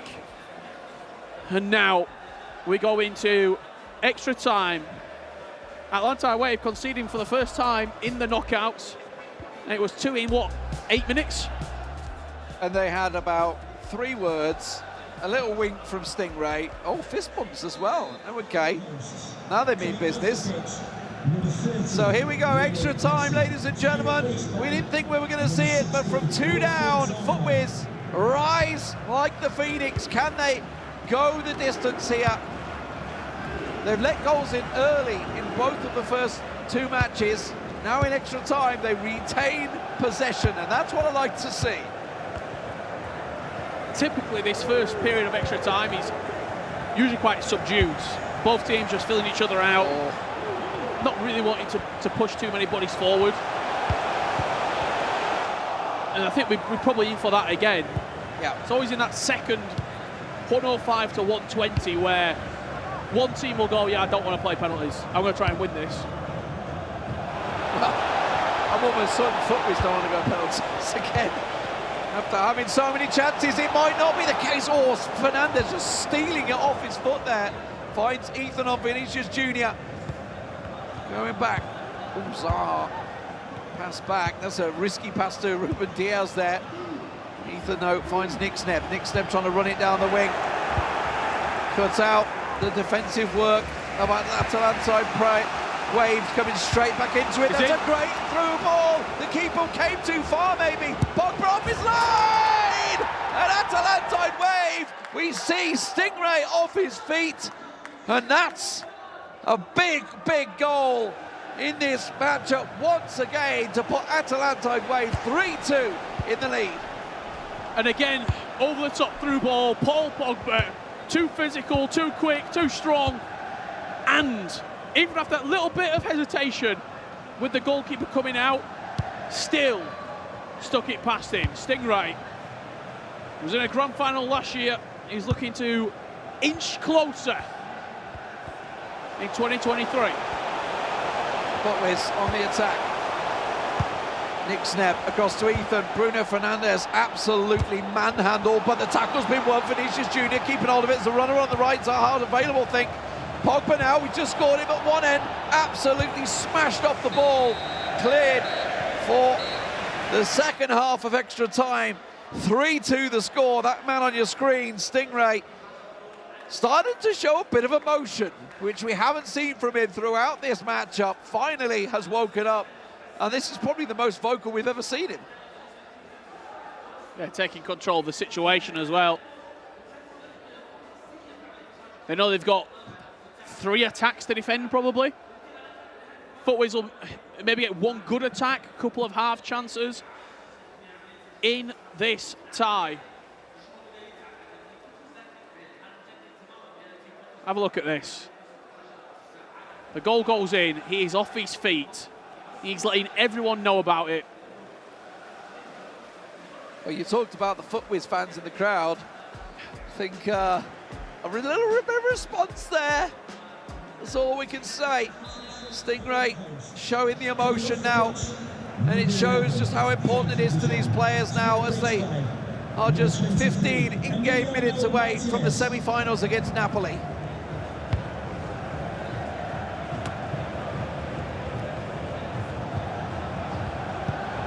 They left it late in regulation time. It's going to be late again in extra time. For FUTWIZ. Nick Sneb just ran into traffic there, but he's managed to win it back. Maybe that's the look of the green they're looking for. Zaha back across. Virgil van Dijk of all people looking to try and draw it forward. They were trying to find Mbappe. You can see he's got double marked in the box effectively. Might have to use Vinicius Junior. Just got a little too tricky, but FUTWIZ piling the pressure on. Let's give him a free kick. He's let him out. Yeah. They're going to sit and take it proper. Yes, they are.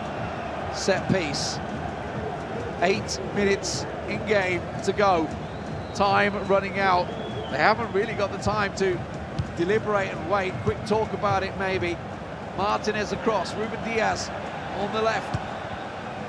Inside. Chance finds Mbappe space. Loses his man. Oh, it's on, ladies and gentlemen. It's 3-3. FUTWIZ are back in it with just 6 minutes to go before penalties. What a move inside the box from Team FUTWIZ. They just recycled the possession with the free kick, moved it from right to left, pinged it into Mbappe. No remaining pauses for either team. We played this out in the last 6 minutes. Oh my word, well, you know what's going to happen now, right? This is all about trying to keep possession, get that last big attack. Nobody wants to go down in penalties into that semi-final round. FUTWIZ have been there once before. They've already gone through on penalties in the round of 16 in a massive penalty shootout against IFC Ajax from Brazil. And now it is going to be Atalantide Wave that will have the final attack of the game in the orange here. Let's see what they can do with it. It's a straight pass. That's not what they wanted. Vinicius Junior through. FUTWIZ. Martinez gets it through. Pogba, what's he going to do with it? Green time finish. Oh, he got it. The rebound is there. And FUTWIZ have done it. Unbelievable. A stray pass of all the things you could do in the 119th minute. You give the ball away in the midfield. An absolute scenes here in Riyadh. And FUTWIZ look like they've booked themselves a place against Napoli. Incredible. Team FUTWIZ stand up and be accounted for. A semi-final in the Club World Cup. They were 2-0 down, they got back into it. The 3-2 down, they got back into it. And it was fabulous. Absolutely incredible scenes from what was probably one of the longest penalty shootout in Club World Football to an absolute mental comeback. You can see what's happening. Spencer's down there trying to get a word with them. Let's get straight down to him. Let's hear those emotions. Wow, what a game. I think maybe game of the tournament there. You've been involved in a couple yourselves, 2 in a row. I thought maybe you wouldn't have the energy after that last knockout game. You've done it again. Honestly, I'm speechless. I think for the last 5 games in a row now, we've gone 2-0 down every single game. So at this point, I think we're just doing it for the content or something, because I'm not enjoying it, but for the videos it's good. But honestly, speechless again. Serious character shown. I mean, here you picked up an injury in the celebrations. Oh, no, honestly, the gaffer Denman, honestly, flying elbow. My nose is killing me, but all for the love of the game. It's worth it, it's worth it. Nick Sneb, what's going through your head right now? Can you just not lose? I don't know what's going on, but we're making it hard for ourselves. That's all I can say. We're winning, that's the main thing. We're going to the next round, but yeah, I don't know how much more I can do with this. You can see these guys are seriously depleted after 2 games that have taken it out of them. Napoli await you guys tomorrow for a big game, worth $150,000 that game, by the way. I'm about to go FIFA, but can't let the money get to you. It's all about the game, all about winning it, forget about the money, it's just about winning the tournament in general. It's all about winning, whether it's normal time, extra time in this case, or penalties in the last case. Don't count out FIFAe Europe. What a side. Back to you guys. That was absolutely brilliant. I mean, Ethan, go and sort out that nose. You need to be on top form tomorrow. I want to just open it up to the couch here because this man next to me said, whoever wins that matchup is winning it. Alex?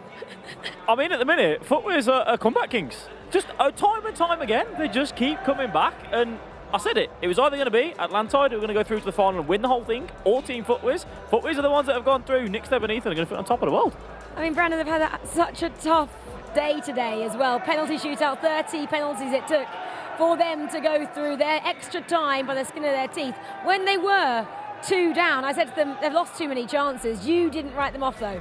Oh, well, they had, one really big chance where they were 1-on-1, they had so much time, they missed it, and at that point in the game, you sit there and you think, surely they've they can't come back into this, but they just never said no. This is the team that went from a 30-round penalty shootout onto this game where they were 2-0 down. Paul Pogba may have missed the first one, but more importantly, he was there for the rebound in the 20 plus added time minute in extra time. Absolutely insane. They couldn't believe it. They are in the top 4 of the E-Club World Cup. I don't think anyone could particularly believe that. Stingray as well, when they went into extra time, they took the lead again, didn't they? Wave. Stingray, for me, is the more confident, composed player as well. He just looked to Fuma and said, like, we've got this. Went out firing, got that goal. A couple of costly mistakes there from them. That's what I believe let them not go through to the next round. We always say in FIFA so many times about play for that last attack, play for that last attack. Now, that's what Atlantide were trying to do. Fuma and Sting, they gave away that ball, and you give your opposition one more chance to have a go at your goalkeeper. And FIFAe, yeah, they got that little bit lucky in their rebound, but you've got to take those opportunities as and when they come to have that drive with Pogba. The goalkeeper movement came through, which is why the save wasn't as easy as it looked. Just the animation there, getting caught on that. Nick's their Ethan, they don't mind, but Denman, give a little elbow into Ethan. He looks like he's aged another 3 years. He probably has. This is stressful work, this game of FIFA. Well, let's confirm then who they're playing next in the semi-final. Our first one has been confirmed. So it is Napoli taking on Team FIFAe. Napoli, remember, defeated Goliath Gaming earlier on in the quarterfinal, and then we know exactly what happened, don't we? Team FIFAe against Wave. Extra time it took for them to book their place into the final 4 club teams, and it was dramatic as well, the fact that Wave and Stingray Brandon could have put their spot in the semi-final or even the final for 2 years running. Wasn't to be for them this year. It wasn't to be, and look, I think they came into it as a big favourite when they were in the knockout stages. Not many people looked at them or talked about them, but they've got rich history this year in FIFA esports by fantastic individual players. But Team FIFAe, it's lucky they're not playing their semi-final today, because I think they'd just fall asleep. They're absolutely done in. They need a rest, they need to recover, but they've given us 2 fantastic games of FIFA esports here. We keep saying, is it their time? Possibly. Maybe the writing is on the wall. We have to come back and find out tomorrow when we have the semis and the finals. 2 more quarterfinals, though, this evening for you to enjoy. Next up, we have Ducks America and Team Hullet Ninjas in Pajamas. Again, I look across the board here at the 4 competing players and go, they all have such quality between them. Renzo, of course, in the Team Hullet Ninja Pajamas is their coach, but Zizinho and Neat, a pairing that, again, Brandon, I feel like it could be their time. They've been bubbling away. They were a new team last year, and they've really developed as a team going forward. No, absolutely. I think the one thing you look across the board there, you go through them. Zizinho, FUT Champions Cup winner. Neat, 2-time La Liga winner. Levi David, 2-time European champion during that online era.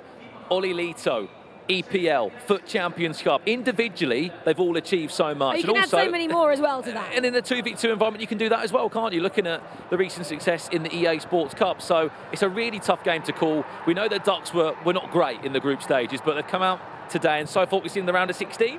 They've been all right. Yeah, new team today, aren't they, Ducks America? And I think for them, maybe going through how they did yesterday, knocking out Riders, the defending champions, it gave them a bit more hope. It did, for sure. And when you knock out the champions in Riders, knowing that they didn't score too many goals and they were lacking some goals going in as well, into that knockout stage, that performance they put in to just say we can keep a clean sheet in that second leg gives you confidence. Now, obviously, it's a very different story when you are coming up against Team Hullet Ninja in pyjamas. We know Olilito, he's so calm when he's on that pitch. And when you've got Levy to the side of him, who, yes, he's very good in the attack, so good in that defence as well, for Team Ducks, they have to make sure that they play their A game. Yeah, exactly. Well, two massive teams. I don't want to call this one. I'm not even going to ask the boys to call this one on the sofa either. Well, this is our third quarter-final of the day for a spot in the semi-finals. One's already completed. One is still to play for. So, we're ready. Are you ready at home? Let's welcome our players to the stage.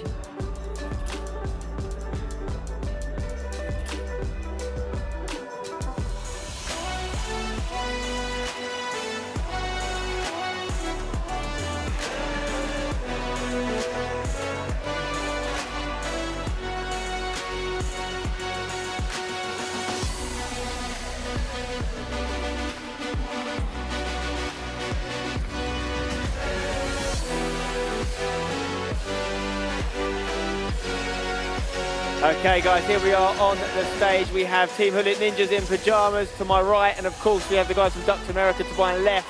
We're going to do the coin toss shortly, but before that, quick question for the guys. Massive game, what are you thinking? Confident. I mean, we played well the last game. We up against a very, very strong squad with some friends in as well. So going to be very tough, and just hoping for a good game of FIFA. You mentioned friends, obviously Zinio, an ex-player of Team Hullet. Does that make it better for you? Is that on the matchup, or is it harder because you might knock him out? Harder. I mean, Team Hullet is a very, very good club, right? That makes talents even better, you know. So as I said, they have two fantastic players, and yeah, will be very, very tough. And Zazinio, in terms of the team rankings, you're officially the highest ranked team left in the tournament, ranked number 9 in the world coming into this. Does that make you the favourites over these guys who are ranked 18? No, never. They are both quality players, and we want to show that it's a new day. We played very well the first game, but nothing matters. We have to win against them. How do you feel going up against the next team of yours? Yeah, it's very happy. I'm very happy for it because I have a huge respect for everyone at Team Hullet, and I have an amazing history there.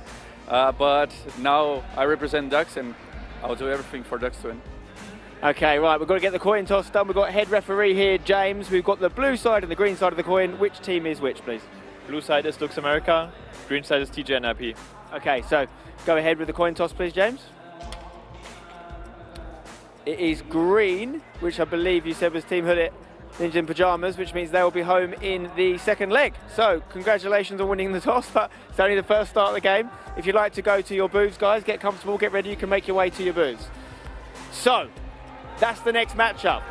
Team Hullet Ninjas in pyjamas versus Ducks America. Huge, huge game. The winning team will get a minimum of $75,000. I'm actually casting this one with Mike, so I'm going to make my way up there quickly, and I'll see you in a few seconds, Mike. We'll see how quick that Spencer makes his way up here or whatnot. See, the players are getting into their designated areas, their pods. Let me give you the situation. We've got, of course, TG, NIP, and I don't know why, but we really haven't talked about them as much as they probably deserve, considering their results this year. And then on the other end, we've got the Ducks America that's been rejuvenated. They were emotional getting out of the group stage as Spencer's made his way up here. Hello. Have you joined me? I'm ready. Yes, I'm joining you. I'm ready for the big one. Who's your favourite for this one, Mike? 'Cause I've got my ideas. Yeah, let me give you the lay of the land. TG, NIP, clearly the favorites in my opinion. Okay. Doesn't mean that Ducks America can't make this happen. You've got two quality players. There was Zinho, who came from that Team Hullet Academy that we talked about a little bit. Neat, who's kind of been up and coming for a while. I think he's arrived now, it's safe to say. We saw him in La Liga. He was the next face of Spain. He started to now make it out of group stages, making runs in brackets. This is going to add to that legacy to be able to do that with Ducks America. But Alito and Levy have already won an event this year. Sure. Why are we not talking about this? I don't care about overall rankings. He's like one of the few teams that is actually a champion this year, this season. They have results right here, right now. The rankings in this are quite heavily weighted in previous performances at this event, aren't they? Obviously, Ducks America doing well in the past. Even though they're ranked 9th, Team Hullet 18th, you're saying don't read too much into that? In this case, I'm not going to. For whatever reason, again, I don't feel like we've brought up that Alito and Levy have been playing together for multiple years and with success in those years, and then this is their best year together. Yeah. If anybody came into the competition, they have to be the favorite. I know we've built up RB Leipzig a lot because we like what we see, but in terms of results, RB Leipzig took part in that same tournament. Yeah, you mentioned RB Leipzig. The winning team from this match will play the winners of RB Leipzig versus Brøndby. So whatever happens, we're going to have a massive semi-final. That's what happens when you get to this stage of competitive FIFA at the high level. Amazing matchups to look forward to. I know it was the last game we saw, but that FUTWIZ game, 2 games in a row, they have given us absolute slugfests, and they've come out on top. And I also talked to Renzo after TG NIP was able to get through the last round, and I asked him about Ducks America, and he said that he felt really good, that they haven't necessarily played their best yet, but they're building in the right direction. Okay. And that this is a good matchup for them. That's kind of what Renzo had to say. You know, he doesn't give you too much. No. He doesn't give you the key attributes or characteristics, the tactics. I try. I stir it up. I tell him Spencer needs to know. That didn't work. I tried. I'm hoping it's going to be a great matchup for us, a great matchup for the neutral as well. Whatever happens, you know, the money on the line is huge. Everyone at this stage has got a minimum of $40,000. Win this game, that goes up to 75. That's almost double, 35K jump up. And then you're looking serious because it does double after that. If you get runner-up, it's 150, and the winning team, of course, 300,000 smackaroonies. And it gets real. You're one step away. You've made it to Championship Sunday in this case. I know the days are going to mix up amongst these 2.5 weeks that we're in Saudi. And at that point, you go back and you say, I think we could actually win this. We've got to where we need to be. We're in the semifinals. We're pushing forward. We're 1 game away from doubling basically everything. You see the focus on Levy de Veer's face there. He was almost going into a meditative state to get ready for this one. And the concentration, Mike, is so key. You know, you've played at the highest level yourself. When you get to this level, the difference between teams isn't that much. I think if you can keep that concentration, that's the difference, right? Well, and to your point, I think we should look at the previous game. FUTWIZ and Wave going up against each other. I didn't expect FUTWIZ to get back into that at some point, and they made it happen. Character. They had huge moments. That's been the best FUTWIZ team. We've talked about it in many occasions. I talked to Dan earlier as well, but he's put up so many different combinations and signed a bunch of different players, developed brands, and this has easily been the most valuable team between Ethan and Nick Steb. It works. You've got that mechanical player, you've got a lot of those different skills, and they've pushed on to the semis as we're getting underway. And we are underway here. Ducks America in the darker strip. TG NIP, that's Team Hullet Ninjas in pyjamas in the all-white strip. This is a big one. This is a quarter-final for a spot in the semi-finals for a minimum of $75,000. And both these teams have a similar setup in terms of having your structured organizing player to go with your mechanical wild card creator in the final third. If you're looking at Ducks America, Neat's going to be that guy that's looking to do all sorts of crazy maneuvers and expect the unexpected, so to speak. And then Levy is the same thing for TG NIP. It's a combination that works. It's shown a lot of substance between these competitors. Seeing a decent amount of Dutch representation for the obviously Dutch-based Team Hullet side, with the likes of Van Persie and De Ligt in the team. But it's Ronaldo, a man who played in Holland, of course, with PSV Eindhoven, looking to break the deadlock, but unsuccessful as he goes back to Ducks America. I think they'd like a second chance at that if you're NIP. Right place, right time. I don't know if he needed the Elastico. Already in a prime position there with R9, the prime version of R9. Let him do his job, tap that home. Maybe surprised to actually be able to square it up and get that kind of spacing. Buffon on the ball here for Ducks. Finds Bruno Fernandes on the right side of the pitch. Surely this is new for you, to be able to talk about Buffon as the starting center back in competitive FIFA. Buffon, I mean, he's that good, he probably could do a job as centre-back for you, to be fair. But, of course, that is some of the idiosyncrasies that only Ultimate Team can throw up for you, as Henry gets the ball into a shooting range for Hullet against Team Hullet.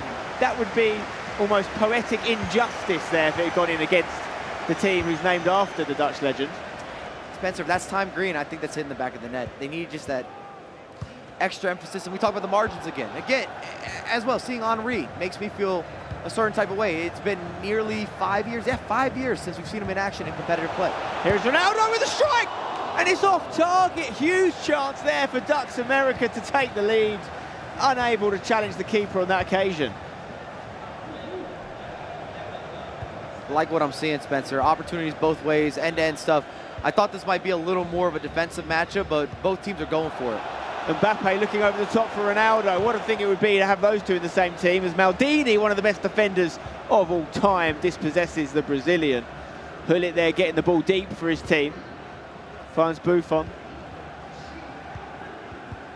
Just spreading the ball around the back here, Ducks America. We've got two legs, of course. It's still very much early days in this tie. No rush for either team to panic as Bruno just flicks the ball up to himself there. Hullet with driven pass to Mbappe. Mbappe on both sides. Great roulette. Not once, but twice. Frenchman unable to get the shot off. And that's that gifted and talented creativity that we talk about. When you can find the ingenuity, you got a certain fluidity, there's some flavor, that extra initiative that you need to have to unlock that space. The double roulette was sweet. It didn't work out. Fantastic defending. Ronaldo to Hakimi, looking for an overlap on this right side as Mbappe makes his way into the box. Can he get it across? No. Martinez with the defensive work there as they get a short corner here. TGNIP looking to make something happen. Back to Hakimi, who finds Mbappe. He's going to strike one! Oh my word, if it was on target, surely it was a goal. And I thought that might have nipped the post a little bit on its way. You see the setup there, you get a little bit of an advantage with that power shot if you can get the ball in the air. So you'll see sometimes rainbow flicks, they're popping up like you saw there, a self-setup for the volley. It just gives you a little bit of that extra oomph for some of those distance connections if you're going for the power shot. It's a game being played with real attacking intent here. Neither team shy of a long-range effort as Hullet looks for the pass into Mbappe. But once again, Ducks very good at turning the ball back over the press. Driven pass, looking to go through the eye of a needle there into Thierry Henry, but unable to find the Frenchman. TGNIP now trying to get an attack of their own going with Theo. Hernandez goes back to De Ligt. Militao. That's where we're seeing the real diversification of player selection is in the defence, isn't it? Because there's certain key attacking individuals that almost everyone is using. And it comes down to preference, where you feel most comfortable in terms of some of your squad building, what players have you put the most time in. Because remember, quite a few of the players that we're seeing on display, they are relatively new introductions. So you might not have that many reps. So you want to go with players that have already put in some... Chance here, Mbappe in the box looks to get a shot off. Yeah, you talk about reps. How many games would you want to have played with a player before you can say they're kind of settled? Until I feel comfortable. And sometimes that's very quickly, and that's kind of what I was getting is some players or competitors or teams have gone with players that are sure things for them, and they didn't necessarily adapt to the new meta, the new players. All these goalkeepers being introduced, which is something we've never seen in FIFA, ever. I think we have 9 outfield goalkeepers. Mad. And a lot of them are very usable. We've seen Petr Cech in action. You've seen the likes of Savic doing the bits. You've got Buffon, you've got Martinez. Mbappe making inroads here, finds his compatriot Martial. Martial back to Hullet. Hullet once again trying that driven pass, but gets the rebound, keeps the ball. Henry also unsuccessful in picking out a teammate.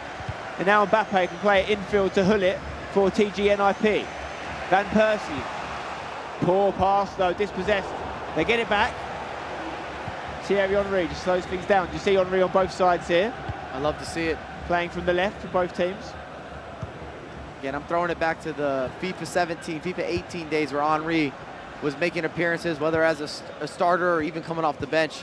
And then as players got upgraded and changes came into different titles and different adjustments, we saw less and less Henry being included at the competitive scene. Obviously, he has a new item now, the big upgrade. And I don't know how that's 0-0 at halftime. I'm just going to throw that out there. That was a very offensive game that did not include any goals, didn't have that big breakthrough, but it had a lot of moments. Half time in the first leg, so a quarter of the way through the tie. Little point to talk about here is that the height difference of the chairs of Olelito and Levi David. It could be an angle. Is that a real thing? No, it's a real thing. It's something we see a lot from Olelito. He sits with his chair so high. I think I asked him about it last year, and it's based on the way he plays at home. I think he has a similar setup. But obviously Levi prefers a lower option. So there's almost a foot between them there. These two playing off a more even keel here. But that is, of course, Ducks America. Who do you think favoured that first half, Mike? Wow, so even. Both had chances, a lot of half chances.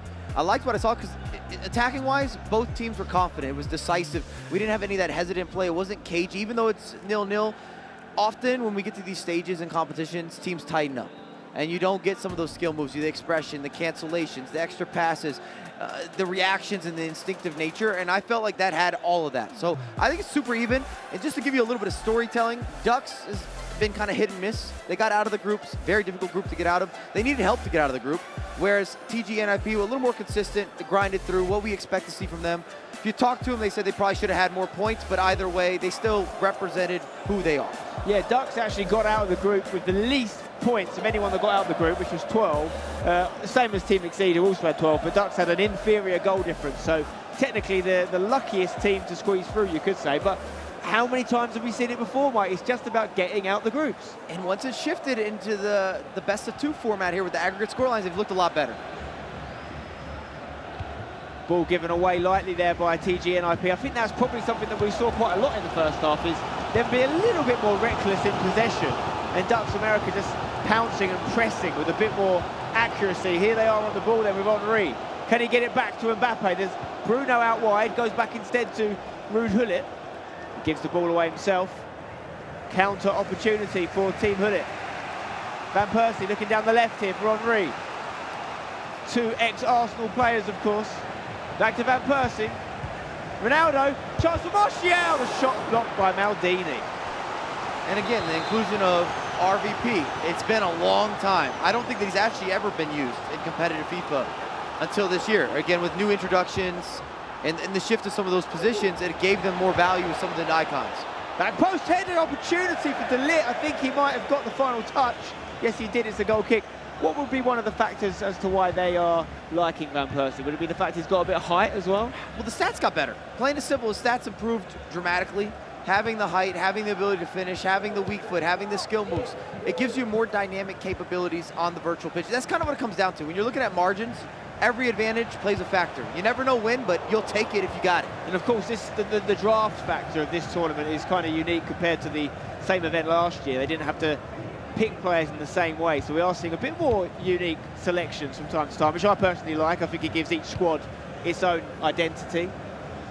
This game is very tight right now.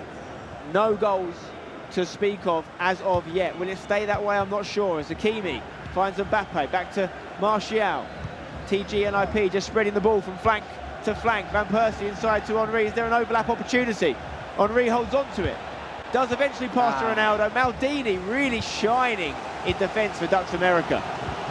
I didn't love that build-up. It's right place, right time. I think they delayed the pass too much. Kind of put him into a hospital ball in the middle of the pitch. Defenders all around him. R9 absolutely fizzing that one at Mbappe. Far too high for him to control it, but Ducks trying to get this one out of their defensive third. Another trend or theme that you're going to see in the meta, a lot of five at the back, or at least fullbacks that are really going to overlap, and that's why you see these attacking fullbacks. You'll see even the likes of Van Persie playing as a fullback for that reason, to give you more of an outlet offensively, because it's more important for them to get forward and to be able to whip in the crosses, to find the extra pass, a long shot, a power shot, than it is for their defensive capabilities. And that's, again, another shift that we've seen with some of the patches and updates. Chance here, Henry overlapping down the left side, tries to play it back. TGNIP unable to hold on to the ball there as they give it away, and now Gullit can try and get it up the other end of the pitch with Maldini. Martial comes deep to receive the ball. Mbappe. He's going to go back, I think, and play it safe. Is he maybe switching it? There it is. Lots of space over on the left side here for Martinez. Just waiting for the right pass. Goes for a cross. Good ball. Had to be headed away by Theo Hernandez, and it was. But Henry picks it up on that right foot. Martial into Ronaldo here. Great defending from Delit. Good offense, even better defense. And I was just going to say that TGNIP looked a little more likely until that breakthrough for Ducks America. A little more like they're probing. They'd get into the right places, at the right locations, at the right times, and it just comes down to that final skill, the quick pass, the 1-2, maybe the big cross, the knockdown. We're seeing a lot of crossing in the 2v2s. Great switch from Gullit to set this play up as Hakimi finds Mbappe, but Mbappe's pass was intercepted. And now, Ducks America trying to get it out of their half once again. You'd say that TGNIP have probably had more advanced possession in this second half than they did in the first half, bringing the game a little bit more to their opponents, but neither team really breaking the other down and creating those one-on-one opportunities. Ronaldo on the ball here. Assessing his options, goes for the switch. Best way to create space in this game has been to switch the ball, as we see it once again done from right to left. Van Persie, bit of a sloppy pass there. The two Hullets coming head to head. And now Henry, can he pick out a pass to the right? He's got a numerical advantage over there. First touch was key. Mbappe's onside. Can he find a teammate in the box? He does. Bruno. Great defending, and it's really been a battle of the centre-backs this game.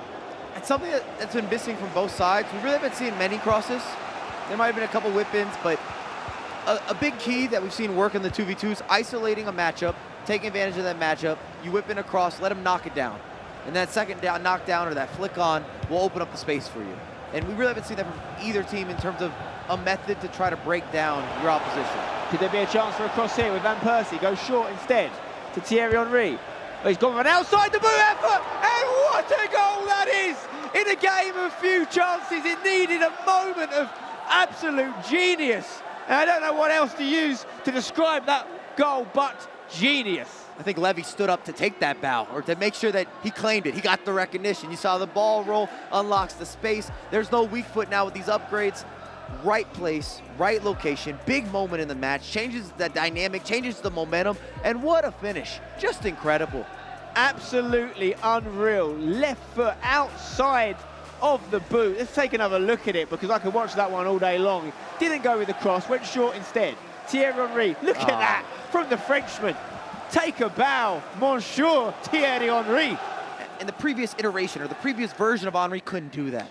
Didn't give you that. With the weak foot, to line that up, he doesn't have the same types of agility. This upgraded item, this version of Henry is something special, has that silky sauce, really represents him better compared to how he was on the actual pitch and then how it translates to the virtual pitch. We have an item. We have a man on a mission, and Levy's got the fingertips or the finger work or the hands to kind of bring that vision together. Quite a unique goal to the game, that, isn't it? Because, you know, traditional football, there's almost no way Thierry wouldn't use his right foot in that scenario. But the game being what it is, allowing you to make those choices as the player, as the user of the player, you can mix it up a little bit. And it's part of the meta. We're looking at finding those angles, and that Trivela shot, we know it works. And he does it from distance, catches the goalkeeper out of position. That's a big key, that the goalkeeper had stepped up a little bit and he's able to hit that back corner. Amazing stuff there from Levy David for Team Hullet Ninjas in pyjamas, who take the 1-0 lead, looking like they're probably going to close out this first leg with the advantage, and don't see there being a lot of goals in this game. That could be the one that decides it, Mike. I think there's more goals to be had, whether they're adding a goal or we're going to have some sort of comeback on display. I will say this, all the games today have kind of lived up to the hype. It doesn't always go that way. I looked through the penalty kicks that we saw to start off the day. Multiple penalty kicks into the first match. And on dream comebacks and an extra time that was extremely active. We've got Napoli out here with synchronized celebrations. Didn't expect that to happen. Really didn't expect them to make the run that they've made it. And you've interviewed them, you've talked to them. There's a lot of energy, there's a positivity, there's optimism in the air. They said they've been preparing for this. They're doing a lot of this as well. That's why I'm doing it with you. The results are there. The last game, Footwiz, Wave. We talked about Stingray, we talked about Fuma. What about Ethan? What about Nixnap? And then this game, I know it was 1-0, but that doesn't do justice to what we really saw. And you can see both teams trying to outthink each other. They're trying all sorts of different ways to find angles, work out the extra pass, get a little bit of that extra spacing. Yeah, it's a high-level game, make no mistake. I mean, actually, the games we've seen so far today, I think we've watched 10 games so far. I've only seen 1-1-0. Every other game has been 2 goals or more. In the last 2 games, we saw 7 and 4. So if that's anything to go by, we may see some more goals. But let's take a look at the only goal that's happened so far in this match. It was an absolute screamer from Thierry Henry on the outside of the weak foot. And yeah, it really was about the ingenuity from Levy David, particularly to try this, not to go the Ruud Gullit pass and to have a chance from distance. He claims it, taps the badge. Again, it's all about recognizing what your opposition is giving you as well. Ruud Gullit's sitting back a little bit. They're not in position, and it allows him to go ahead and whip something special out of the bag. We saw a couple power shots, other long shots that got blocked, attempted. Nobody really got a clear breakthrough. A lot of half chances. What do you expect to happen in this second leg? Obviously, only being 1 goal between them. You know, does there need to be any drastic changes from Ducks America? I don't think we're going to see a drastic shift, especially not with what we've seen them do thus far in this competition. However, going into the second half, if it stays 1-0, that's when you're going to start to see substitutions, formation changes, maybe some more coaching talks in terms of tactical adjustments. And it still might be a little early to bring the pressure, but trust by the 65th, 70th minute, you might have to deal with that team press or that constant press. And if you played a lot of FIFA this year, you know how quickly that can change everything and how it's happening in the game, even your player positioning.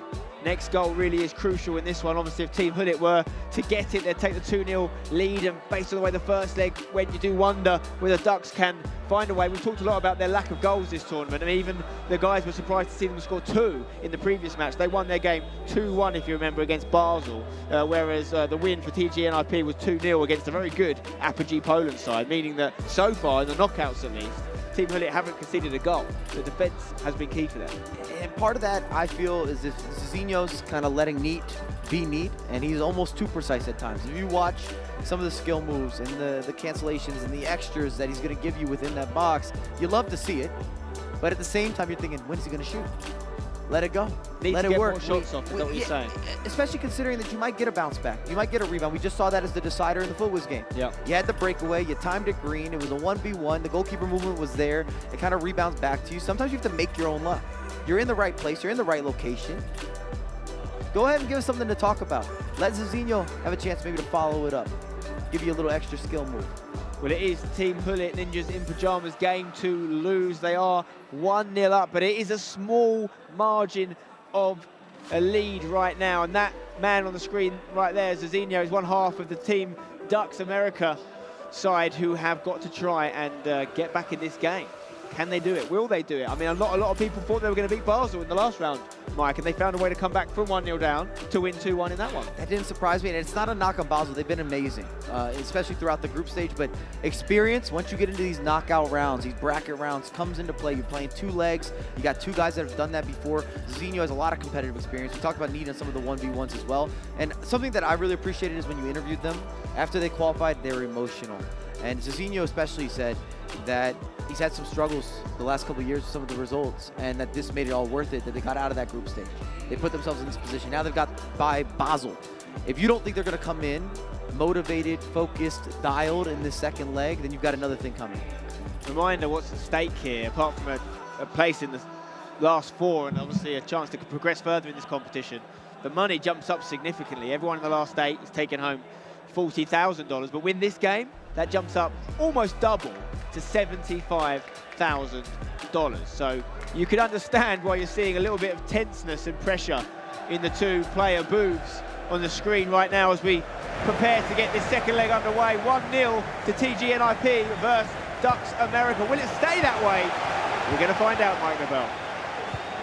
And just to reiterate on or echo Spencer's point, that's a $35,000 difference. So like I said, almost double, and that's $35,000 of bragging rights as well as you push forward. Of course, a massive moment in any career in this industry. So it's nice to see these 2 teams battle it out, both very kind of successful and well known in the FIFA esports scene.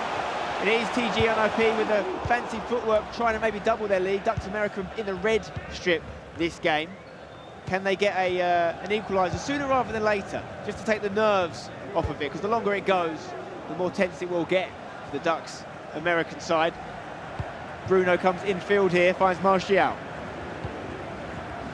Playing it round the back, those 3 centre-backs. Martinez with the switch over to Bruno, dispossessed.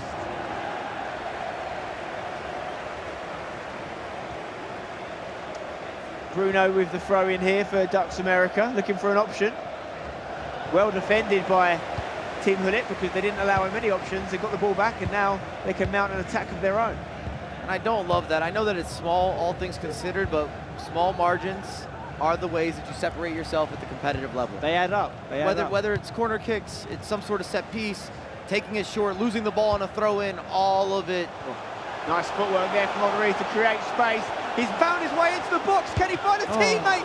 Goes for the shot instead and is saved. It wouldn't have that possession without the throw-in, to the point that I was trying to make.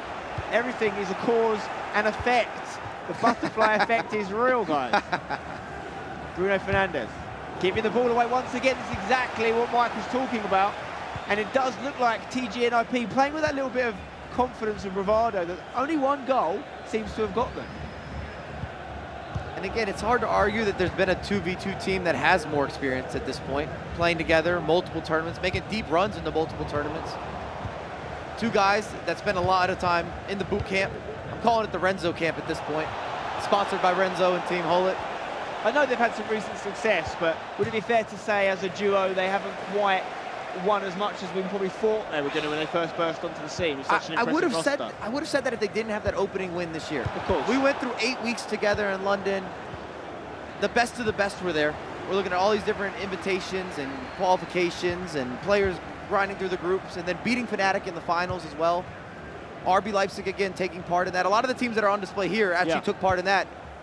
But on the biggest stage, which is where we are right now, they've come close. They've not quite delivered yet. Do they need more? I'd say yes. To become real legendary, you know, a 2v2 team, I think that's what they're looking for. But they're looking good here. You know why I give a little more credit is because Alito's on this TG NIP squad, and we saw him win with Chance Stokes. here.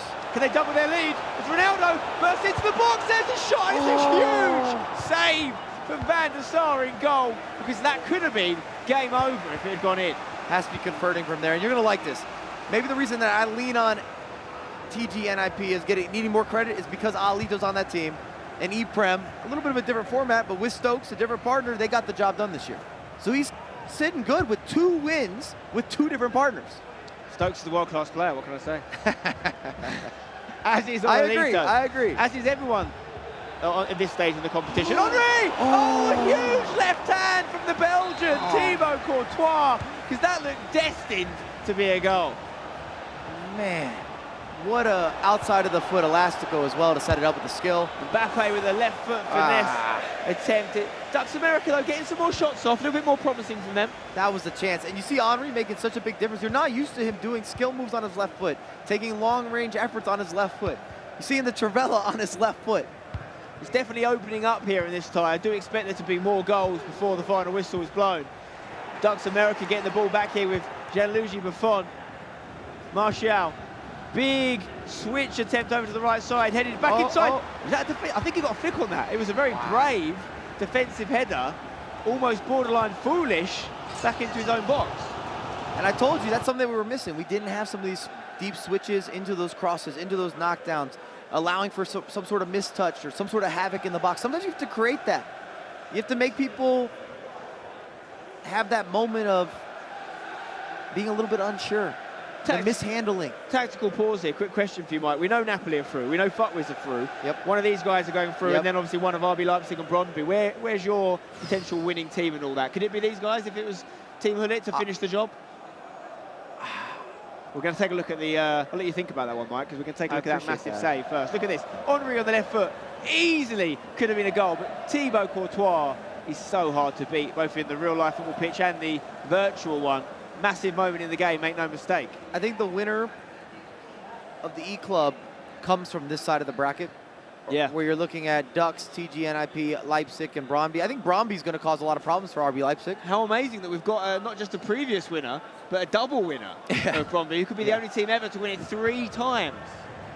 And the only team to win it 2 times, let alone 3 times. And you have 3 Danes on display in that matchup as well. Denmark really outperforming their population size when it comes to FIFA, you have to say.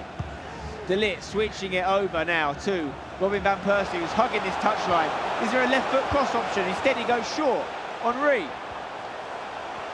Just waiting for an opening, and that's disappointing from Team Hullet. I think maybe Van Persie could have got it in quicker. Went for a ball roll, tried to resurface it or recycle it. The final execution there with the step over is just wrong. Now Ducks America bursting down the right in the latter stages. This first half, great ball into the corridor of uncertainty, if you will. It's not going to fall for anyone though, that loose header. And now, just as we approach half-time, could we see the final attack from Team Hullet? Maybe a few attacks still. It was the right idea with the early cross, the right matchup. I think it needed a little bit needs to of be additional. Lower, I was even going to say maybe a little more lobbable. Just the timing wasn't quite there. He's still arriving. A perfect one for the centre-back just to get the heck out of there.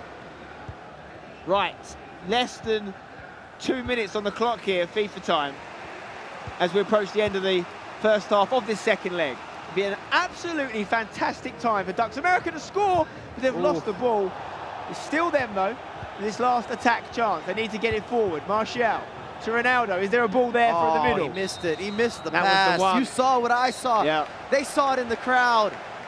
Especially at 45th minute spent, they got to send that over the top. Only a handful of chances, maybe a few more than the first leg, but it is a game with few chances. But I still feel like there's going to be more drama in this story. Yeah, I'm cool with a little more additional narrative. And I'd even argue that when you're looking at TG NIP, first 20, 25 goes to them, and the back half or the back end goes to Ducks America. What do you think Renzo's saying to them now? Obviously got the coaching tool there, he's looking at something and he's giving them some feedback. Well, based on how far he drew that finger down, I'm thinking something about switching the pitch. Switch it more? Switching the pitch more. Oh, well, you start to be able to work the clock now.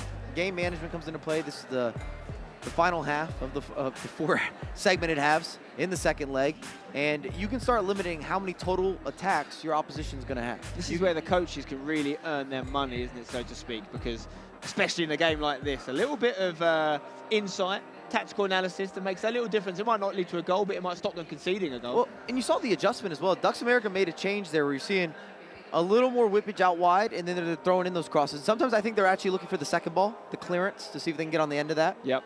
It's a strategy that can work. We've seen plenty of goals from crosses over the last few days here in Riyadh. So we get ready for this second half of the second leg. As things stand, Ducks America will be exiting the tournament. The highest ranked team left in the tournament they are, ranked number 9 in the world, but it's the 18th ranked team. They're on top right now. And if you review that first half, each team had a wide open opportunity, both with Henri, ironically here, as we had a breakaway for TG NIP, and then you had the beautiful outside of the reverse elastic notice on the left foot, of course, from Ducks America. Fantastic saves from Van der Sar. Van der Sar and Courtois, they're both doing well for either side, stopping there being a goal in this game, but it'll be Ducks America that are hurting more as a result of that, because they need a goal and they need it quick. But it is TG NIP in the black strip that are on the ball right now.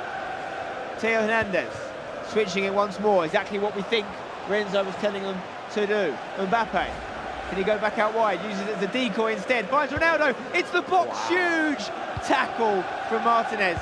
He's giving the ball away. Can't do that, boys. I thought he was off to the races. It's in that, I call it the money gap in FIFA.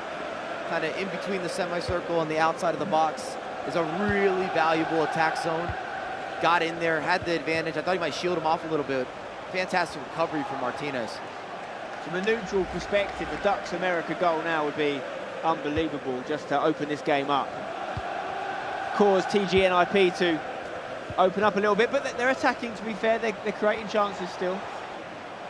Martial outside the boot, ball forward, headed into the box for Henri. Can he find the pass? I think the pass was on there. He shouldn't be shooting there, Spen. He shouldn't be shooting there. He opened it up. You're right. R9 was waiting for it, maybe for a one-time first touch finish. And again, we saw that first-time header, that knockdown. That's where the space was. You got it into the zone you want to be in.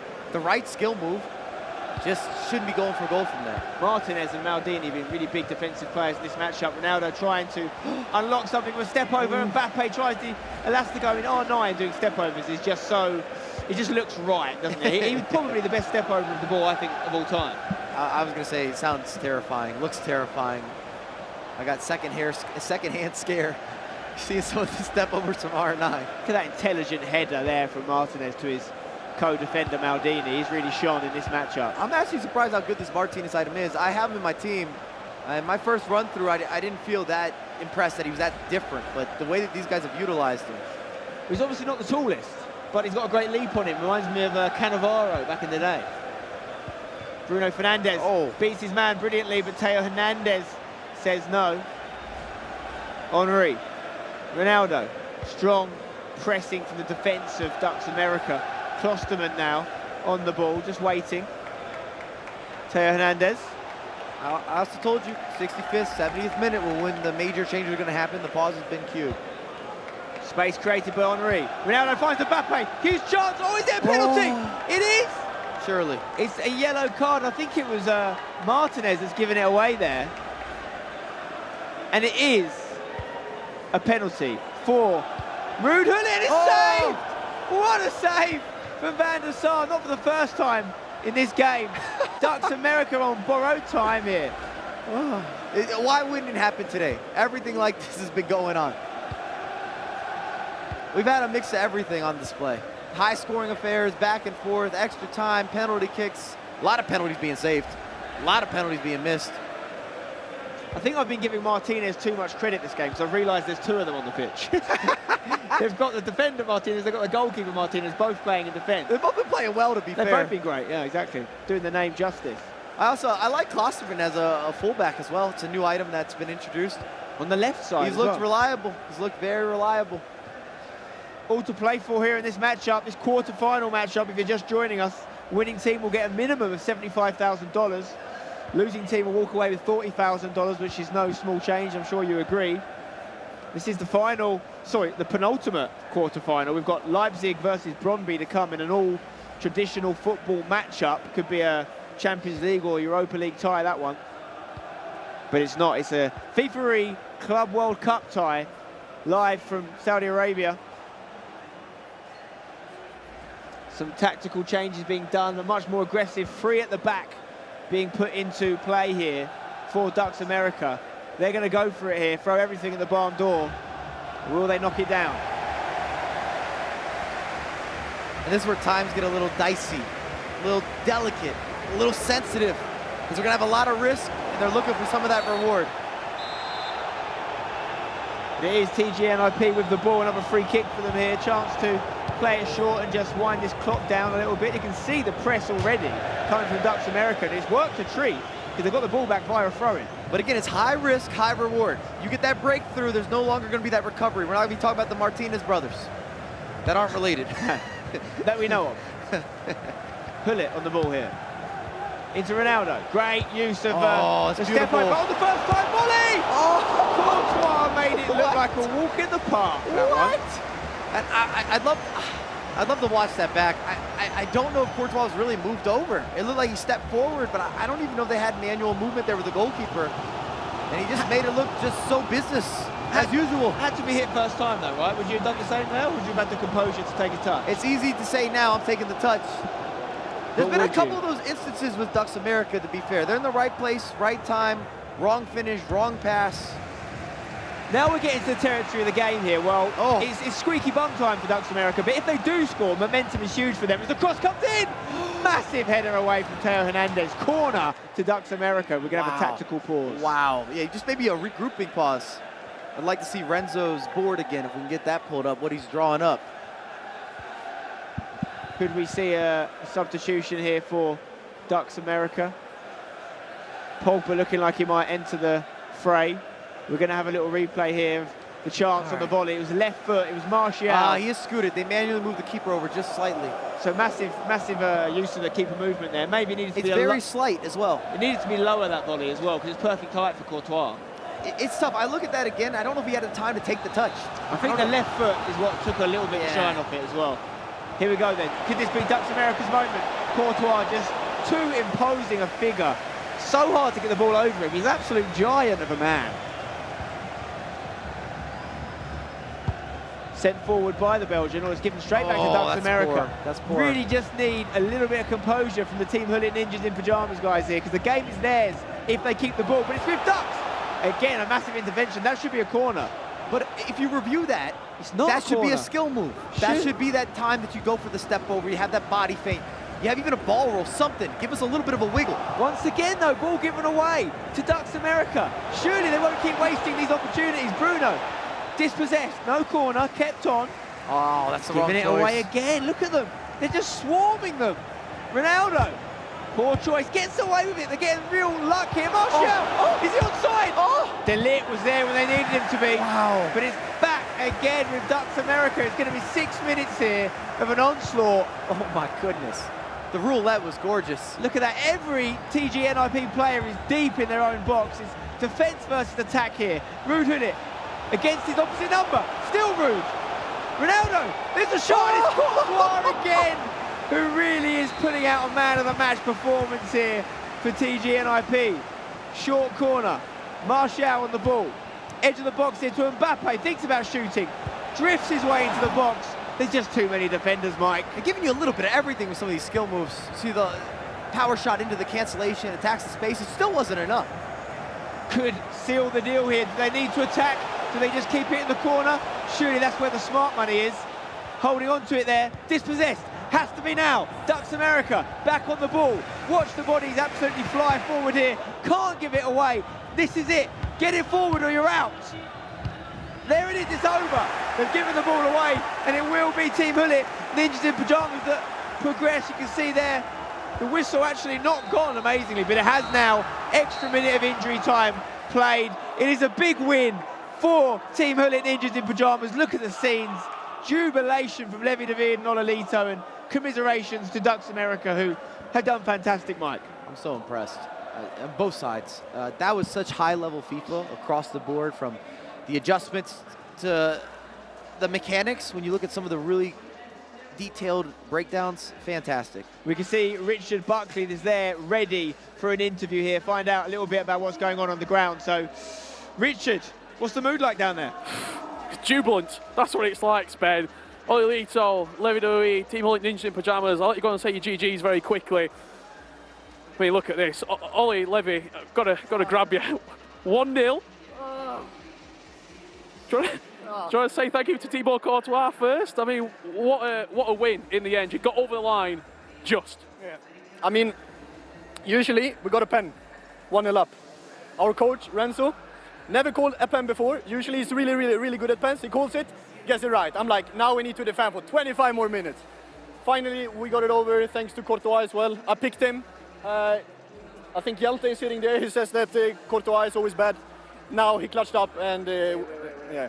You should never ask me your pen again. You should never. Like, you've never asked it before and now you do it. So I just want to save myself here for a second. But the guys are great. I mean, Ollie, it's been a great season for Team Hullet Ninja Pyjamas. EA Sports Cup win, semi-finals of the Club World Cup. What's it mean to you? Means everything. And I've been thinking about this moment a bit, and I want to throw it out there. I think in terms of consistency, we're probably one of the best 2v2 teams to ever play. I mean, top 4 last year in E-Club, hopefully going further this time, EA Sports Cup champions as well. So I'm saying it so many times when I'm doing well. I love it, my coach, I love Levi, I love Hjelte, everyone behind Team Hullet and NIP. I want to say thank you to everyone home from Sweden. Thank you to the Saudi fans as well, they are amazing. And tomorrow we play the semi-finals. Well, speaking of Renzo, can we get Renzo? Come back in. I want to ask you a question. Second leg at half-time, you paused, you pulled the iPad up, you got the players to have a look. What were you looking at? I think it was more about some of the runs that we were making when we got in behind on the wing, and especially like we started off real free-flowing, and sometimes whenever the game develops, you just feel that they're not doing it anymore. So I'm just showing them whatever worked and whatever didn't work. When you just move on from that, you can tell these guys are just the best. Final question to you. What's it like coaching these two? It must be a pleasure. Yeah, of course. It is a pleasure. It's also sometimes very hard because I think if you saw them at the start of this day, you thought, okay, we're leaving, we're out.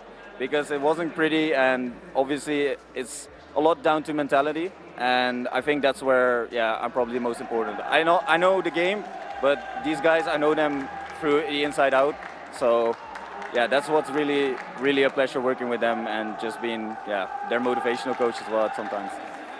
Ollie, do you have any preference who you play next, or just bring anyone?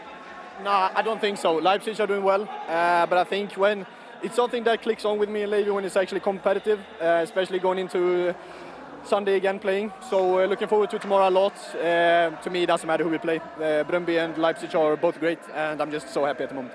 I look forward to seeing you. 3 out of the 4 semi-finalists are locked and loaded. Back to the studio to break it all down. Ollie's loving life there. I mean, Lee, most consistent club as well. Semi-finalist for the 2nd year running. That doesn't happen very often.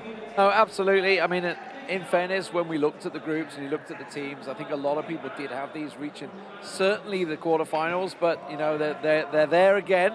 They've been here before. Now they're going to be thinking top 4's not good enough. We want to go all the way now, and it's going to be a tough ask because the next 2 teams they face, they're very good. I mean, I say that, Mike, just because the game changes so much from year to year. The fact that they did it last year. Okay, they faltered at the final hurdle. They did it. Opposition, or you've got the likes of Brøndby, who you've already won a couple of these events. At this stage, he doesn't mind, does he? Ololito said that. He'll have to wait and see who he's going to face in that semi-final. Mike, you were casting that matchup, though. You saw the goal. You saw the missed pens. Talk us through it one more time when we see it now. both teams were looking for space. A lot of times they got the ball in the right area. They're going for skills. So many fantastic moments of defending and reading of the game. You see Henry outside of the boot, outside of the box. Beautiful, perfect technique. Something you might see in FIFA, but I don't know if you'd ever see in real life from Henry. And I talked about it even on the other side when you were looking at the outside of the boot elastical with Henry. There's the penalty kick, draws the penalty kick. I guess they were talking to Renzo about the penalty kick. He gets right for once, apparently. it worked out for TGNIP. They missed the penalty, but they're still able to see out the game.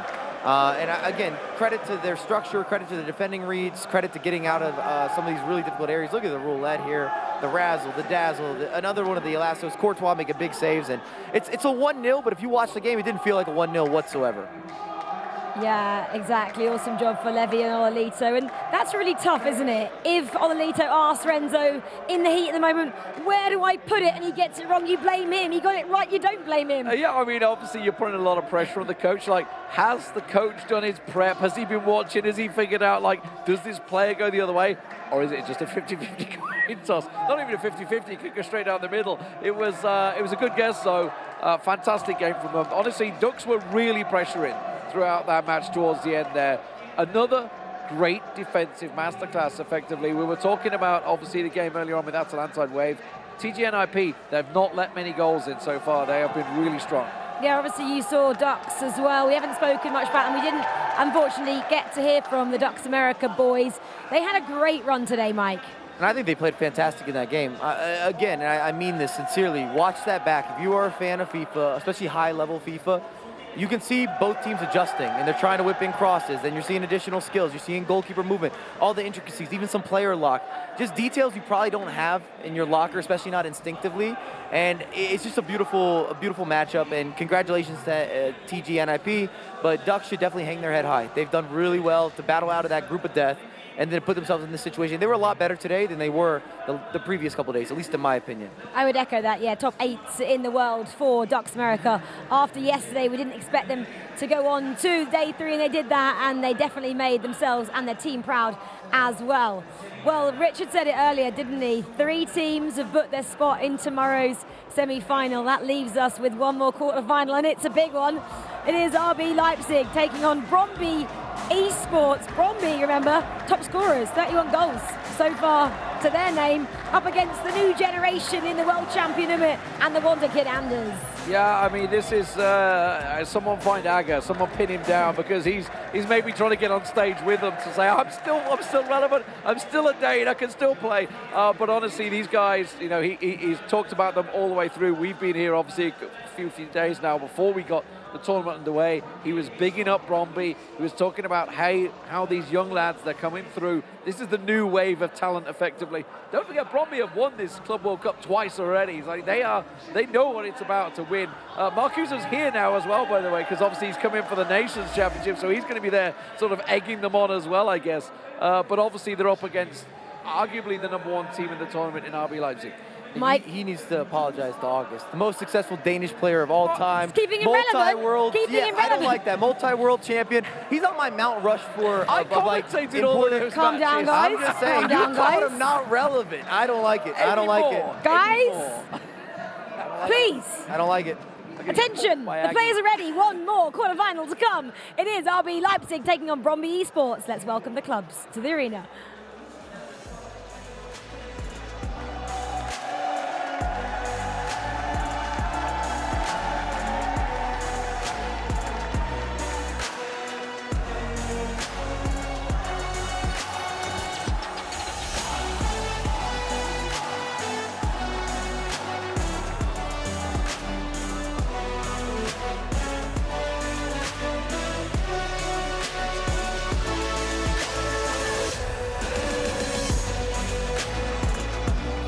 Okay, they've joined me on stage along with head referee James. We're about to do the coin toss. Of course, we have Team RB Leipzig Gaming and Bromby here. A huge matchup, one I'm very much looking forward to. I'm going to start with a quick chat with the Bromby lads here.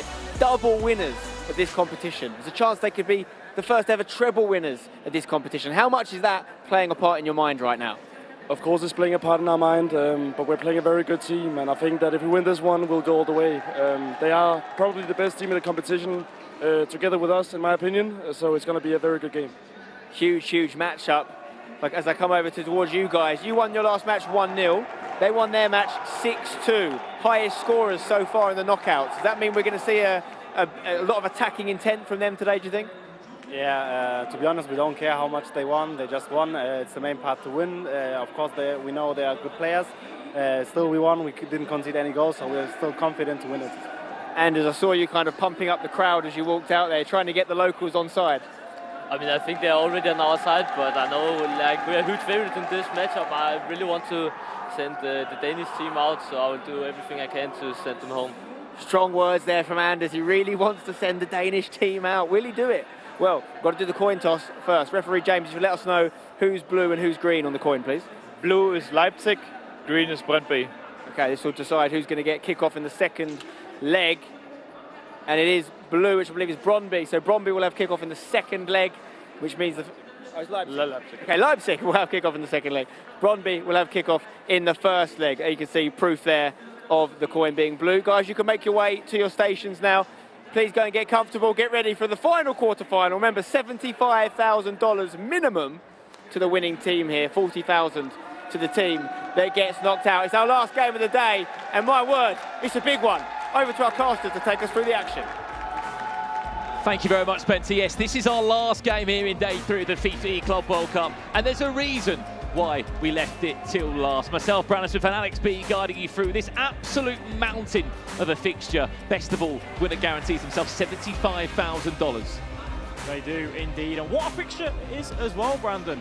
We just saw Anders there saying he wants to knock out the Danish team, just full on confidence. Obviously, these are teammates, these are people that he play with on a regular basis. Brøndby, though, they've said, look, we want to make sure that we send Bergkamp home. We want to make sure that we do that. And how are they going to do that? Well, there's one thing we know about Anders Bergkamp and Ummet. If you're going to beat them, you've got to play the mind games. You've got to try and get under their skin a little bit, and there's already been those conversations going on between both teams. I'll tell you one thing this game will give us, Alex. It'll be the battle of the Komnus, as Anders will turn around, give a Komnu, they'll give 3 back to him every time. And I think the key thing, just in terms of an individual battle here, Anders Bergkamp, 17 years of age. You look across the board at Blazek and more importantly Klenke. They're young Danish FIFA players. They've all come up together through the Danish FIFA scene, and the fact that Anders is going there, look, I want to send the Danes home, is pretty strong words. But what a team they are, RB Leipzig. They've got reps, they've had wins in the virtual Bundesliga Club Championship. Yes, they fell at the team of the season, at the EA Sports Cup, sorry, but here, they're still in the shout, and many would say they are the favourites still to maybe go the full way. They definitely are one of the favourites for sure, and I think as well, in that previous game that we saw, it was a different side to RB Leipzig that we've maybe not seen throughout this tournament. We're so used to seeing Anders and Ummet just score goal after goal after goal. Instead, in that game against Hollywood previously, they got that 1-0 victory, which Anders Bergkamp said, I'm here, we want to win every game comfortably.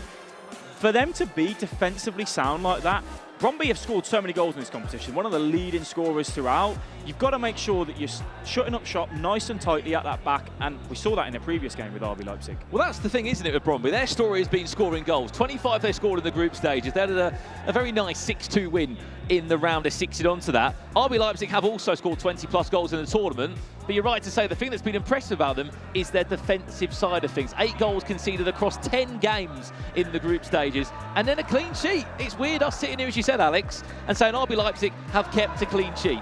Also as well, that clean sheet was across 2 legs in FIFA, which that's so hard to do. 2 90-minute games and not conceding a single goal against the Hollywood team of Mark 11 and Negatron, who 4 wins out of 5 on day 2. They came into knockouts. You were thinking, is there a chance they could say goodbye to RB Leipzig? Obviously, that didn't happen that way. But Anders and Ummet, they'll be feeling confident. However, we know One Way Crazy and Klenke, they are a fierce duo.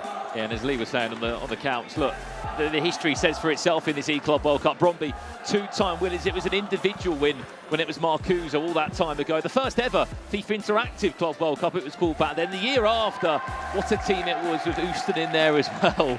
They went on to become champions with an incredible comeback. I remember it still to this day against Team Envy in a grand final in Paris. Years on, they're still in the hunt. They're still the driving force behind young FIFA talent in Denmark. This one plans to be a great game. And who stands in their way? TG NIP for a semi-final. What a game that will be, whoever gets there. We are getting some games that you think, that's probably going to be someone in the final. But one of these teams faced up against TG NIP in the semi-final. It would be a final-worthy game, surely. ridiculous game. I mean, look, RB Leipzig or Brøndby taking on TGNIP. It's our last game, as we said, of the day here. Keep in mind, there is a drafting process that does take place. We'll talk more about that as we get into the game, because it's very simple to follow for those home. You get to choose 3 players, guaranteed players. Anyone can use those 3 players, hence why you're going to see Mbappe, R9, Hullet, the list goes on. And then you're allowed 8 players. These 8 players you can only use. And that's why we've seen the likes of Petr Cech, Hugo Lloris in some of these teams. Not as a goalie, as an outfielder or even a striker. Yeah, one of my personal favourites, which RB Leipzig, I've got him in the team. I'm going to say it. I've got Milinkovic-Savic. The centre mid, 6'8". Man. I do. 99 jumping, 99 strength, 99 aggression. Having that player on your team, regardless of whether you start him or not, you've got that ability for him to come on, make an impact on corners, set pieces. It's just a physical presence. And in fact, as well, we saw it in previous matchups where defensively, his area, his radius, let's call it, he covers up so much ground that trying to get past him is a challenge in itself, Brandon. Well, the thing that's interesting about this game is that I believe Dasari spoke to the Saudis, is what I heard behind the scenes, and went, back RB Leipzig, and I think they love Anders. The personality that he gives, the celebrations that he gives. I mean, it could have went either way, and I'm sure next week if Denmark do play Saudi Arabia, it may be a different storyline. But here we go. We are officially underway in this quarter-final matchup. Leg 1 of 2. Brøndby up against RB Leipzig. Let's have a second or two just to have a look across the board of who those picks may have been in those teams. Mbappe, R9, no surprises there.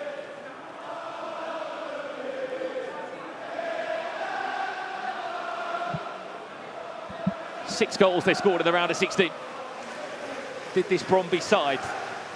And one thing that they won't be afraid to do, if they need to, they've got Blazek there sitting as a sub, you could say, in that 3. I spoke to the coach yesterday and they went, look, we are happy to change the team. If it's not going our way, or we're struggling to create, or we're struggling against a certain play style, we're happy to make a change, and they might just do that.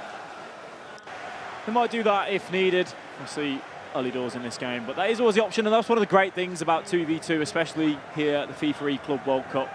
You can make those tactical changes, which is actually subbing out one player on the console and saying we want to try someone else. Here's RB Leipzig early doors. It's R9 dancing in the box. What a tackle that is from Klosterman, I believe. He's done that so many times across the knockout games we've already seen today. RB Leipzig trying to stamp their authority on this tie.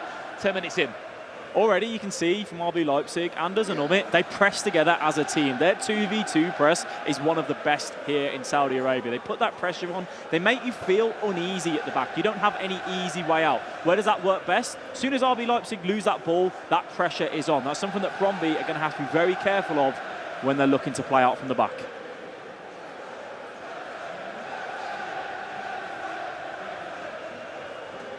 Building again, Wilfried Zaha, that shapeshifter. Where's that through ball going? It was sort of in between both Mbappe and R9 there.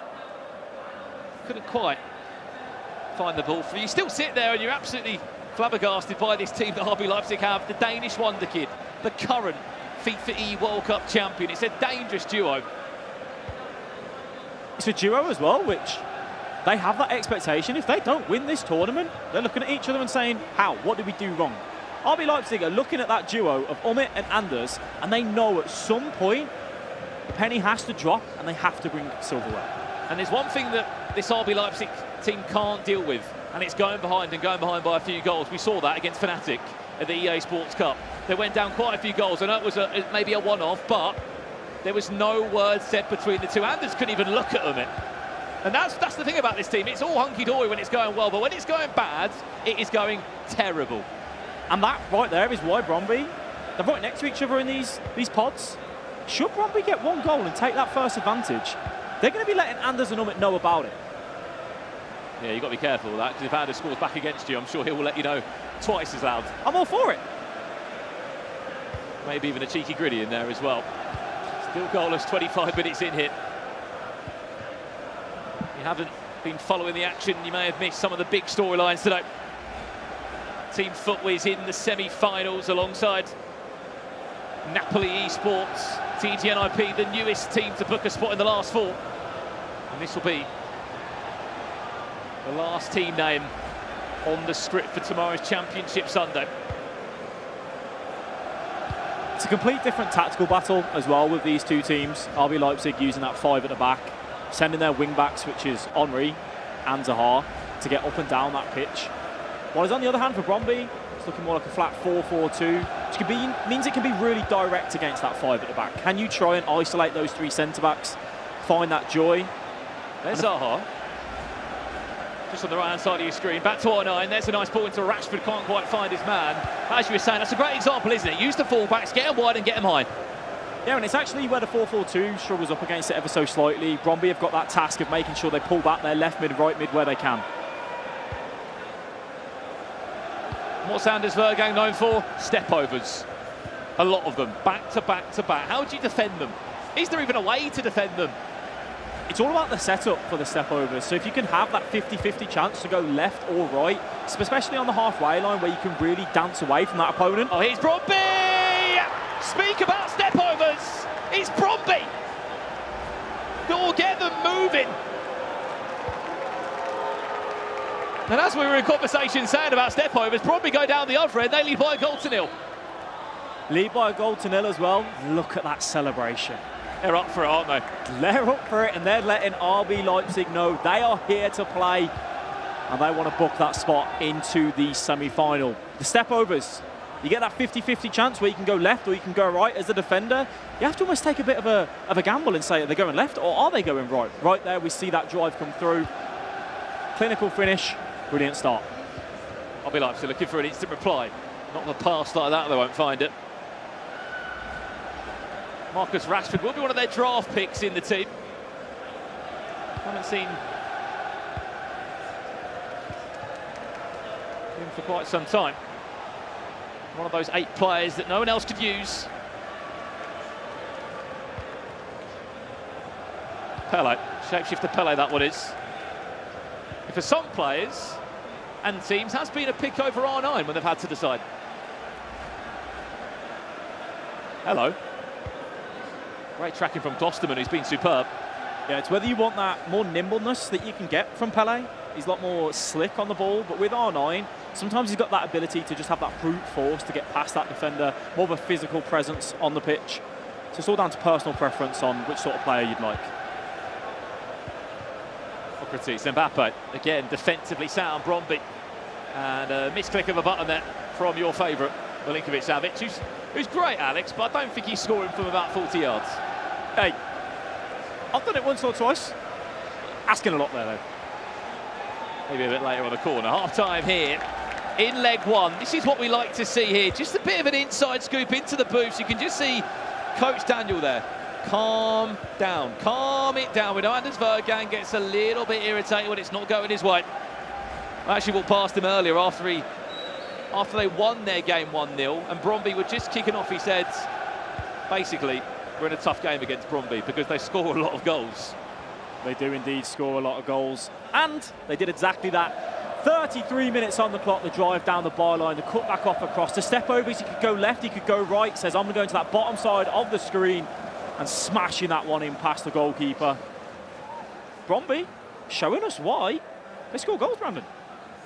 Why do you think they are so fluid in the attacking third and so creative? You're just looking at 2 players that are both very expressive in the final third. You know, sometimes with a 2v2 team, you get that one player that's a little bit more flary in the final third. Do you think it's just a case of both are so good all round the park?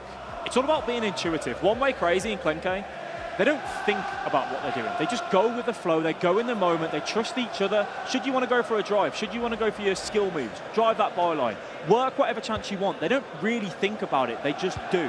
When you just do on the pitch, you don't give your opponent a few milliseconds to kind of get back and reposition. When you're quick and you're precise with your actions, you get chances. In some ways, just don't overthink. Exactly that. I made it sound fancy.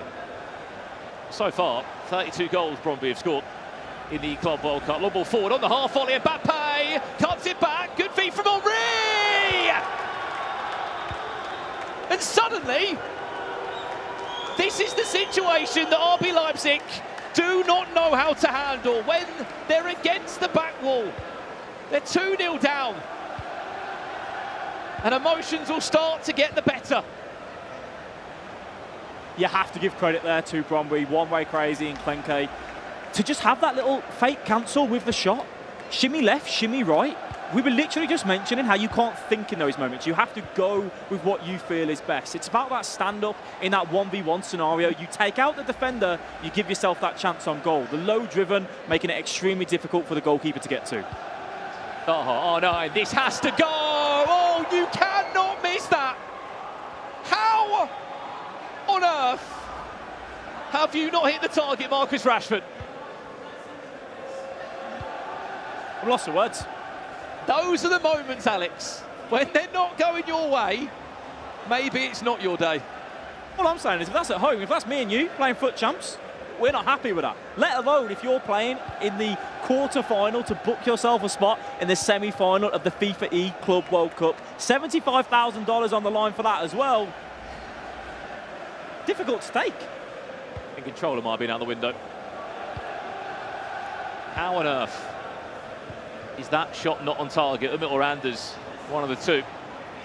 Here's Klosterman now looking to make it 3. Bromby with a corner.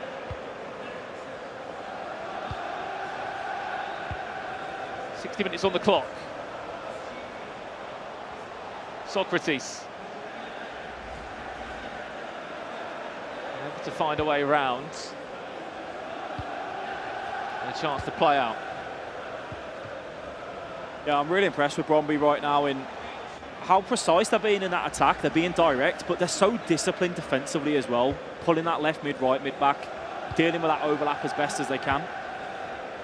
It's a difficult thing to do when you're playing against that 5 at the back. The easiest way for people to deal with it is go, oh, we're going to match you.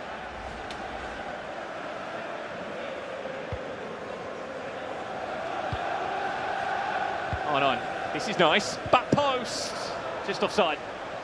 Right, this is the pause now. Whether it was cued by Bromby or RB Leipzig, let's just stay on this POV now and see if there's anything being said on the right-hand side of the screen. You see now tactical changes coming through. Bromby playing that 4-3-2-1 where they have their forwards come back to make up that 4-4-2 to make it real difficult for you to break down. As we see, Anders turning around to Daniel, 2-0 down. He's frustrated, he's not happy there. As the coach for Daniel, you know the talent that you have in front of you with Umit and Anders.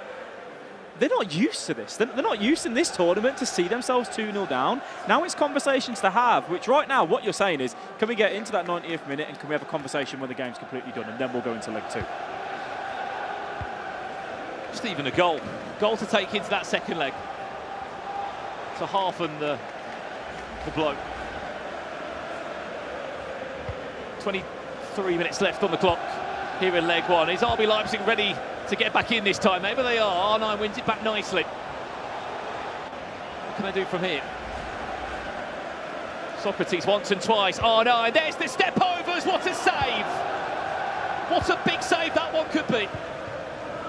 Goalkeeper just came out ever so slightly there to close down that angle and make it extremely difficult to find that far post. RB Leipzig, as much as in the moment they're not feeling it, they're not happy that they're not finding the back of the net, Daniel will be saying, we are starting to create chances, we're knocking on that door. Let's keep calm, let's keep doing what we're doing. Eventually, one of these chances will fall. Bromby, though, looking to just have a few minutes with the ball at their feet, recoup, go again. Their press has been so good as well the last 10 in-game minutes. It's one of the biggest strengths that Umit and Anders have. The fact that we know how good they are in attack, we know how good they are in defence, but when you're playing against a team that are so aggressive in that press, it's very difficult to play out of. Maldini unable to use that customised animation that he has just to wiggle away or turn away from any players. Bromby in cruise control still. They can get out of this with a 0 in terms of goals conceded next to their name. They're going to be absolutely buzzing. They haven't been the best defenders in the tournament. They actually lead quite a few goals. They lead 16 goals throughout the group stages, 2 more in the knockouts. But when you're outscoring your opponents like they do, they simply don't really care. They could be on for a third now. Surely not. What a save. A massive moment in that tie. A huge save from the goalkeeper. Bromby, though, chance with a corner. Corner. Played short. Doesn't come anywhere. Klosterman comes on. He seems like he's been the utility man. He's certainly been in that pool of players that any team can use here at the Club World Cup. Yeah, very versatile. Can play at full-back, centre-back, even defensive mid if you needed to. Right now, though, RB Leipzig almost need to take a leaf out of Bromby's book. They go for crosses, they go for over-top through balls, they drive, they look for those skills. If you want to try and break down this team that at the minute look relatively comfortable once they get out of that press, it's all about asking those questions of the opponent. What more can you add to your locker? Oh no, Mbappe was nearly pickpocketed, well recovered. Milinkovic Savic there. We also see with that formation change, Henry moving up into a more advanced position, which I'm sure if you said Henry playing at wing back, they'd be like, what? Why? Mbappe got the pace, and he doesn't. Martinez wins that one back. This is it now, RB Leipzig, last kick of the game, really, to get a goal back. Henry step overs, there's R9. Went for the pass, was completely matched up. They will get one more roll of the dice again, RB Leipzig. Something special now. Step overs just won't happen because Bromby are too strong at the back. And as it stands, Bromby in control. 2-goal cushion, clean sheet. They'll be over the moon with that. More than over the moon. It could not be a better first leg from the Danish football club. A brilliant first leg there from Bromby. I think if you would say to them you'd be 2-0 up after that first leg, but snatch your hand at it. You know, 90 minutes away from booking yourself into that semi-final. Anders, he's just not happy, Brandon. You can understand why.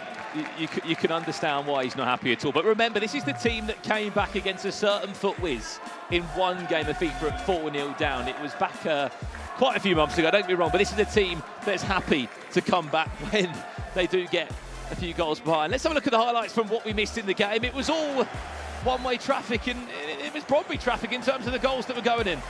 Yeah, we saw that drive with the step over, brilliant feet, but it was all about this second goal. The footwork on this from Bromby, that long ball into the box, just getting there on the knockdown. Now look at this, Henry, he's going one way, he's going the other, he's shimmying. The defender's saying, which way do I go? How do I stop that? You see Anders not happy, turning around to Daniel. All about that low driven as well, though. Sometimes players will go for that shot, which will try and go top of the corner, utilising low driven totally well, and then Rashford.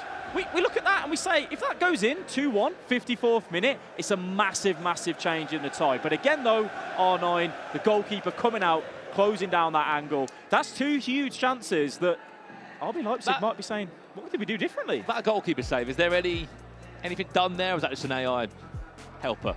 Just come out and close that angle down and do something. You've got to be very happy. But it looks a lot better. It looks a lot better. It looks like he's just charged the keeper out there. A little bit harsh. It wasn't one-way traffic, so to speak. RB Leipzig did have big chances, and another day, Marcus Rashford, you hit the target there. Surely you hit the target. You are not missing that again. 2-0 down at the halfway point. But we have to remember, 2 legs of FIFA. 2 legs of FIFA. There's still a long time to be played here. There is a lot of time to be played for these teams. 90 minutes of FIFA. And I think if you're Bromby, you're looking at it and you're saying we're in a very good position. We're very happy with that first leg. Let's do the same again. But also, we know if there's 1 or 2 teams that you think a 2-0 deficit probably isn't going to be enough, it's RB Leipzig. They're very capable of going, that's all right, we'll put 3 or 4 past you now. Especially against a team, Alex, that don't keep clean sheets. It's not in their DNA. They don't keep clean sheets. 16 goals conceded in the group stages. Like, I look across the board at all the other goals that have been let in by sides. It's certainly on the more higher side of goals conceded. You know you're going to get a chance against Bromby, but what you've got to be is brilliant defensively. You have, and the thing is as well, though, for Bromby, they're going to try and shut up shop a little bit. They're going to try and say, OK, we're going to make this difficult for you, maybe put some numbers on the ball. We spoke about this in previous games. If we don't see RB Leipzig pick up a goal in that first half, when you get into that second half, you have to commit your more numbers. What does that mean for one of the highest scoring teams in this competition? Bromby get to go down the other end and maybe get a 4v3, a 2v1. And then it's about whether One Way Crazy and Klenke, have they got the nerves to keep it and maybe send them through? Well, Alex, these are the sort of games which gets Anders Vergang and Umit excited. I know they won't be saying that right now, but if they do pull it back, they certainly will be. It puts them in a position where they have to perform. They have to come out and play well. And I'll tell you one thing they'll be doing. They will be giving us a big com-nu, certainly one man will, on that booth. But we just have to see more chances created. In the first half, they couldn't create. You have to find more. We know Anders and Umit, yes, they want that step overs. They want to be able to beat their man on that halfway line, break away and have almost that counter-attack when they can and drive that byline. But we saw it from Bromby.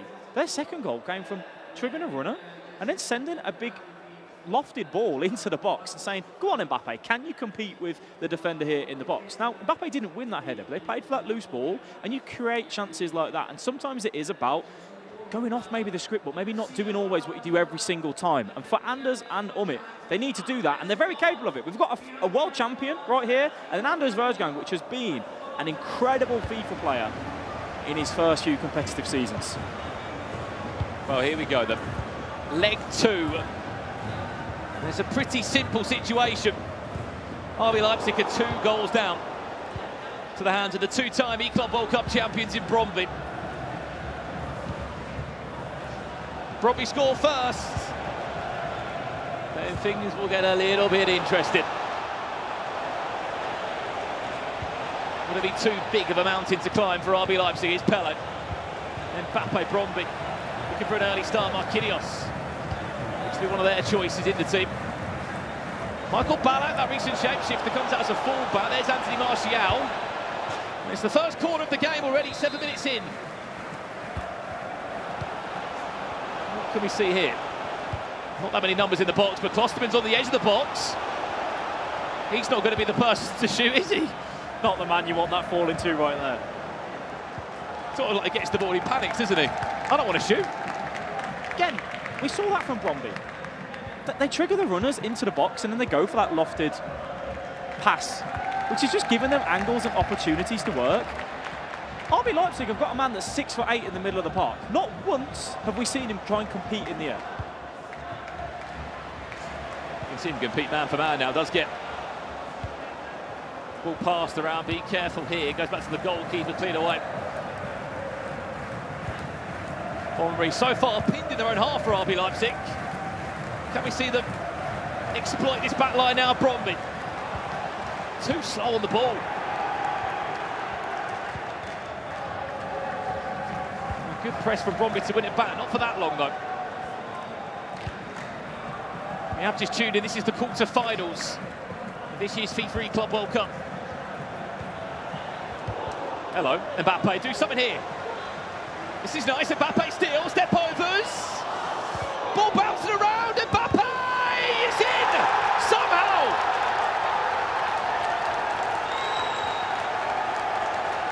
Squeezed it into the back of the net, it took a ricochet, it took a bounce, they don't care, they're back in the game. They've had 2 clear-cut chances previously in the first leg, they didn't take them. This time round, little bit of lady luck on the side, but they won't care, they will take that. That puts RB Leipzig back in with a shout, 2-1. There is also, as well, from RB Leipzig, a tactical change in this, a formation switch up completely. They've carried on with that 4 at the back, which they moved into in that second leg, in that first leg in the second half, I should say, sorry. Giving them a bit more of an attacking threat. Martial. Oh no, nowhere through. What do we say in the build-up to this second leg, Alex? You will get a goal against Bromby.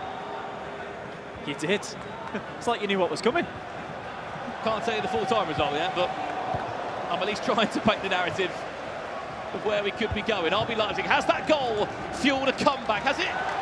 Fueled Anders Vergang and Umit to look dangerous in the final third. Maybe it has. Here's R9. Lovely heel to heel. And Alisson, right place, right time to pick up the pieces. The change of the angle on the run there for R9. It originally looked like he was going to the top side of the box, switched it at the last minute to the bottom side, sent the defender to Narnia, and you just think this is R9's chance. Goalkeeper, big, strong, keeps Bromby in the lead. He certainly would have been coming back from Narnia, would he, if he was able to take it around Alisson as well.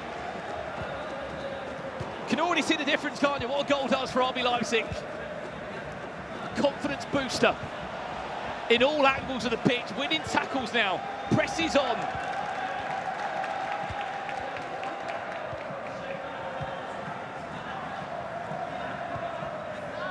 Omri, silly press there, comes out completely. RB Leipzig are on for a second. Cut back, there it is, there's Arnold, what a save from Alisson. Who might just be their MVP if they look back on the second leg.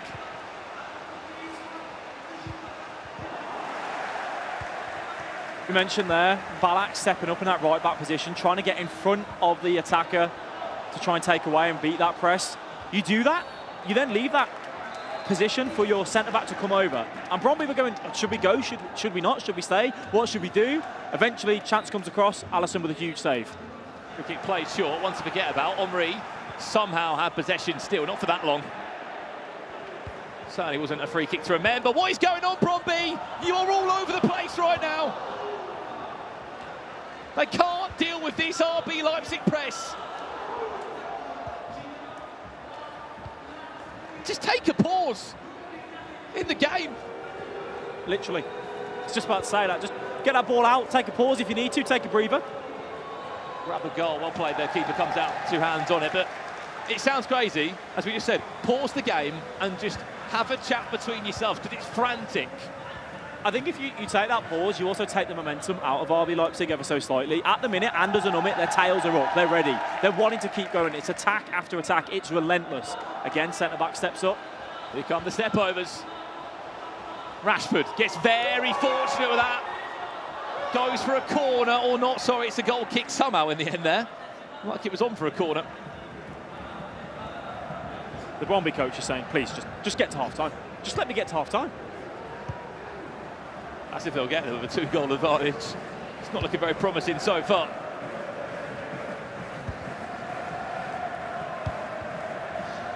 They'll do their best to switch from right to left. Nicely done this time, Bromby, just getting a foot back on the ball.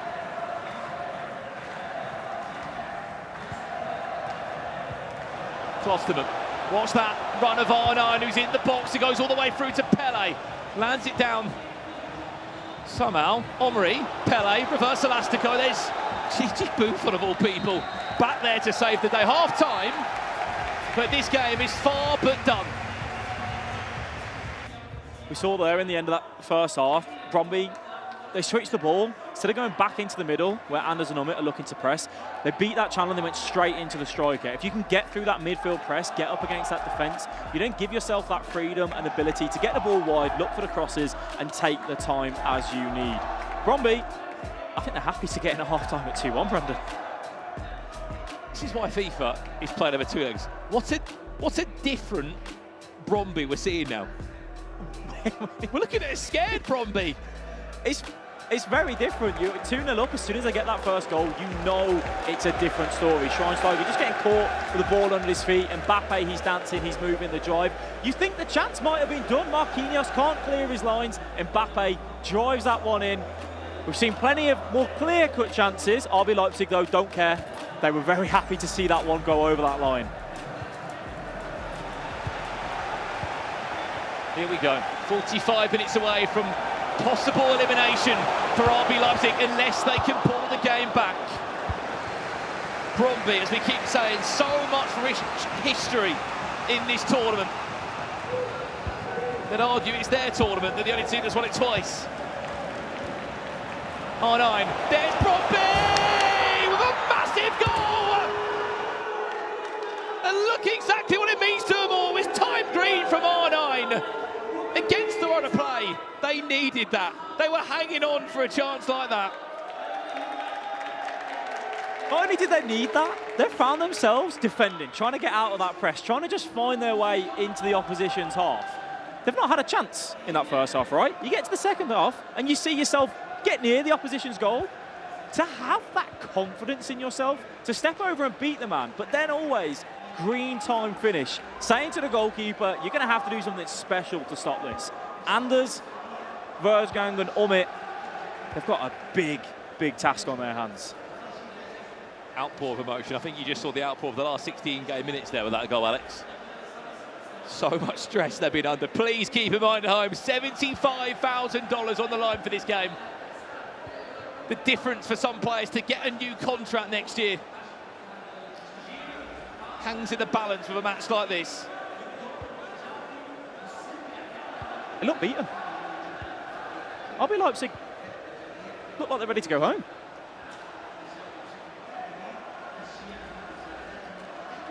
There's no conversations going on. They're 3-1 down. 25 minutes remaining. Bromby on the right, yes, they're looking good. The conversations are what they need over there. Right now, RB Leipzig. No words, is there? 0 words between Anders and Umit. Maybe it's where you've got Umit as a world champion, you've got Anders, phenomenal FIFA player. Maybe you just have that much confidence in one another, you know chances will come, that you maybe don't need to have those conversations. Oh no. Ronaldinho! Trevella Green and Anders Vergang's on his feet. Letting them know that he is still in this game. Don't poke the bear. Do not poke the bear. They don't need conversations, Brandon. They don't need to talk to one another. Just have that belief in your teammate that you will create those chances, you will take them when they come.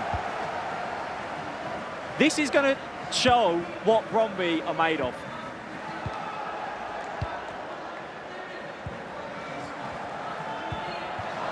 Oh no. Oh no. Oh no!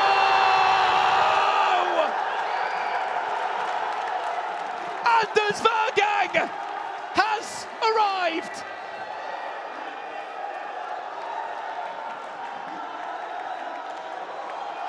We said they were out of the tie. They're never out of the tie.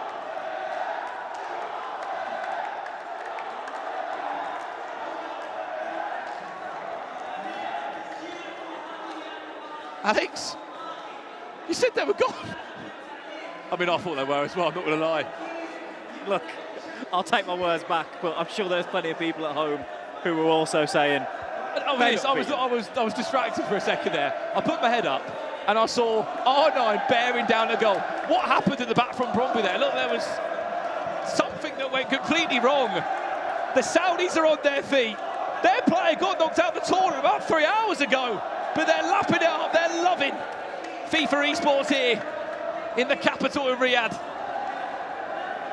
There's one thing I love about Anders Vergang. He has confidence in himself. To stand up there, to give it to the crowd, to the opposition almost. The little shush telling him to calm down the ears. Stop them. They're on a rampage. Oh my. Within 6 minutes, Brandon, we've gone from 3-1 to 3-3. Bromby don't keep clean sheets, Alex. They don't. Here's another RB Leipzig attack. Step overs, Mbappe. Who knows where that ball was going? It was timed green, and it was a Trevella. Corner played short. Finds it. There's the Trevella. If he wants it, didn't want it that time. Didn't really have the time to pull that one away. Bromby must be feeling against the ropes now. One punch away, one goal away from a knockout blow. Quite literally, they'll be knocked out of the tournament. Milinkovic-Savic, wrong place, right time. Hype him up. He's great in the air. He's got a physical presence. He's not quite the man that you want who needs a fancy footwork inside the box. This is where RB Leipzig have got you. You have to just see out this wave of pressure. Easier said than done, though. Klosterman, Ronaldinho, who has been a game changer since he came on. There's Mbappe. Good defending. Had to be strong, didn't he, Marquinhos? Noticing from RB Leipzig now, they're looking to be a little bit more aggressive with getting that ball forward, the driven passes into the striker. If you can take out that midfield line, it's where Umit and Anders shine at their best. Klosterman. Back to R9, it's not going to bounce back, Carney, this time.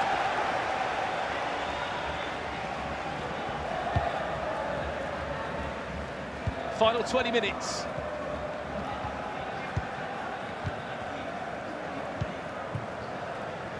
Honestly, anyone watching home would have thought RB Leipzig were out of this. 90 minutes left on the clock. Wait, where's this game going?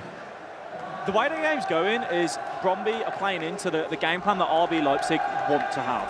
RB Leipzig just play at their best when it's a free-flowing game. It's back and forth. They back their ability in that attack every single time, and that is what we're seeing. Bromby need to slow it down. They need to try and get time on the ball. However, that's really easy to say. RB Leipzig's press is relentless. You're trying to find a spare man. There just simply isn't one. Credit to the tactical change they made coming into this game. I mean, it's working. I mean, that's the difference with Daniel behind you, isn't it? For sure. And it was about 2 hours ago, I was just over the shoulder of Daniel. He had his laptop out and he was watching Bromby against Crow MX, going through the game, looking at just certain moments in the game, and that is what a FIFA coach can do, and can bring to moments like this when you're 2 goals down. Long throw. I didn't know Rory Delap was on the pitch. I've actually been waiting for where RB Leipzig want Milinkovic-Savic to fit into their game plan, and that's the first kind of time they've utilised the physical presence from the man. He's on the run right now. Marcus Llorente. João Felix down for the subs. Look at the space for R9 to exploit. Big tackle needed from Virgil van Dijk. That is what he will do. Oh no, he's got very lucky there. Very lucky indeed.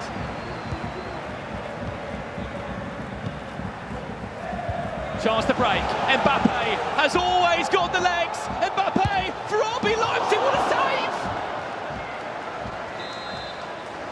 Corner. The pressure does not stop.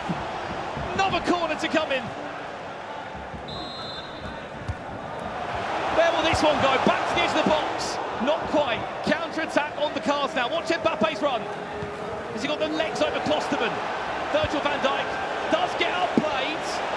Arnold with 4 white shirts around him. Klosterman recovers that one well. Ronaldinho gets, again, very fortunate there. A huge chance for RB Leipzig. Broke away, one-on-one with the goalkeeper. The green time finish, and you're just waiting for the back of the net to ripple. However, Bromby, huge goalkeeper movement to keep him in the game. So much pace. Watch the through ball. There's Mbappe. Can he turn his man? Yes, he can. They're just pressing any button. Any button to get that ball clear. Corner given away. Watch edge of the box here for something dangerous. You just when the ball goes back to Ronaldinho there, Alex, you're thinking Trivella. It's all about that shot power for the Trivella. Sometimes it can be difficult to get the lofted one up and over the goalkeeper. Nowadays they can be a little bit more driven with these items having such high shot power. Last 5 minutes here. Winners in the semi-finals against TGNIP that will be watching this game on. Thinking whoever we've got is going to be one hell of a matchup. It will be a $150,000 game of FIFA that tomorrow in the semi-finals. Keep in mind the Club World Cup, a $1 million prize pool on the line here in Riyadh, Saudi Arabia. Last chance of the game. It looks like it's going to Bromby. What scenes this would be if they bag the goal now. Added time of 2 minutes. That means there's enough time for RB Leipzig to get back down the other end for one last attack. Show us a moment of magic. It's not going to happen now. Is it going to happen here? Get the ball clear, extra time. Strap yourselves in, ladies and gentlemen. We've got 30 more minutes.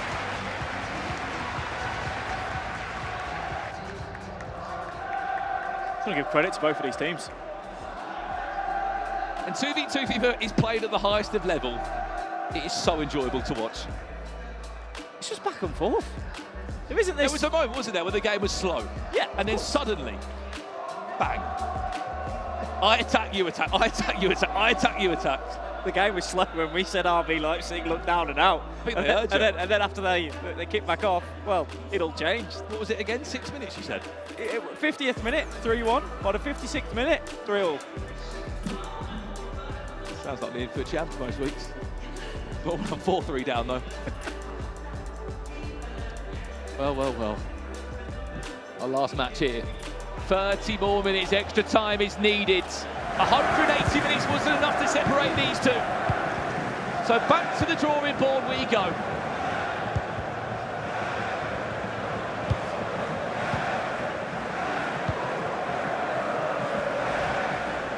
RB Leipzig kicking from left to right. Henry finds R9. There's Mbappe. There's an incredible save. You know it's gone in. Somehow it's gone in. I can't quite believe what I've just seen. Anders Vergang, sit down. Sit down, he's saying, his coach. I hate to say, if there's a way to lose a game of FIFA, a fantastic piece of goalkeeper movement. Fantastic piece of goalkeeper movement. And then not to be rewarded with the bounce back. It is harsh. It's tough. It's really tough. You see the Mbappe come through, you think it's a goal. To have the nerve to move the goalkeeper there on that goalkeeper movement is huge. It's almost a goal in itself that you've just saved from that. It's that big of an opportunity that you've managed to get that goalkeeper movement through. I'd like to see it again. Defender receives it, trying to clear the lines. Just a press again. I love how it's just got no reaction still. Anders does all the celebrating. Does all the celebrating. It's just worried. 4-3.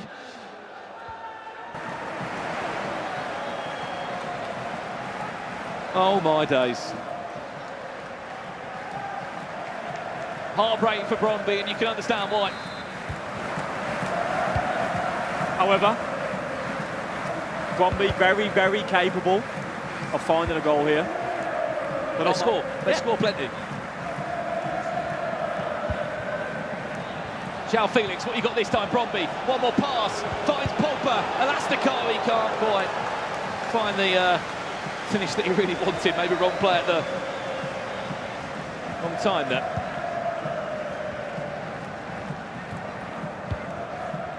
RB Leipzig bang another one. Mentally, it's a big ask, isn't it, for Bromby? Frankie de Jong now finds it. Camavinga. Socrates back to de Jong, punches it. Into Mbappe, but it's Klosterman that's in the way instead. This is a nice win back. Klosterman has been superb. It's a really aggressive step from RB Leipzig. Switching to that Klosterman, knowing where the ball was going and just saying, I'm not going to give you a chance for you to turn, to try and find any sort of skill move and beat that defender. They can conclude it now. RB Leipzig can conclude the game now. Scooped up, ball roll back inside. R9, there's the step overs. Oh, it's in! No! Corner! I can't quite believe how that's still gone in. Ronaldinho, step overs back to back.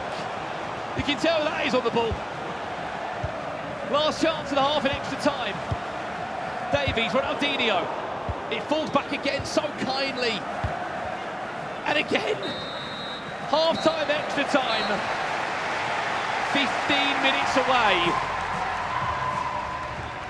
15 minutes away from a semi-final. There's moments for Bromby in this. That bar on that goal, that crossbar may have just saved them. May have indeed. It was a huge opportunity though for RB Leipzig to put this tie to bed. The ball roll scoop, R9, fancy footwork, the fake shot stop, the step overs, take it out, two defenders. Maybe, just maybe, if we wanted to be critical, could have gone for the finesse there to open up that body to whip it round the goalkeeper. Still though, you're backing R9 to finish that pretty much every day of the week. Well, there's some highlights again, as we said, from the end of the game. I love your analysis on that. In that moment, could finesse it instead. I think that was Anders Vergang there. He was just cooking. He wanted a direct shot. You get into those angles and you're looking to go for that far post. Normally, when you go for the power shot, it's across your body. All right. If you open up that body and you curve it around, you give the goalkeeper very little chance to get a finger on it. Ultimately, the goalkeeper was beaten anyway. What saved him there, Mr. Wood? So ultimately, it probably doesn't matter. If you wanted to be ultra critical, green time finish.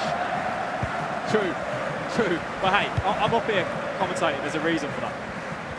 Here we go, back on the way. Bromby are trailing in this. 4 goals to 3. They're desperate for a goal back in this one. Or RB Leipzig are going to cement themselves as semi-finalists. They might just do it now. Omri driving forward. Back to Anders Vergang. Reverse Elastico. Defended well by Frankie de Jong. You can just see what Bromby are trying to do there. Hang players up the field. They get to a stage now for RB Leipzig just to try and take time out of the game. There's Milinkovic-Savic. There's the chance! And that right there is a goal to send you into a semi-final. And look exactly what it means to Anders Vergang. Is that game set a match? It has to be game, set and match. RB Leipzig, one of the fan favourites here in Saudi Arabia. Anders Vergang, he loves Haaland. He loves the ability to step over with him, to drive past a man and have that trustworthy left foot across your body. Umit there just saying, look, we've got the lead, we're looking good. Let's just calm it down now. Let's just get the job done. Oh, there's a rare smile from Umit smiling. Maybe finding those that he could be on his way to win this game. Well, FIFAe, we spoke to both of these players before. Umit said, my job really mainly, we know how talented Anders is to just try and keep him calm in that booth. He's an emotional player. He likes to let you know when he's doing well, when he's doing bad. He hasn't kept him calm, has he? Failed at that. He has failed, but ultimately, I don't think he'll mind because they're currently finding themselves on the way to the semi-final. 8 minutes left to play, Erling Haaland. Bromby. This would be ridiculous. We were to turn this one around.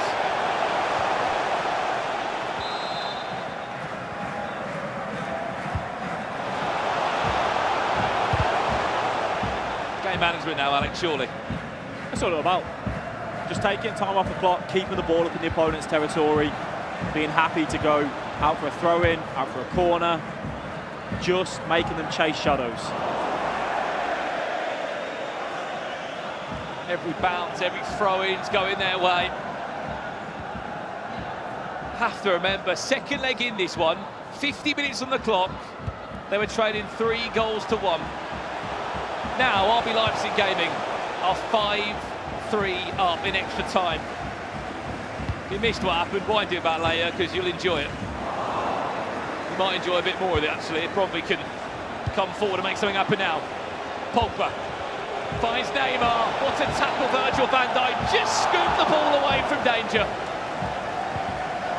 A huge challenge there for RB Leipzig. Virgil van Dijk stepping across nice and strong, taking the ball away from the opposition. Well, Alex, what a game. The pleasure of commentating there alongside you. RB Leipzig Gaming are in the semi-finals of the FIFAe Club World Cup. A comeback story like no other from a very special FIFA duo. Anders Vergang and Umit. Championship Sunday guaranteed. $75,000 guaranteed.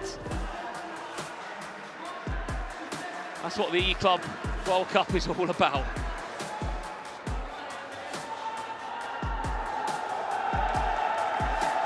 Seeing what it means to Anders Vergang. The crowd, definite RB Leipzig fans here.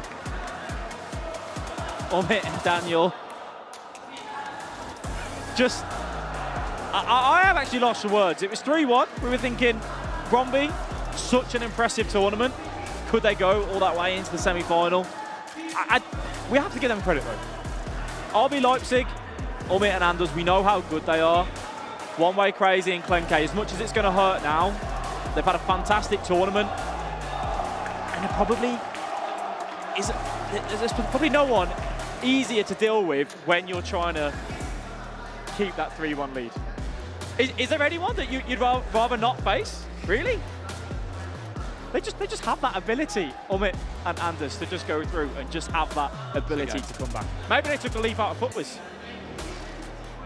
Honestly, what a game. So many great games today. FUTWIZ featured in 2 of them, and then that one is well to remember. What a game of FIFA that is. Let's head down to Spencer, who's got the latest of RB Leipzig.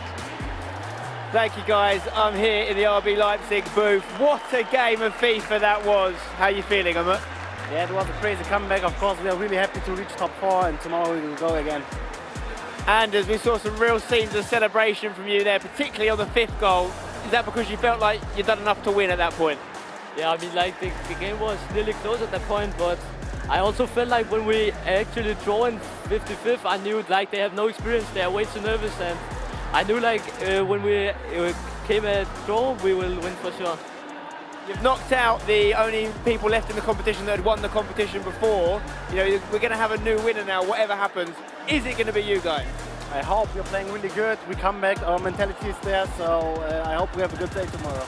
Also, the small matter of a minimum of $75,000 for you guys. Obviously, it can be a lot more though. Is it 300 or nothing for you? Is that what you're aiming for? Like, this was a big step. I said before the match, I really want to send Brøndby home. I'm so happy. Everyone said to me, I can't play. Like, when I couldn't compete, people say, like, I have no experience. And, like, I've said in so long time, I'm by far the best Danish player. I'm so happy I sent them home, and tomorrow we go for the trophy. Well, congratulations, guys. An amazing game. Coming back from 2-0 down and 3-1 down, of course. Of course, with every winner, there is a losing team as well. We need to head over to the Brøndby booth here. Guys, quick chat with you. I know you're going to be very devastated right now. You had a chance to be treble winners, of course. Didn't quite work out, although you were in the lead at times. How are you feeling about the game? Yeah, of course, disappointed right now, but we played a very good game, and they're the best team here by far, so yeah, if we're going to lose, it's going to be them, so yeah. Did you feel like whoever won that game is a really good chance of winning the whole thing? Yeah, of course. I think they are the big favorites, so yeah, I think if we won, we will have a good chance to win. You were 2-0 up and 3-1 up as well. What was it for you that meant you couldn't hold on? Yeah, it's a lot of pressure, you know, it's two biggest players in the world, and they had a little bit home crowd, and so yeah, of course it's a lot of pressure, but they're very good as well. What was that like with the crowd? Because they were almost not just cheering the other guys, but booing you, and you had the ball. It's quite intimidating, isn't it? Yeah, you had to live with it, so yeah, that's what you kind of live with when you play FIFA. Well, listen, it was a fantastic tournament. Brøndby might not have won this one, but they are definitely one of the most dominant teams in the history of this competition. But whatever happens, we are going to have a new winning team crowned tomorrow. Who will it be? Back to you guys. Well, I can't wait to find out, Sven. We're still a long way to go, though, aren't we? 4 teams left in it. We started with 24 yesterday. We've eliminated 20 already. And let's just come to the studio because 2 of the guys next to me, they can tell you exactly what it was like to be in amongst the Saudi fans. Mike Lavelle and Richard Buckley got in amongst it, and we're cheering and we're loving life amongst the fans there. I don't know how to keep it up for 6 hours, 7 hours. Like, I'm exhausted. I didn't even do anything. I just chanted. I cheered.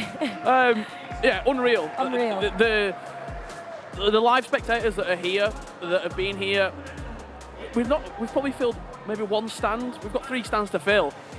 When Saudi Arabia play here next week for their E-Nations, oh my God, my brain can't comprehend what we're going to see. And also, the thing is, these aren't just sort of regular FIFA fans. They are FIFA esports fans who know exactly what they're watching, exactly who they're watching. They're intelligent. They know the esport inside and out. Pleasure being amongst them. Lee, they absolutely loved Anders Vergang, didn't they? Yeah, they were loving it. I want to give, he didn't get an interview there, but honestly, I got to give massive credit to the RB Leipzig coach, because man, he was just like having to handle him, get back in your seat, come on, sit back down, but he was giving it loads, you know what? And I love to see it. I love to see it playing up to the crowd. It's something you miss from some players that just sit there with the hoodie up, headphones on.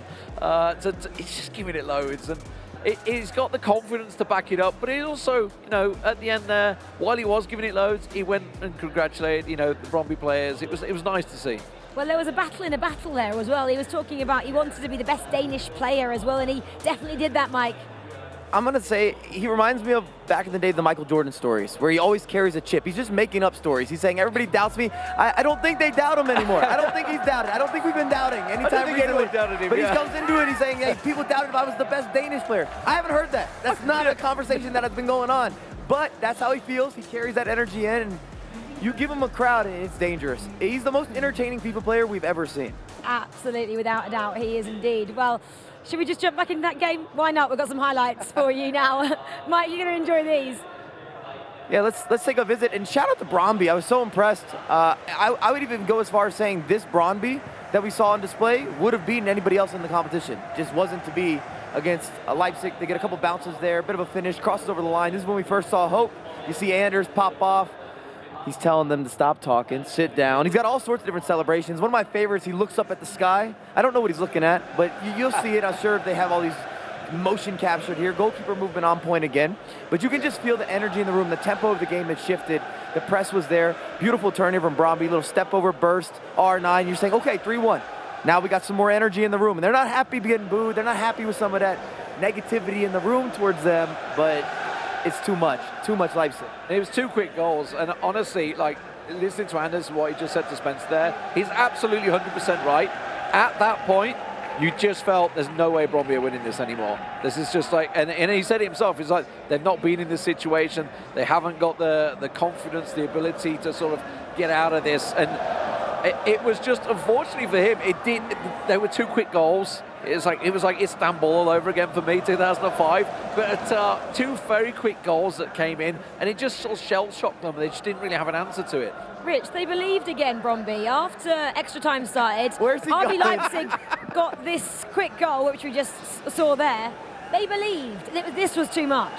It was too much. I mean, that right there probably should have gone in. Should have done. Unbelievable work from Anders. Alex had 3 different ways to score that. he's the red icon that you're watching. Just going on what he said, they didn't leave it late. They got right back in the game. It wasn't sort of 85th, 90th minute. They pressed from pretty much the get-go. We were watching in the stands, and we were having to shout to each other, me and Mike, but we were like, oh my God, they're actually all over them. Like, Brøndby have not got out the half in this second leg so far. They did well to get back into the game, Brøndby, because they could have got blitzed at some points. Into extra time, quality shines at the end of the day. Just take this for everyone's talking about Anders. He's sat next to the world champion. I know, right? By the way, like, it's just a side piece at this point. It's crazy. It blows my mind that is there still. I mean, you can see Anders. He looks exhausted. And I love how, I mean, obviously Brandon and Alex were talking about the whole time, like, while Anders was giving it loads, was just sat there like consummate professional, barely saying anything to him. It was only like when the 5th goal went in, he cracked a smile. That's when the smile suddenly came out. The room can't handle 2 Anders.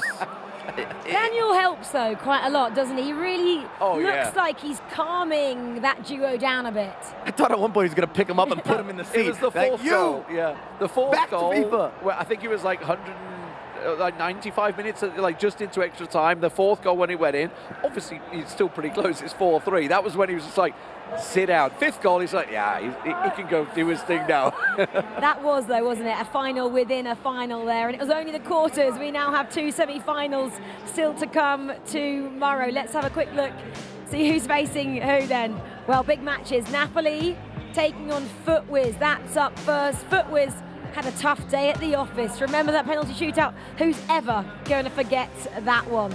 Well, they go up first. It's going to be a massive matchup. Napoli beat Goliath 4-0. And it was FIFAe they did defeat in the end. Atlanta Wave 2-2 in extra time, and then they had to go, obviously, 2 extra time in the end to win that one. Let's have a look then at the second semi-final. We just wrapped that one up. It is Team Hullet, Ninjas in Pyjamas. They had a slightly calmer affair against Ducks America, 1-0, that final matchup. And then we've just spoken about it, we just saw it. It is RB Leipzig Gaming. That is who the semi-final number 2 is up against. And they just defeated Brøndby Esports. Well, I need a breather after that one, guys. 3 massive matchups to come tomorrow. Final thoughts, Mike Clabell. Where's it going? 4 teams, only one can be a winner. I can't wait for tomorrow. The matchups that we have, they just can't not live up to the hype. Today was similar to that. Think of the games, you just revisit them. Anyways, I'm not doing a long thought. That was amazing. What a send-off for the day. I don't know what camera to look at. I'm just happy about it. Every camera can get it. Who's getting through? FIFAe Napoli. Lee? Oh, God. FIFAe's just going to roll the dice again and just pull through. The luck is definitely in FIFAe's hands. Who's getting through? Team Hullet Ninjas in Pyjamas, RB Leipzig. Team Hullet Ninjas in Pyjamas. Ooh, rogue one there. Mike didn't give us your answer. Do you want to give you yours quick? First one, Napoli FIFAe. Napoli. Napoli gone the other way. Team Hullet Ninjas in Pyjamas. I think Leipzig's going to get the job done. This was their game. Leipzig. So you've gone the Ninjas. Oh, we can't call it in here. We're going opposite directions everywhere. You have to come back and join us to find out who tomorrow will be going home a lot richer and lift the trophy and will be crowned this year's FIFAe Club World Champion. Cannot wait for that one. Come back tomorrow and find out for yourselves. We'll see you then. Good night.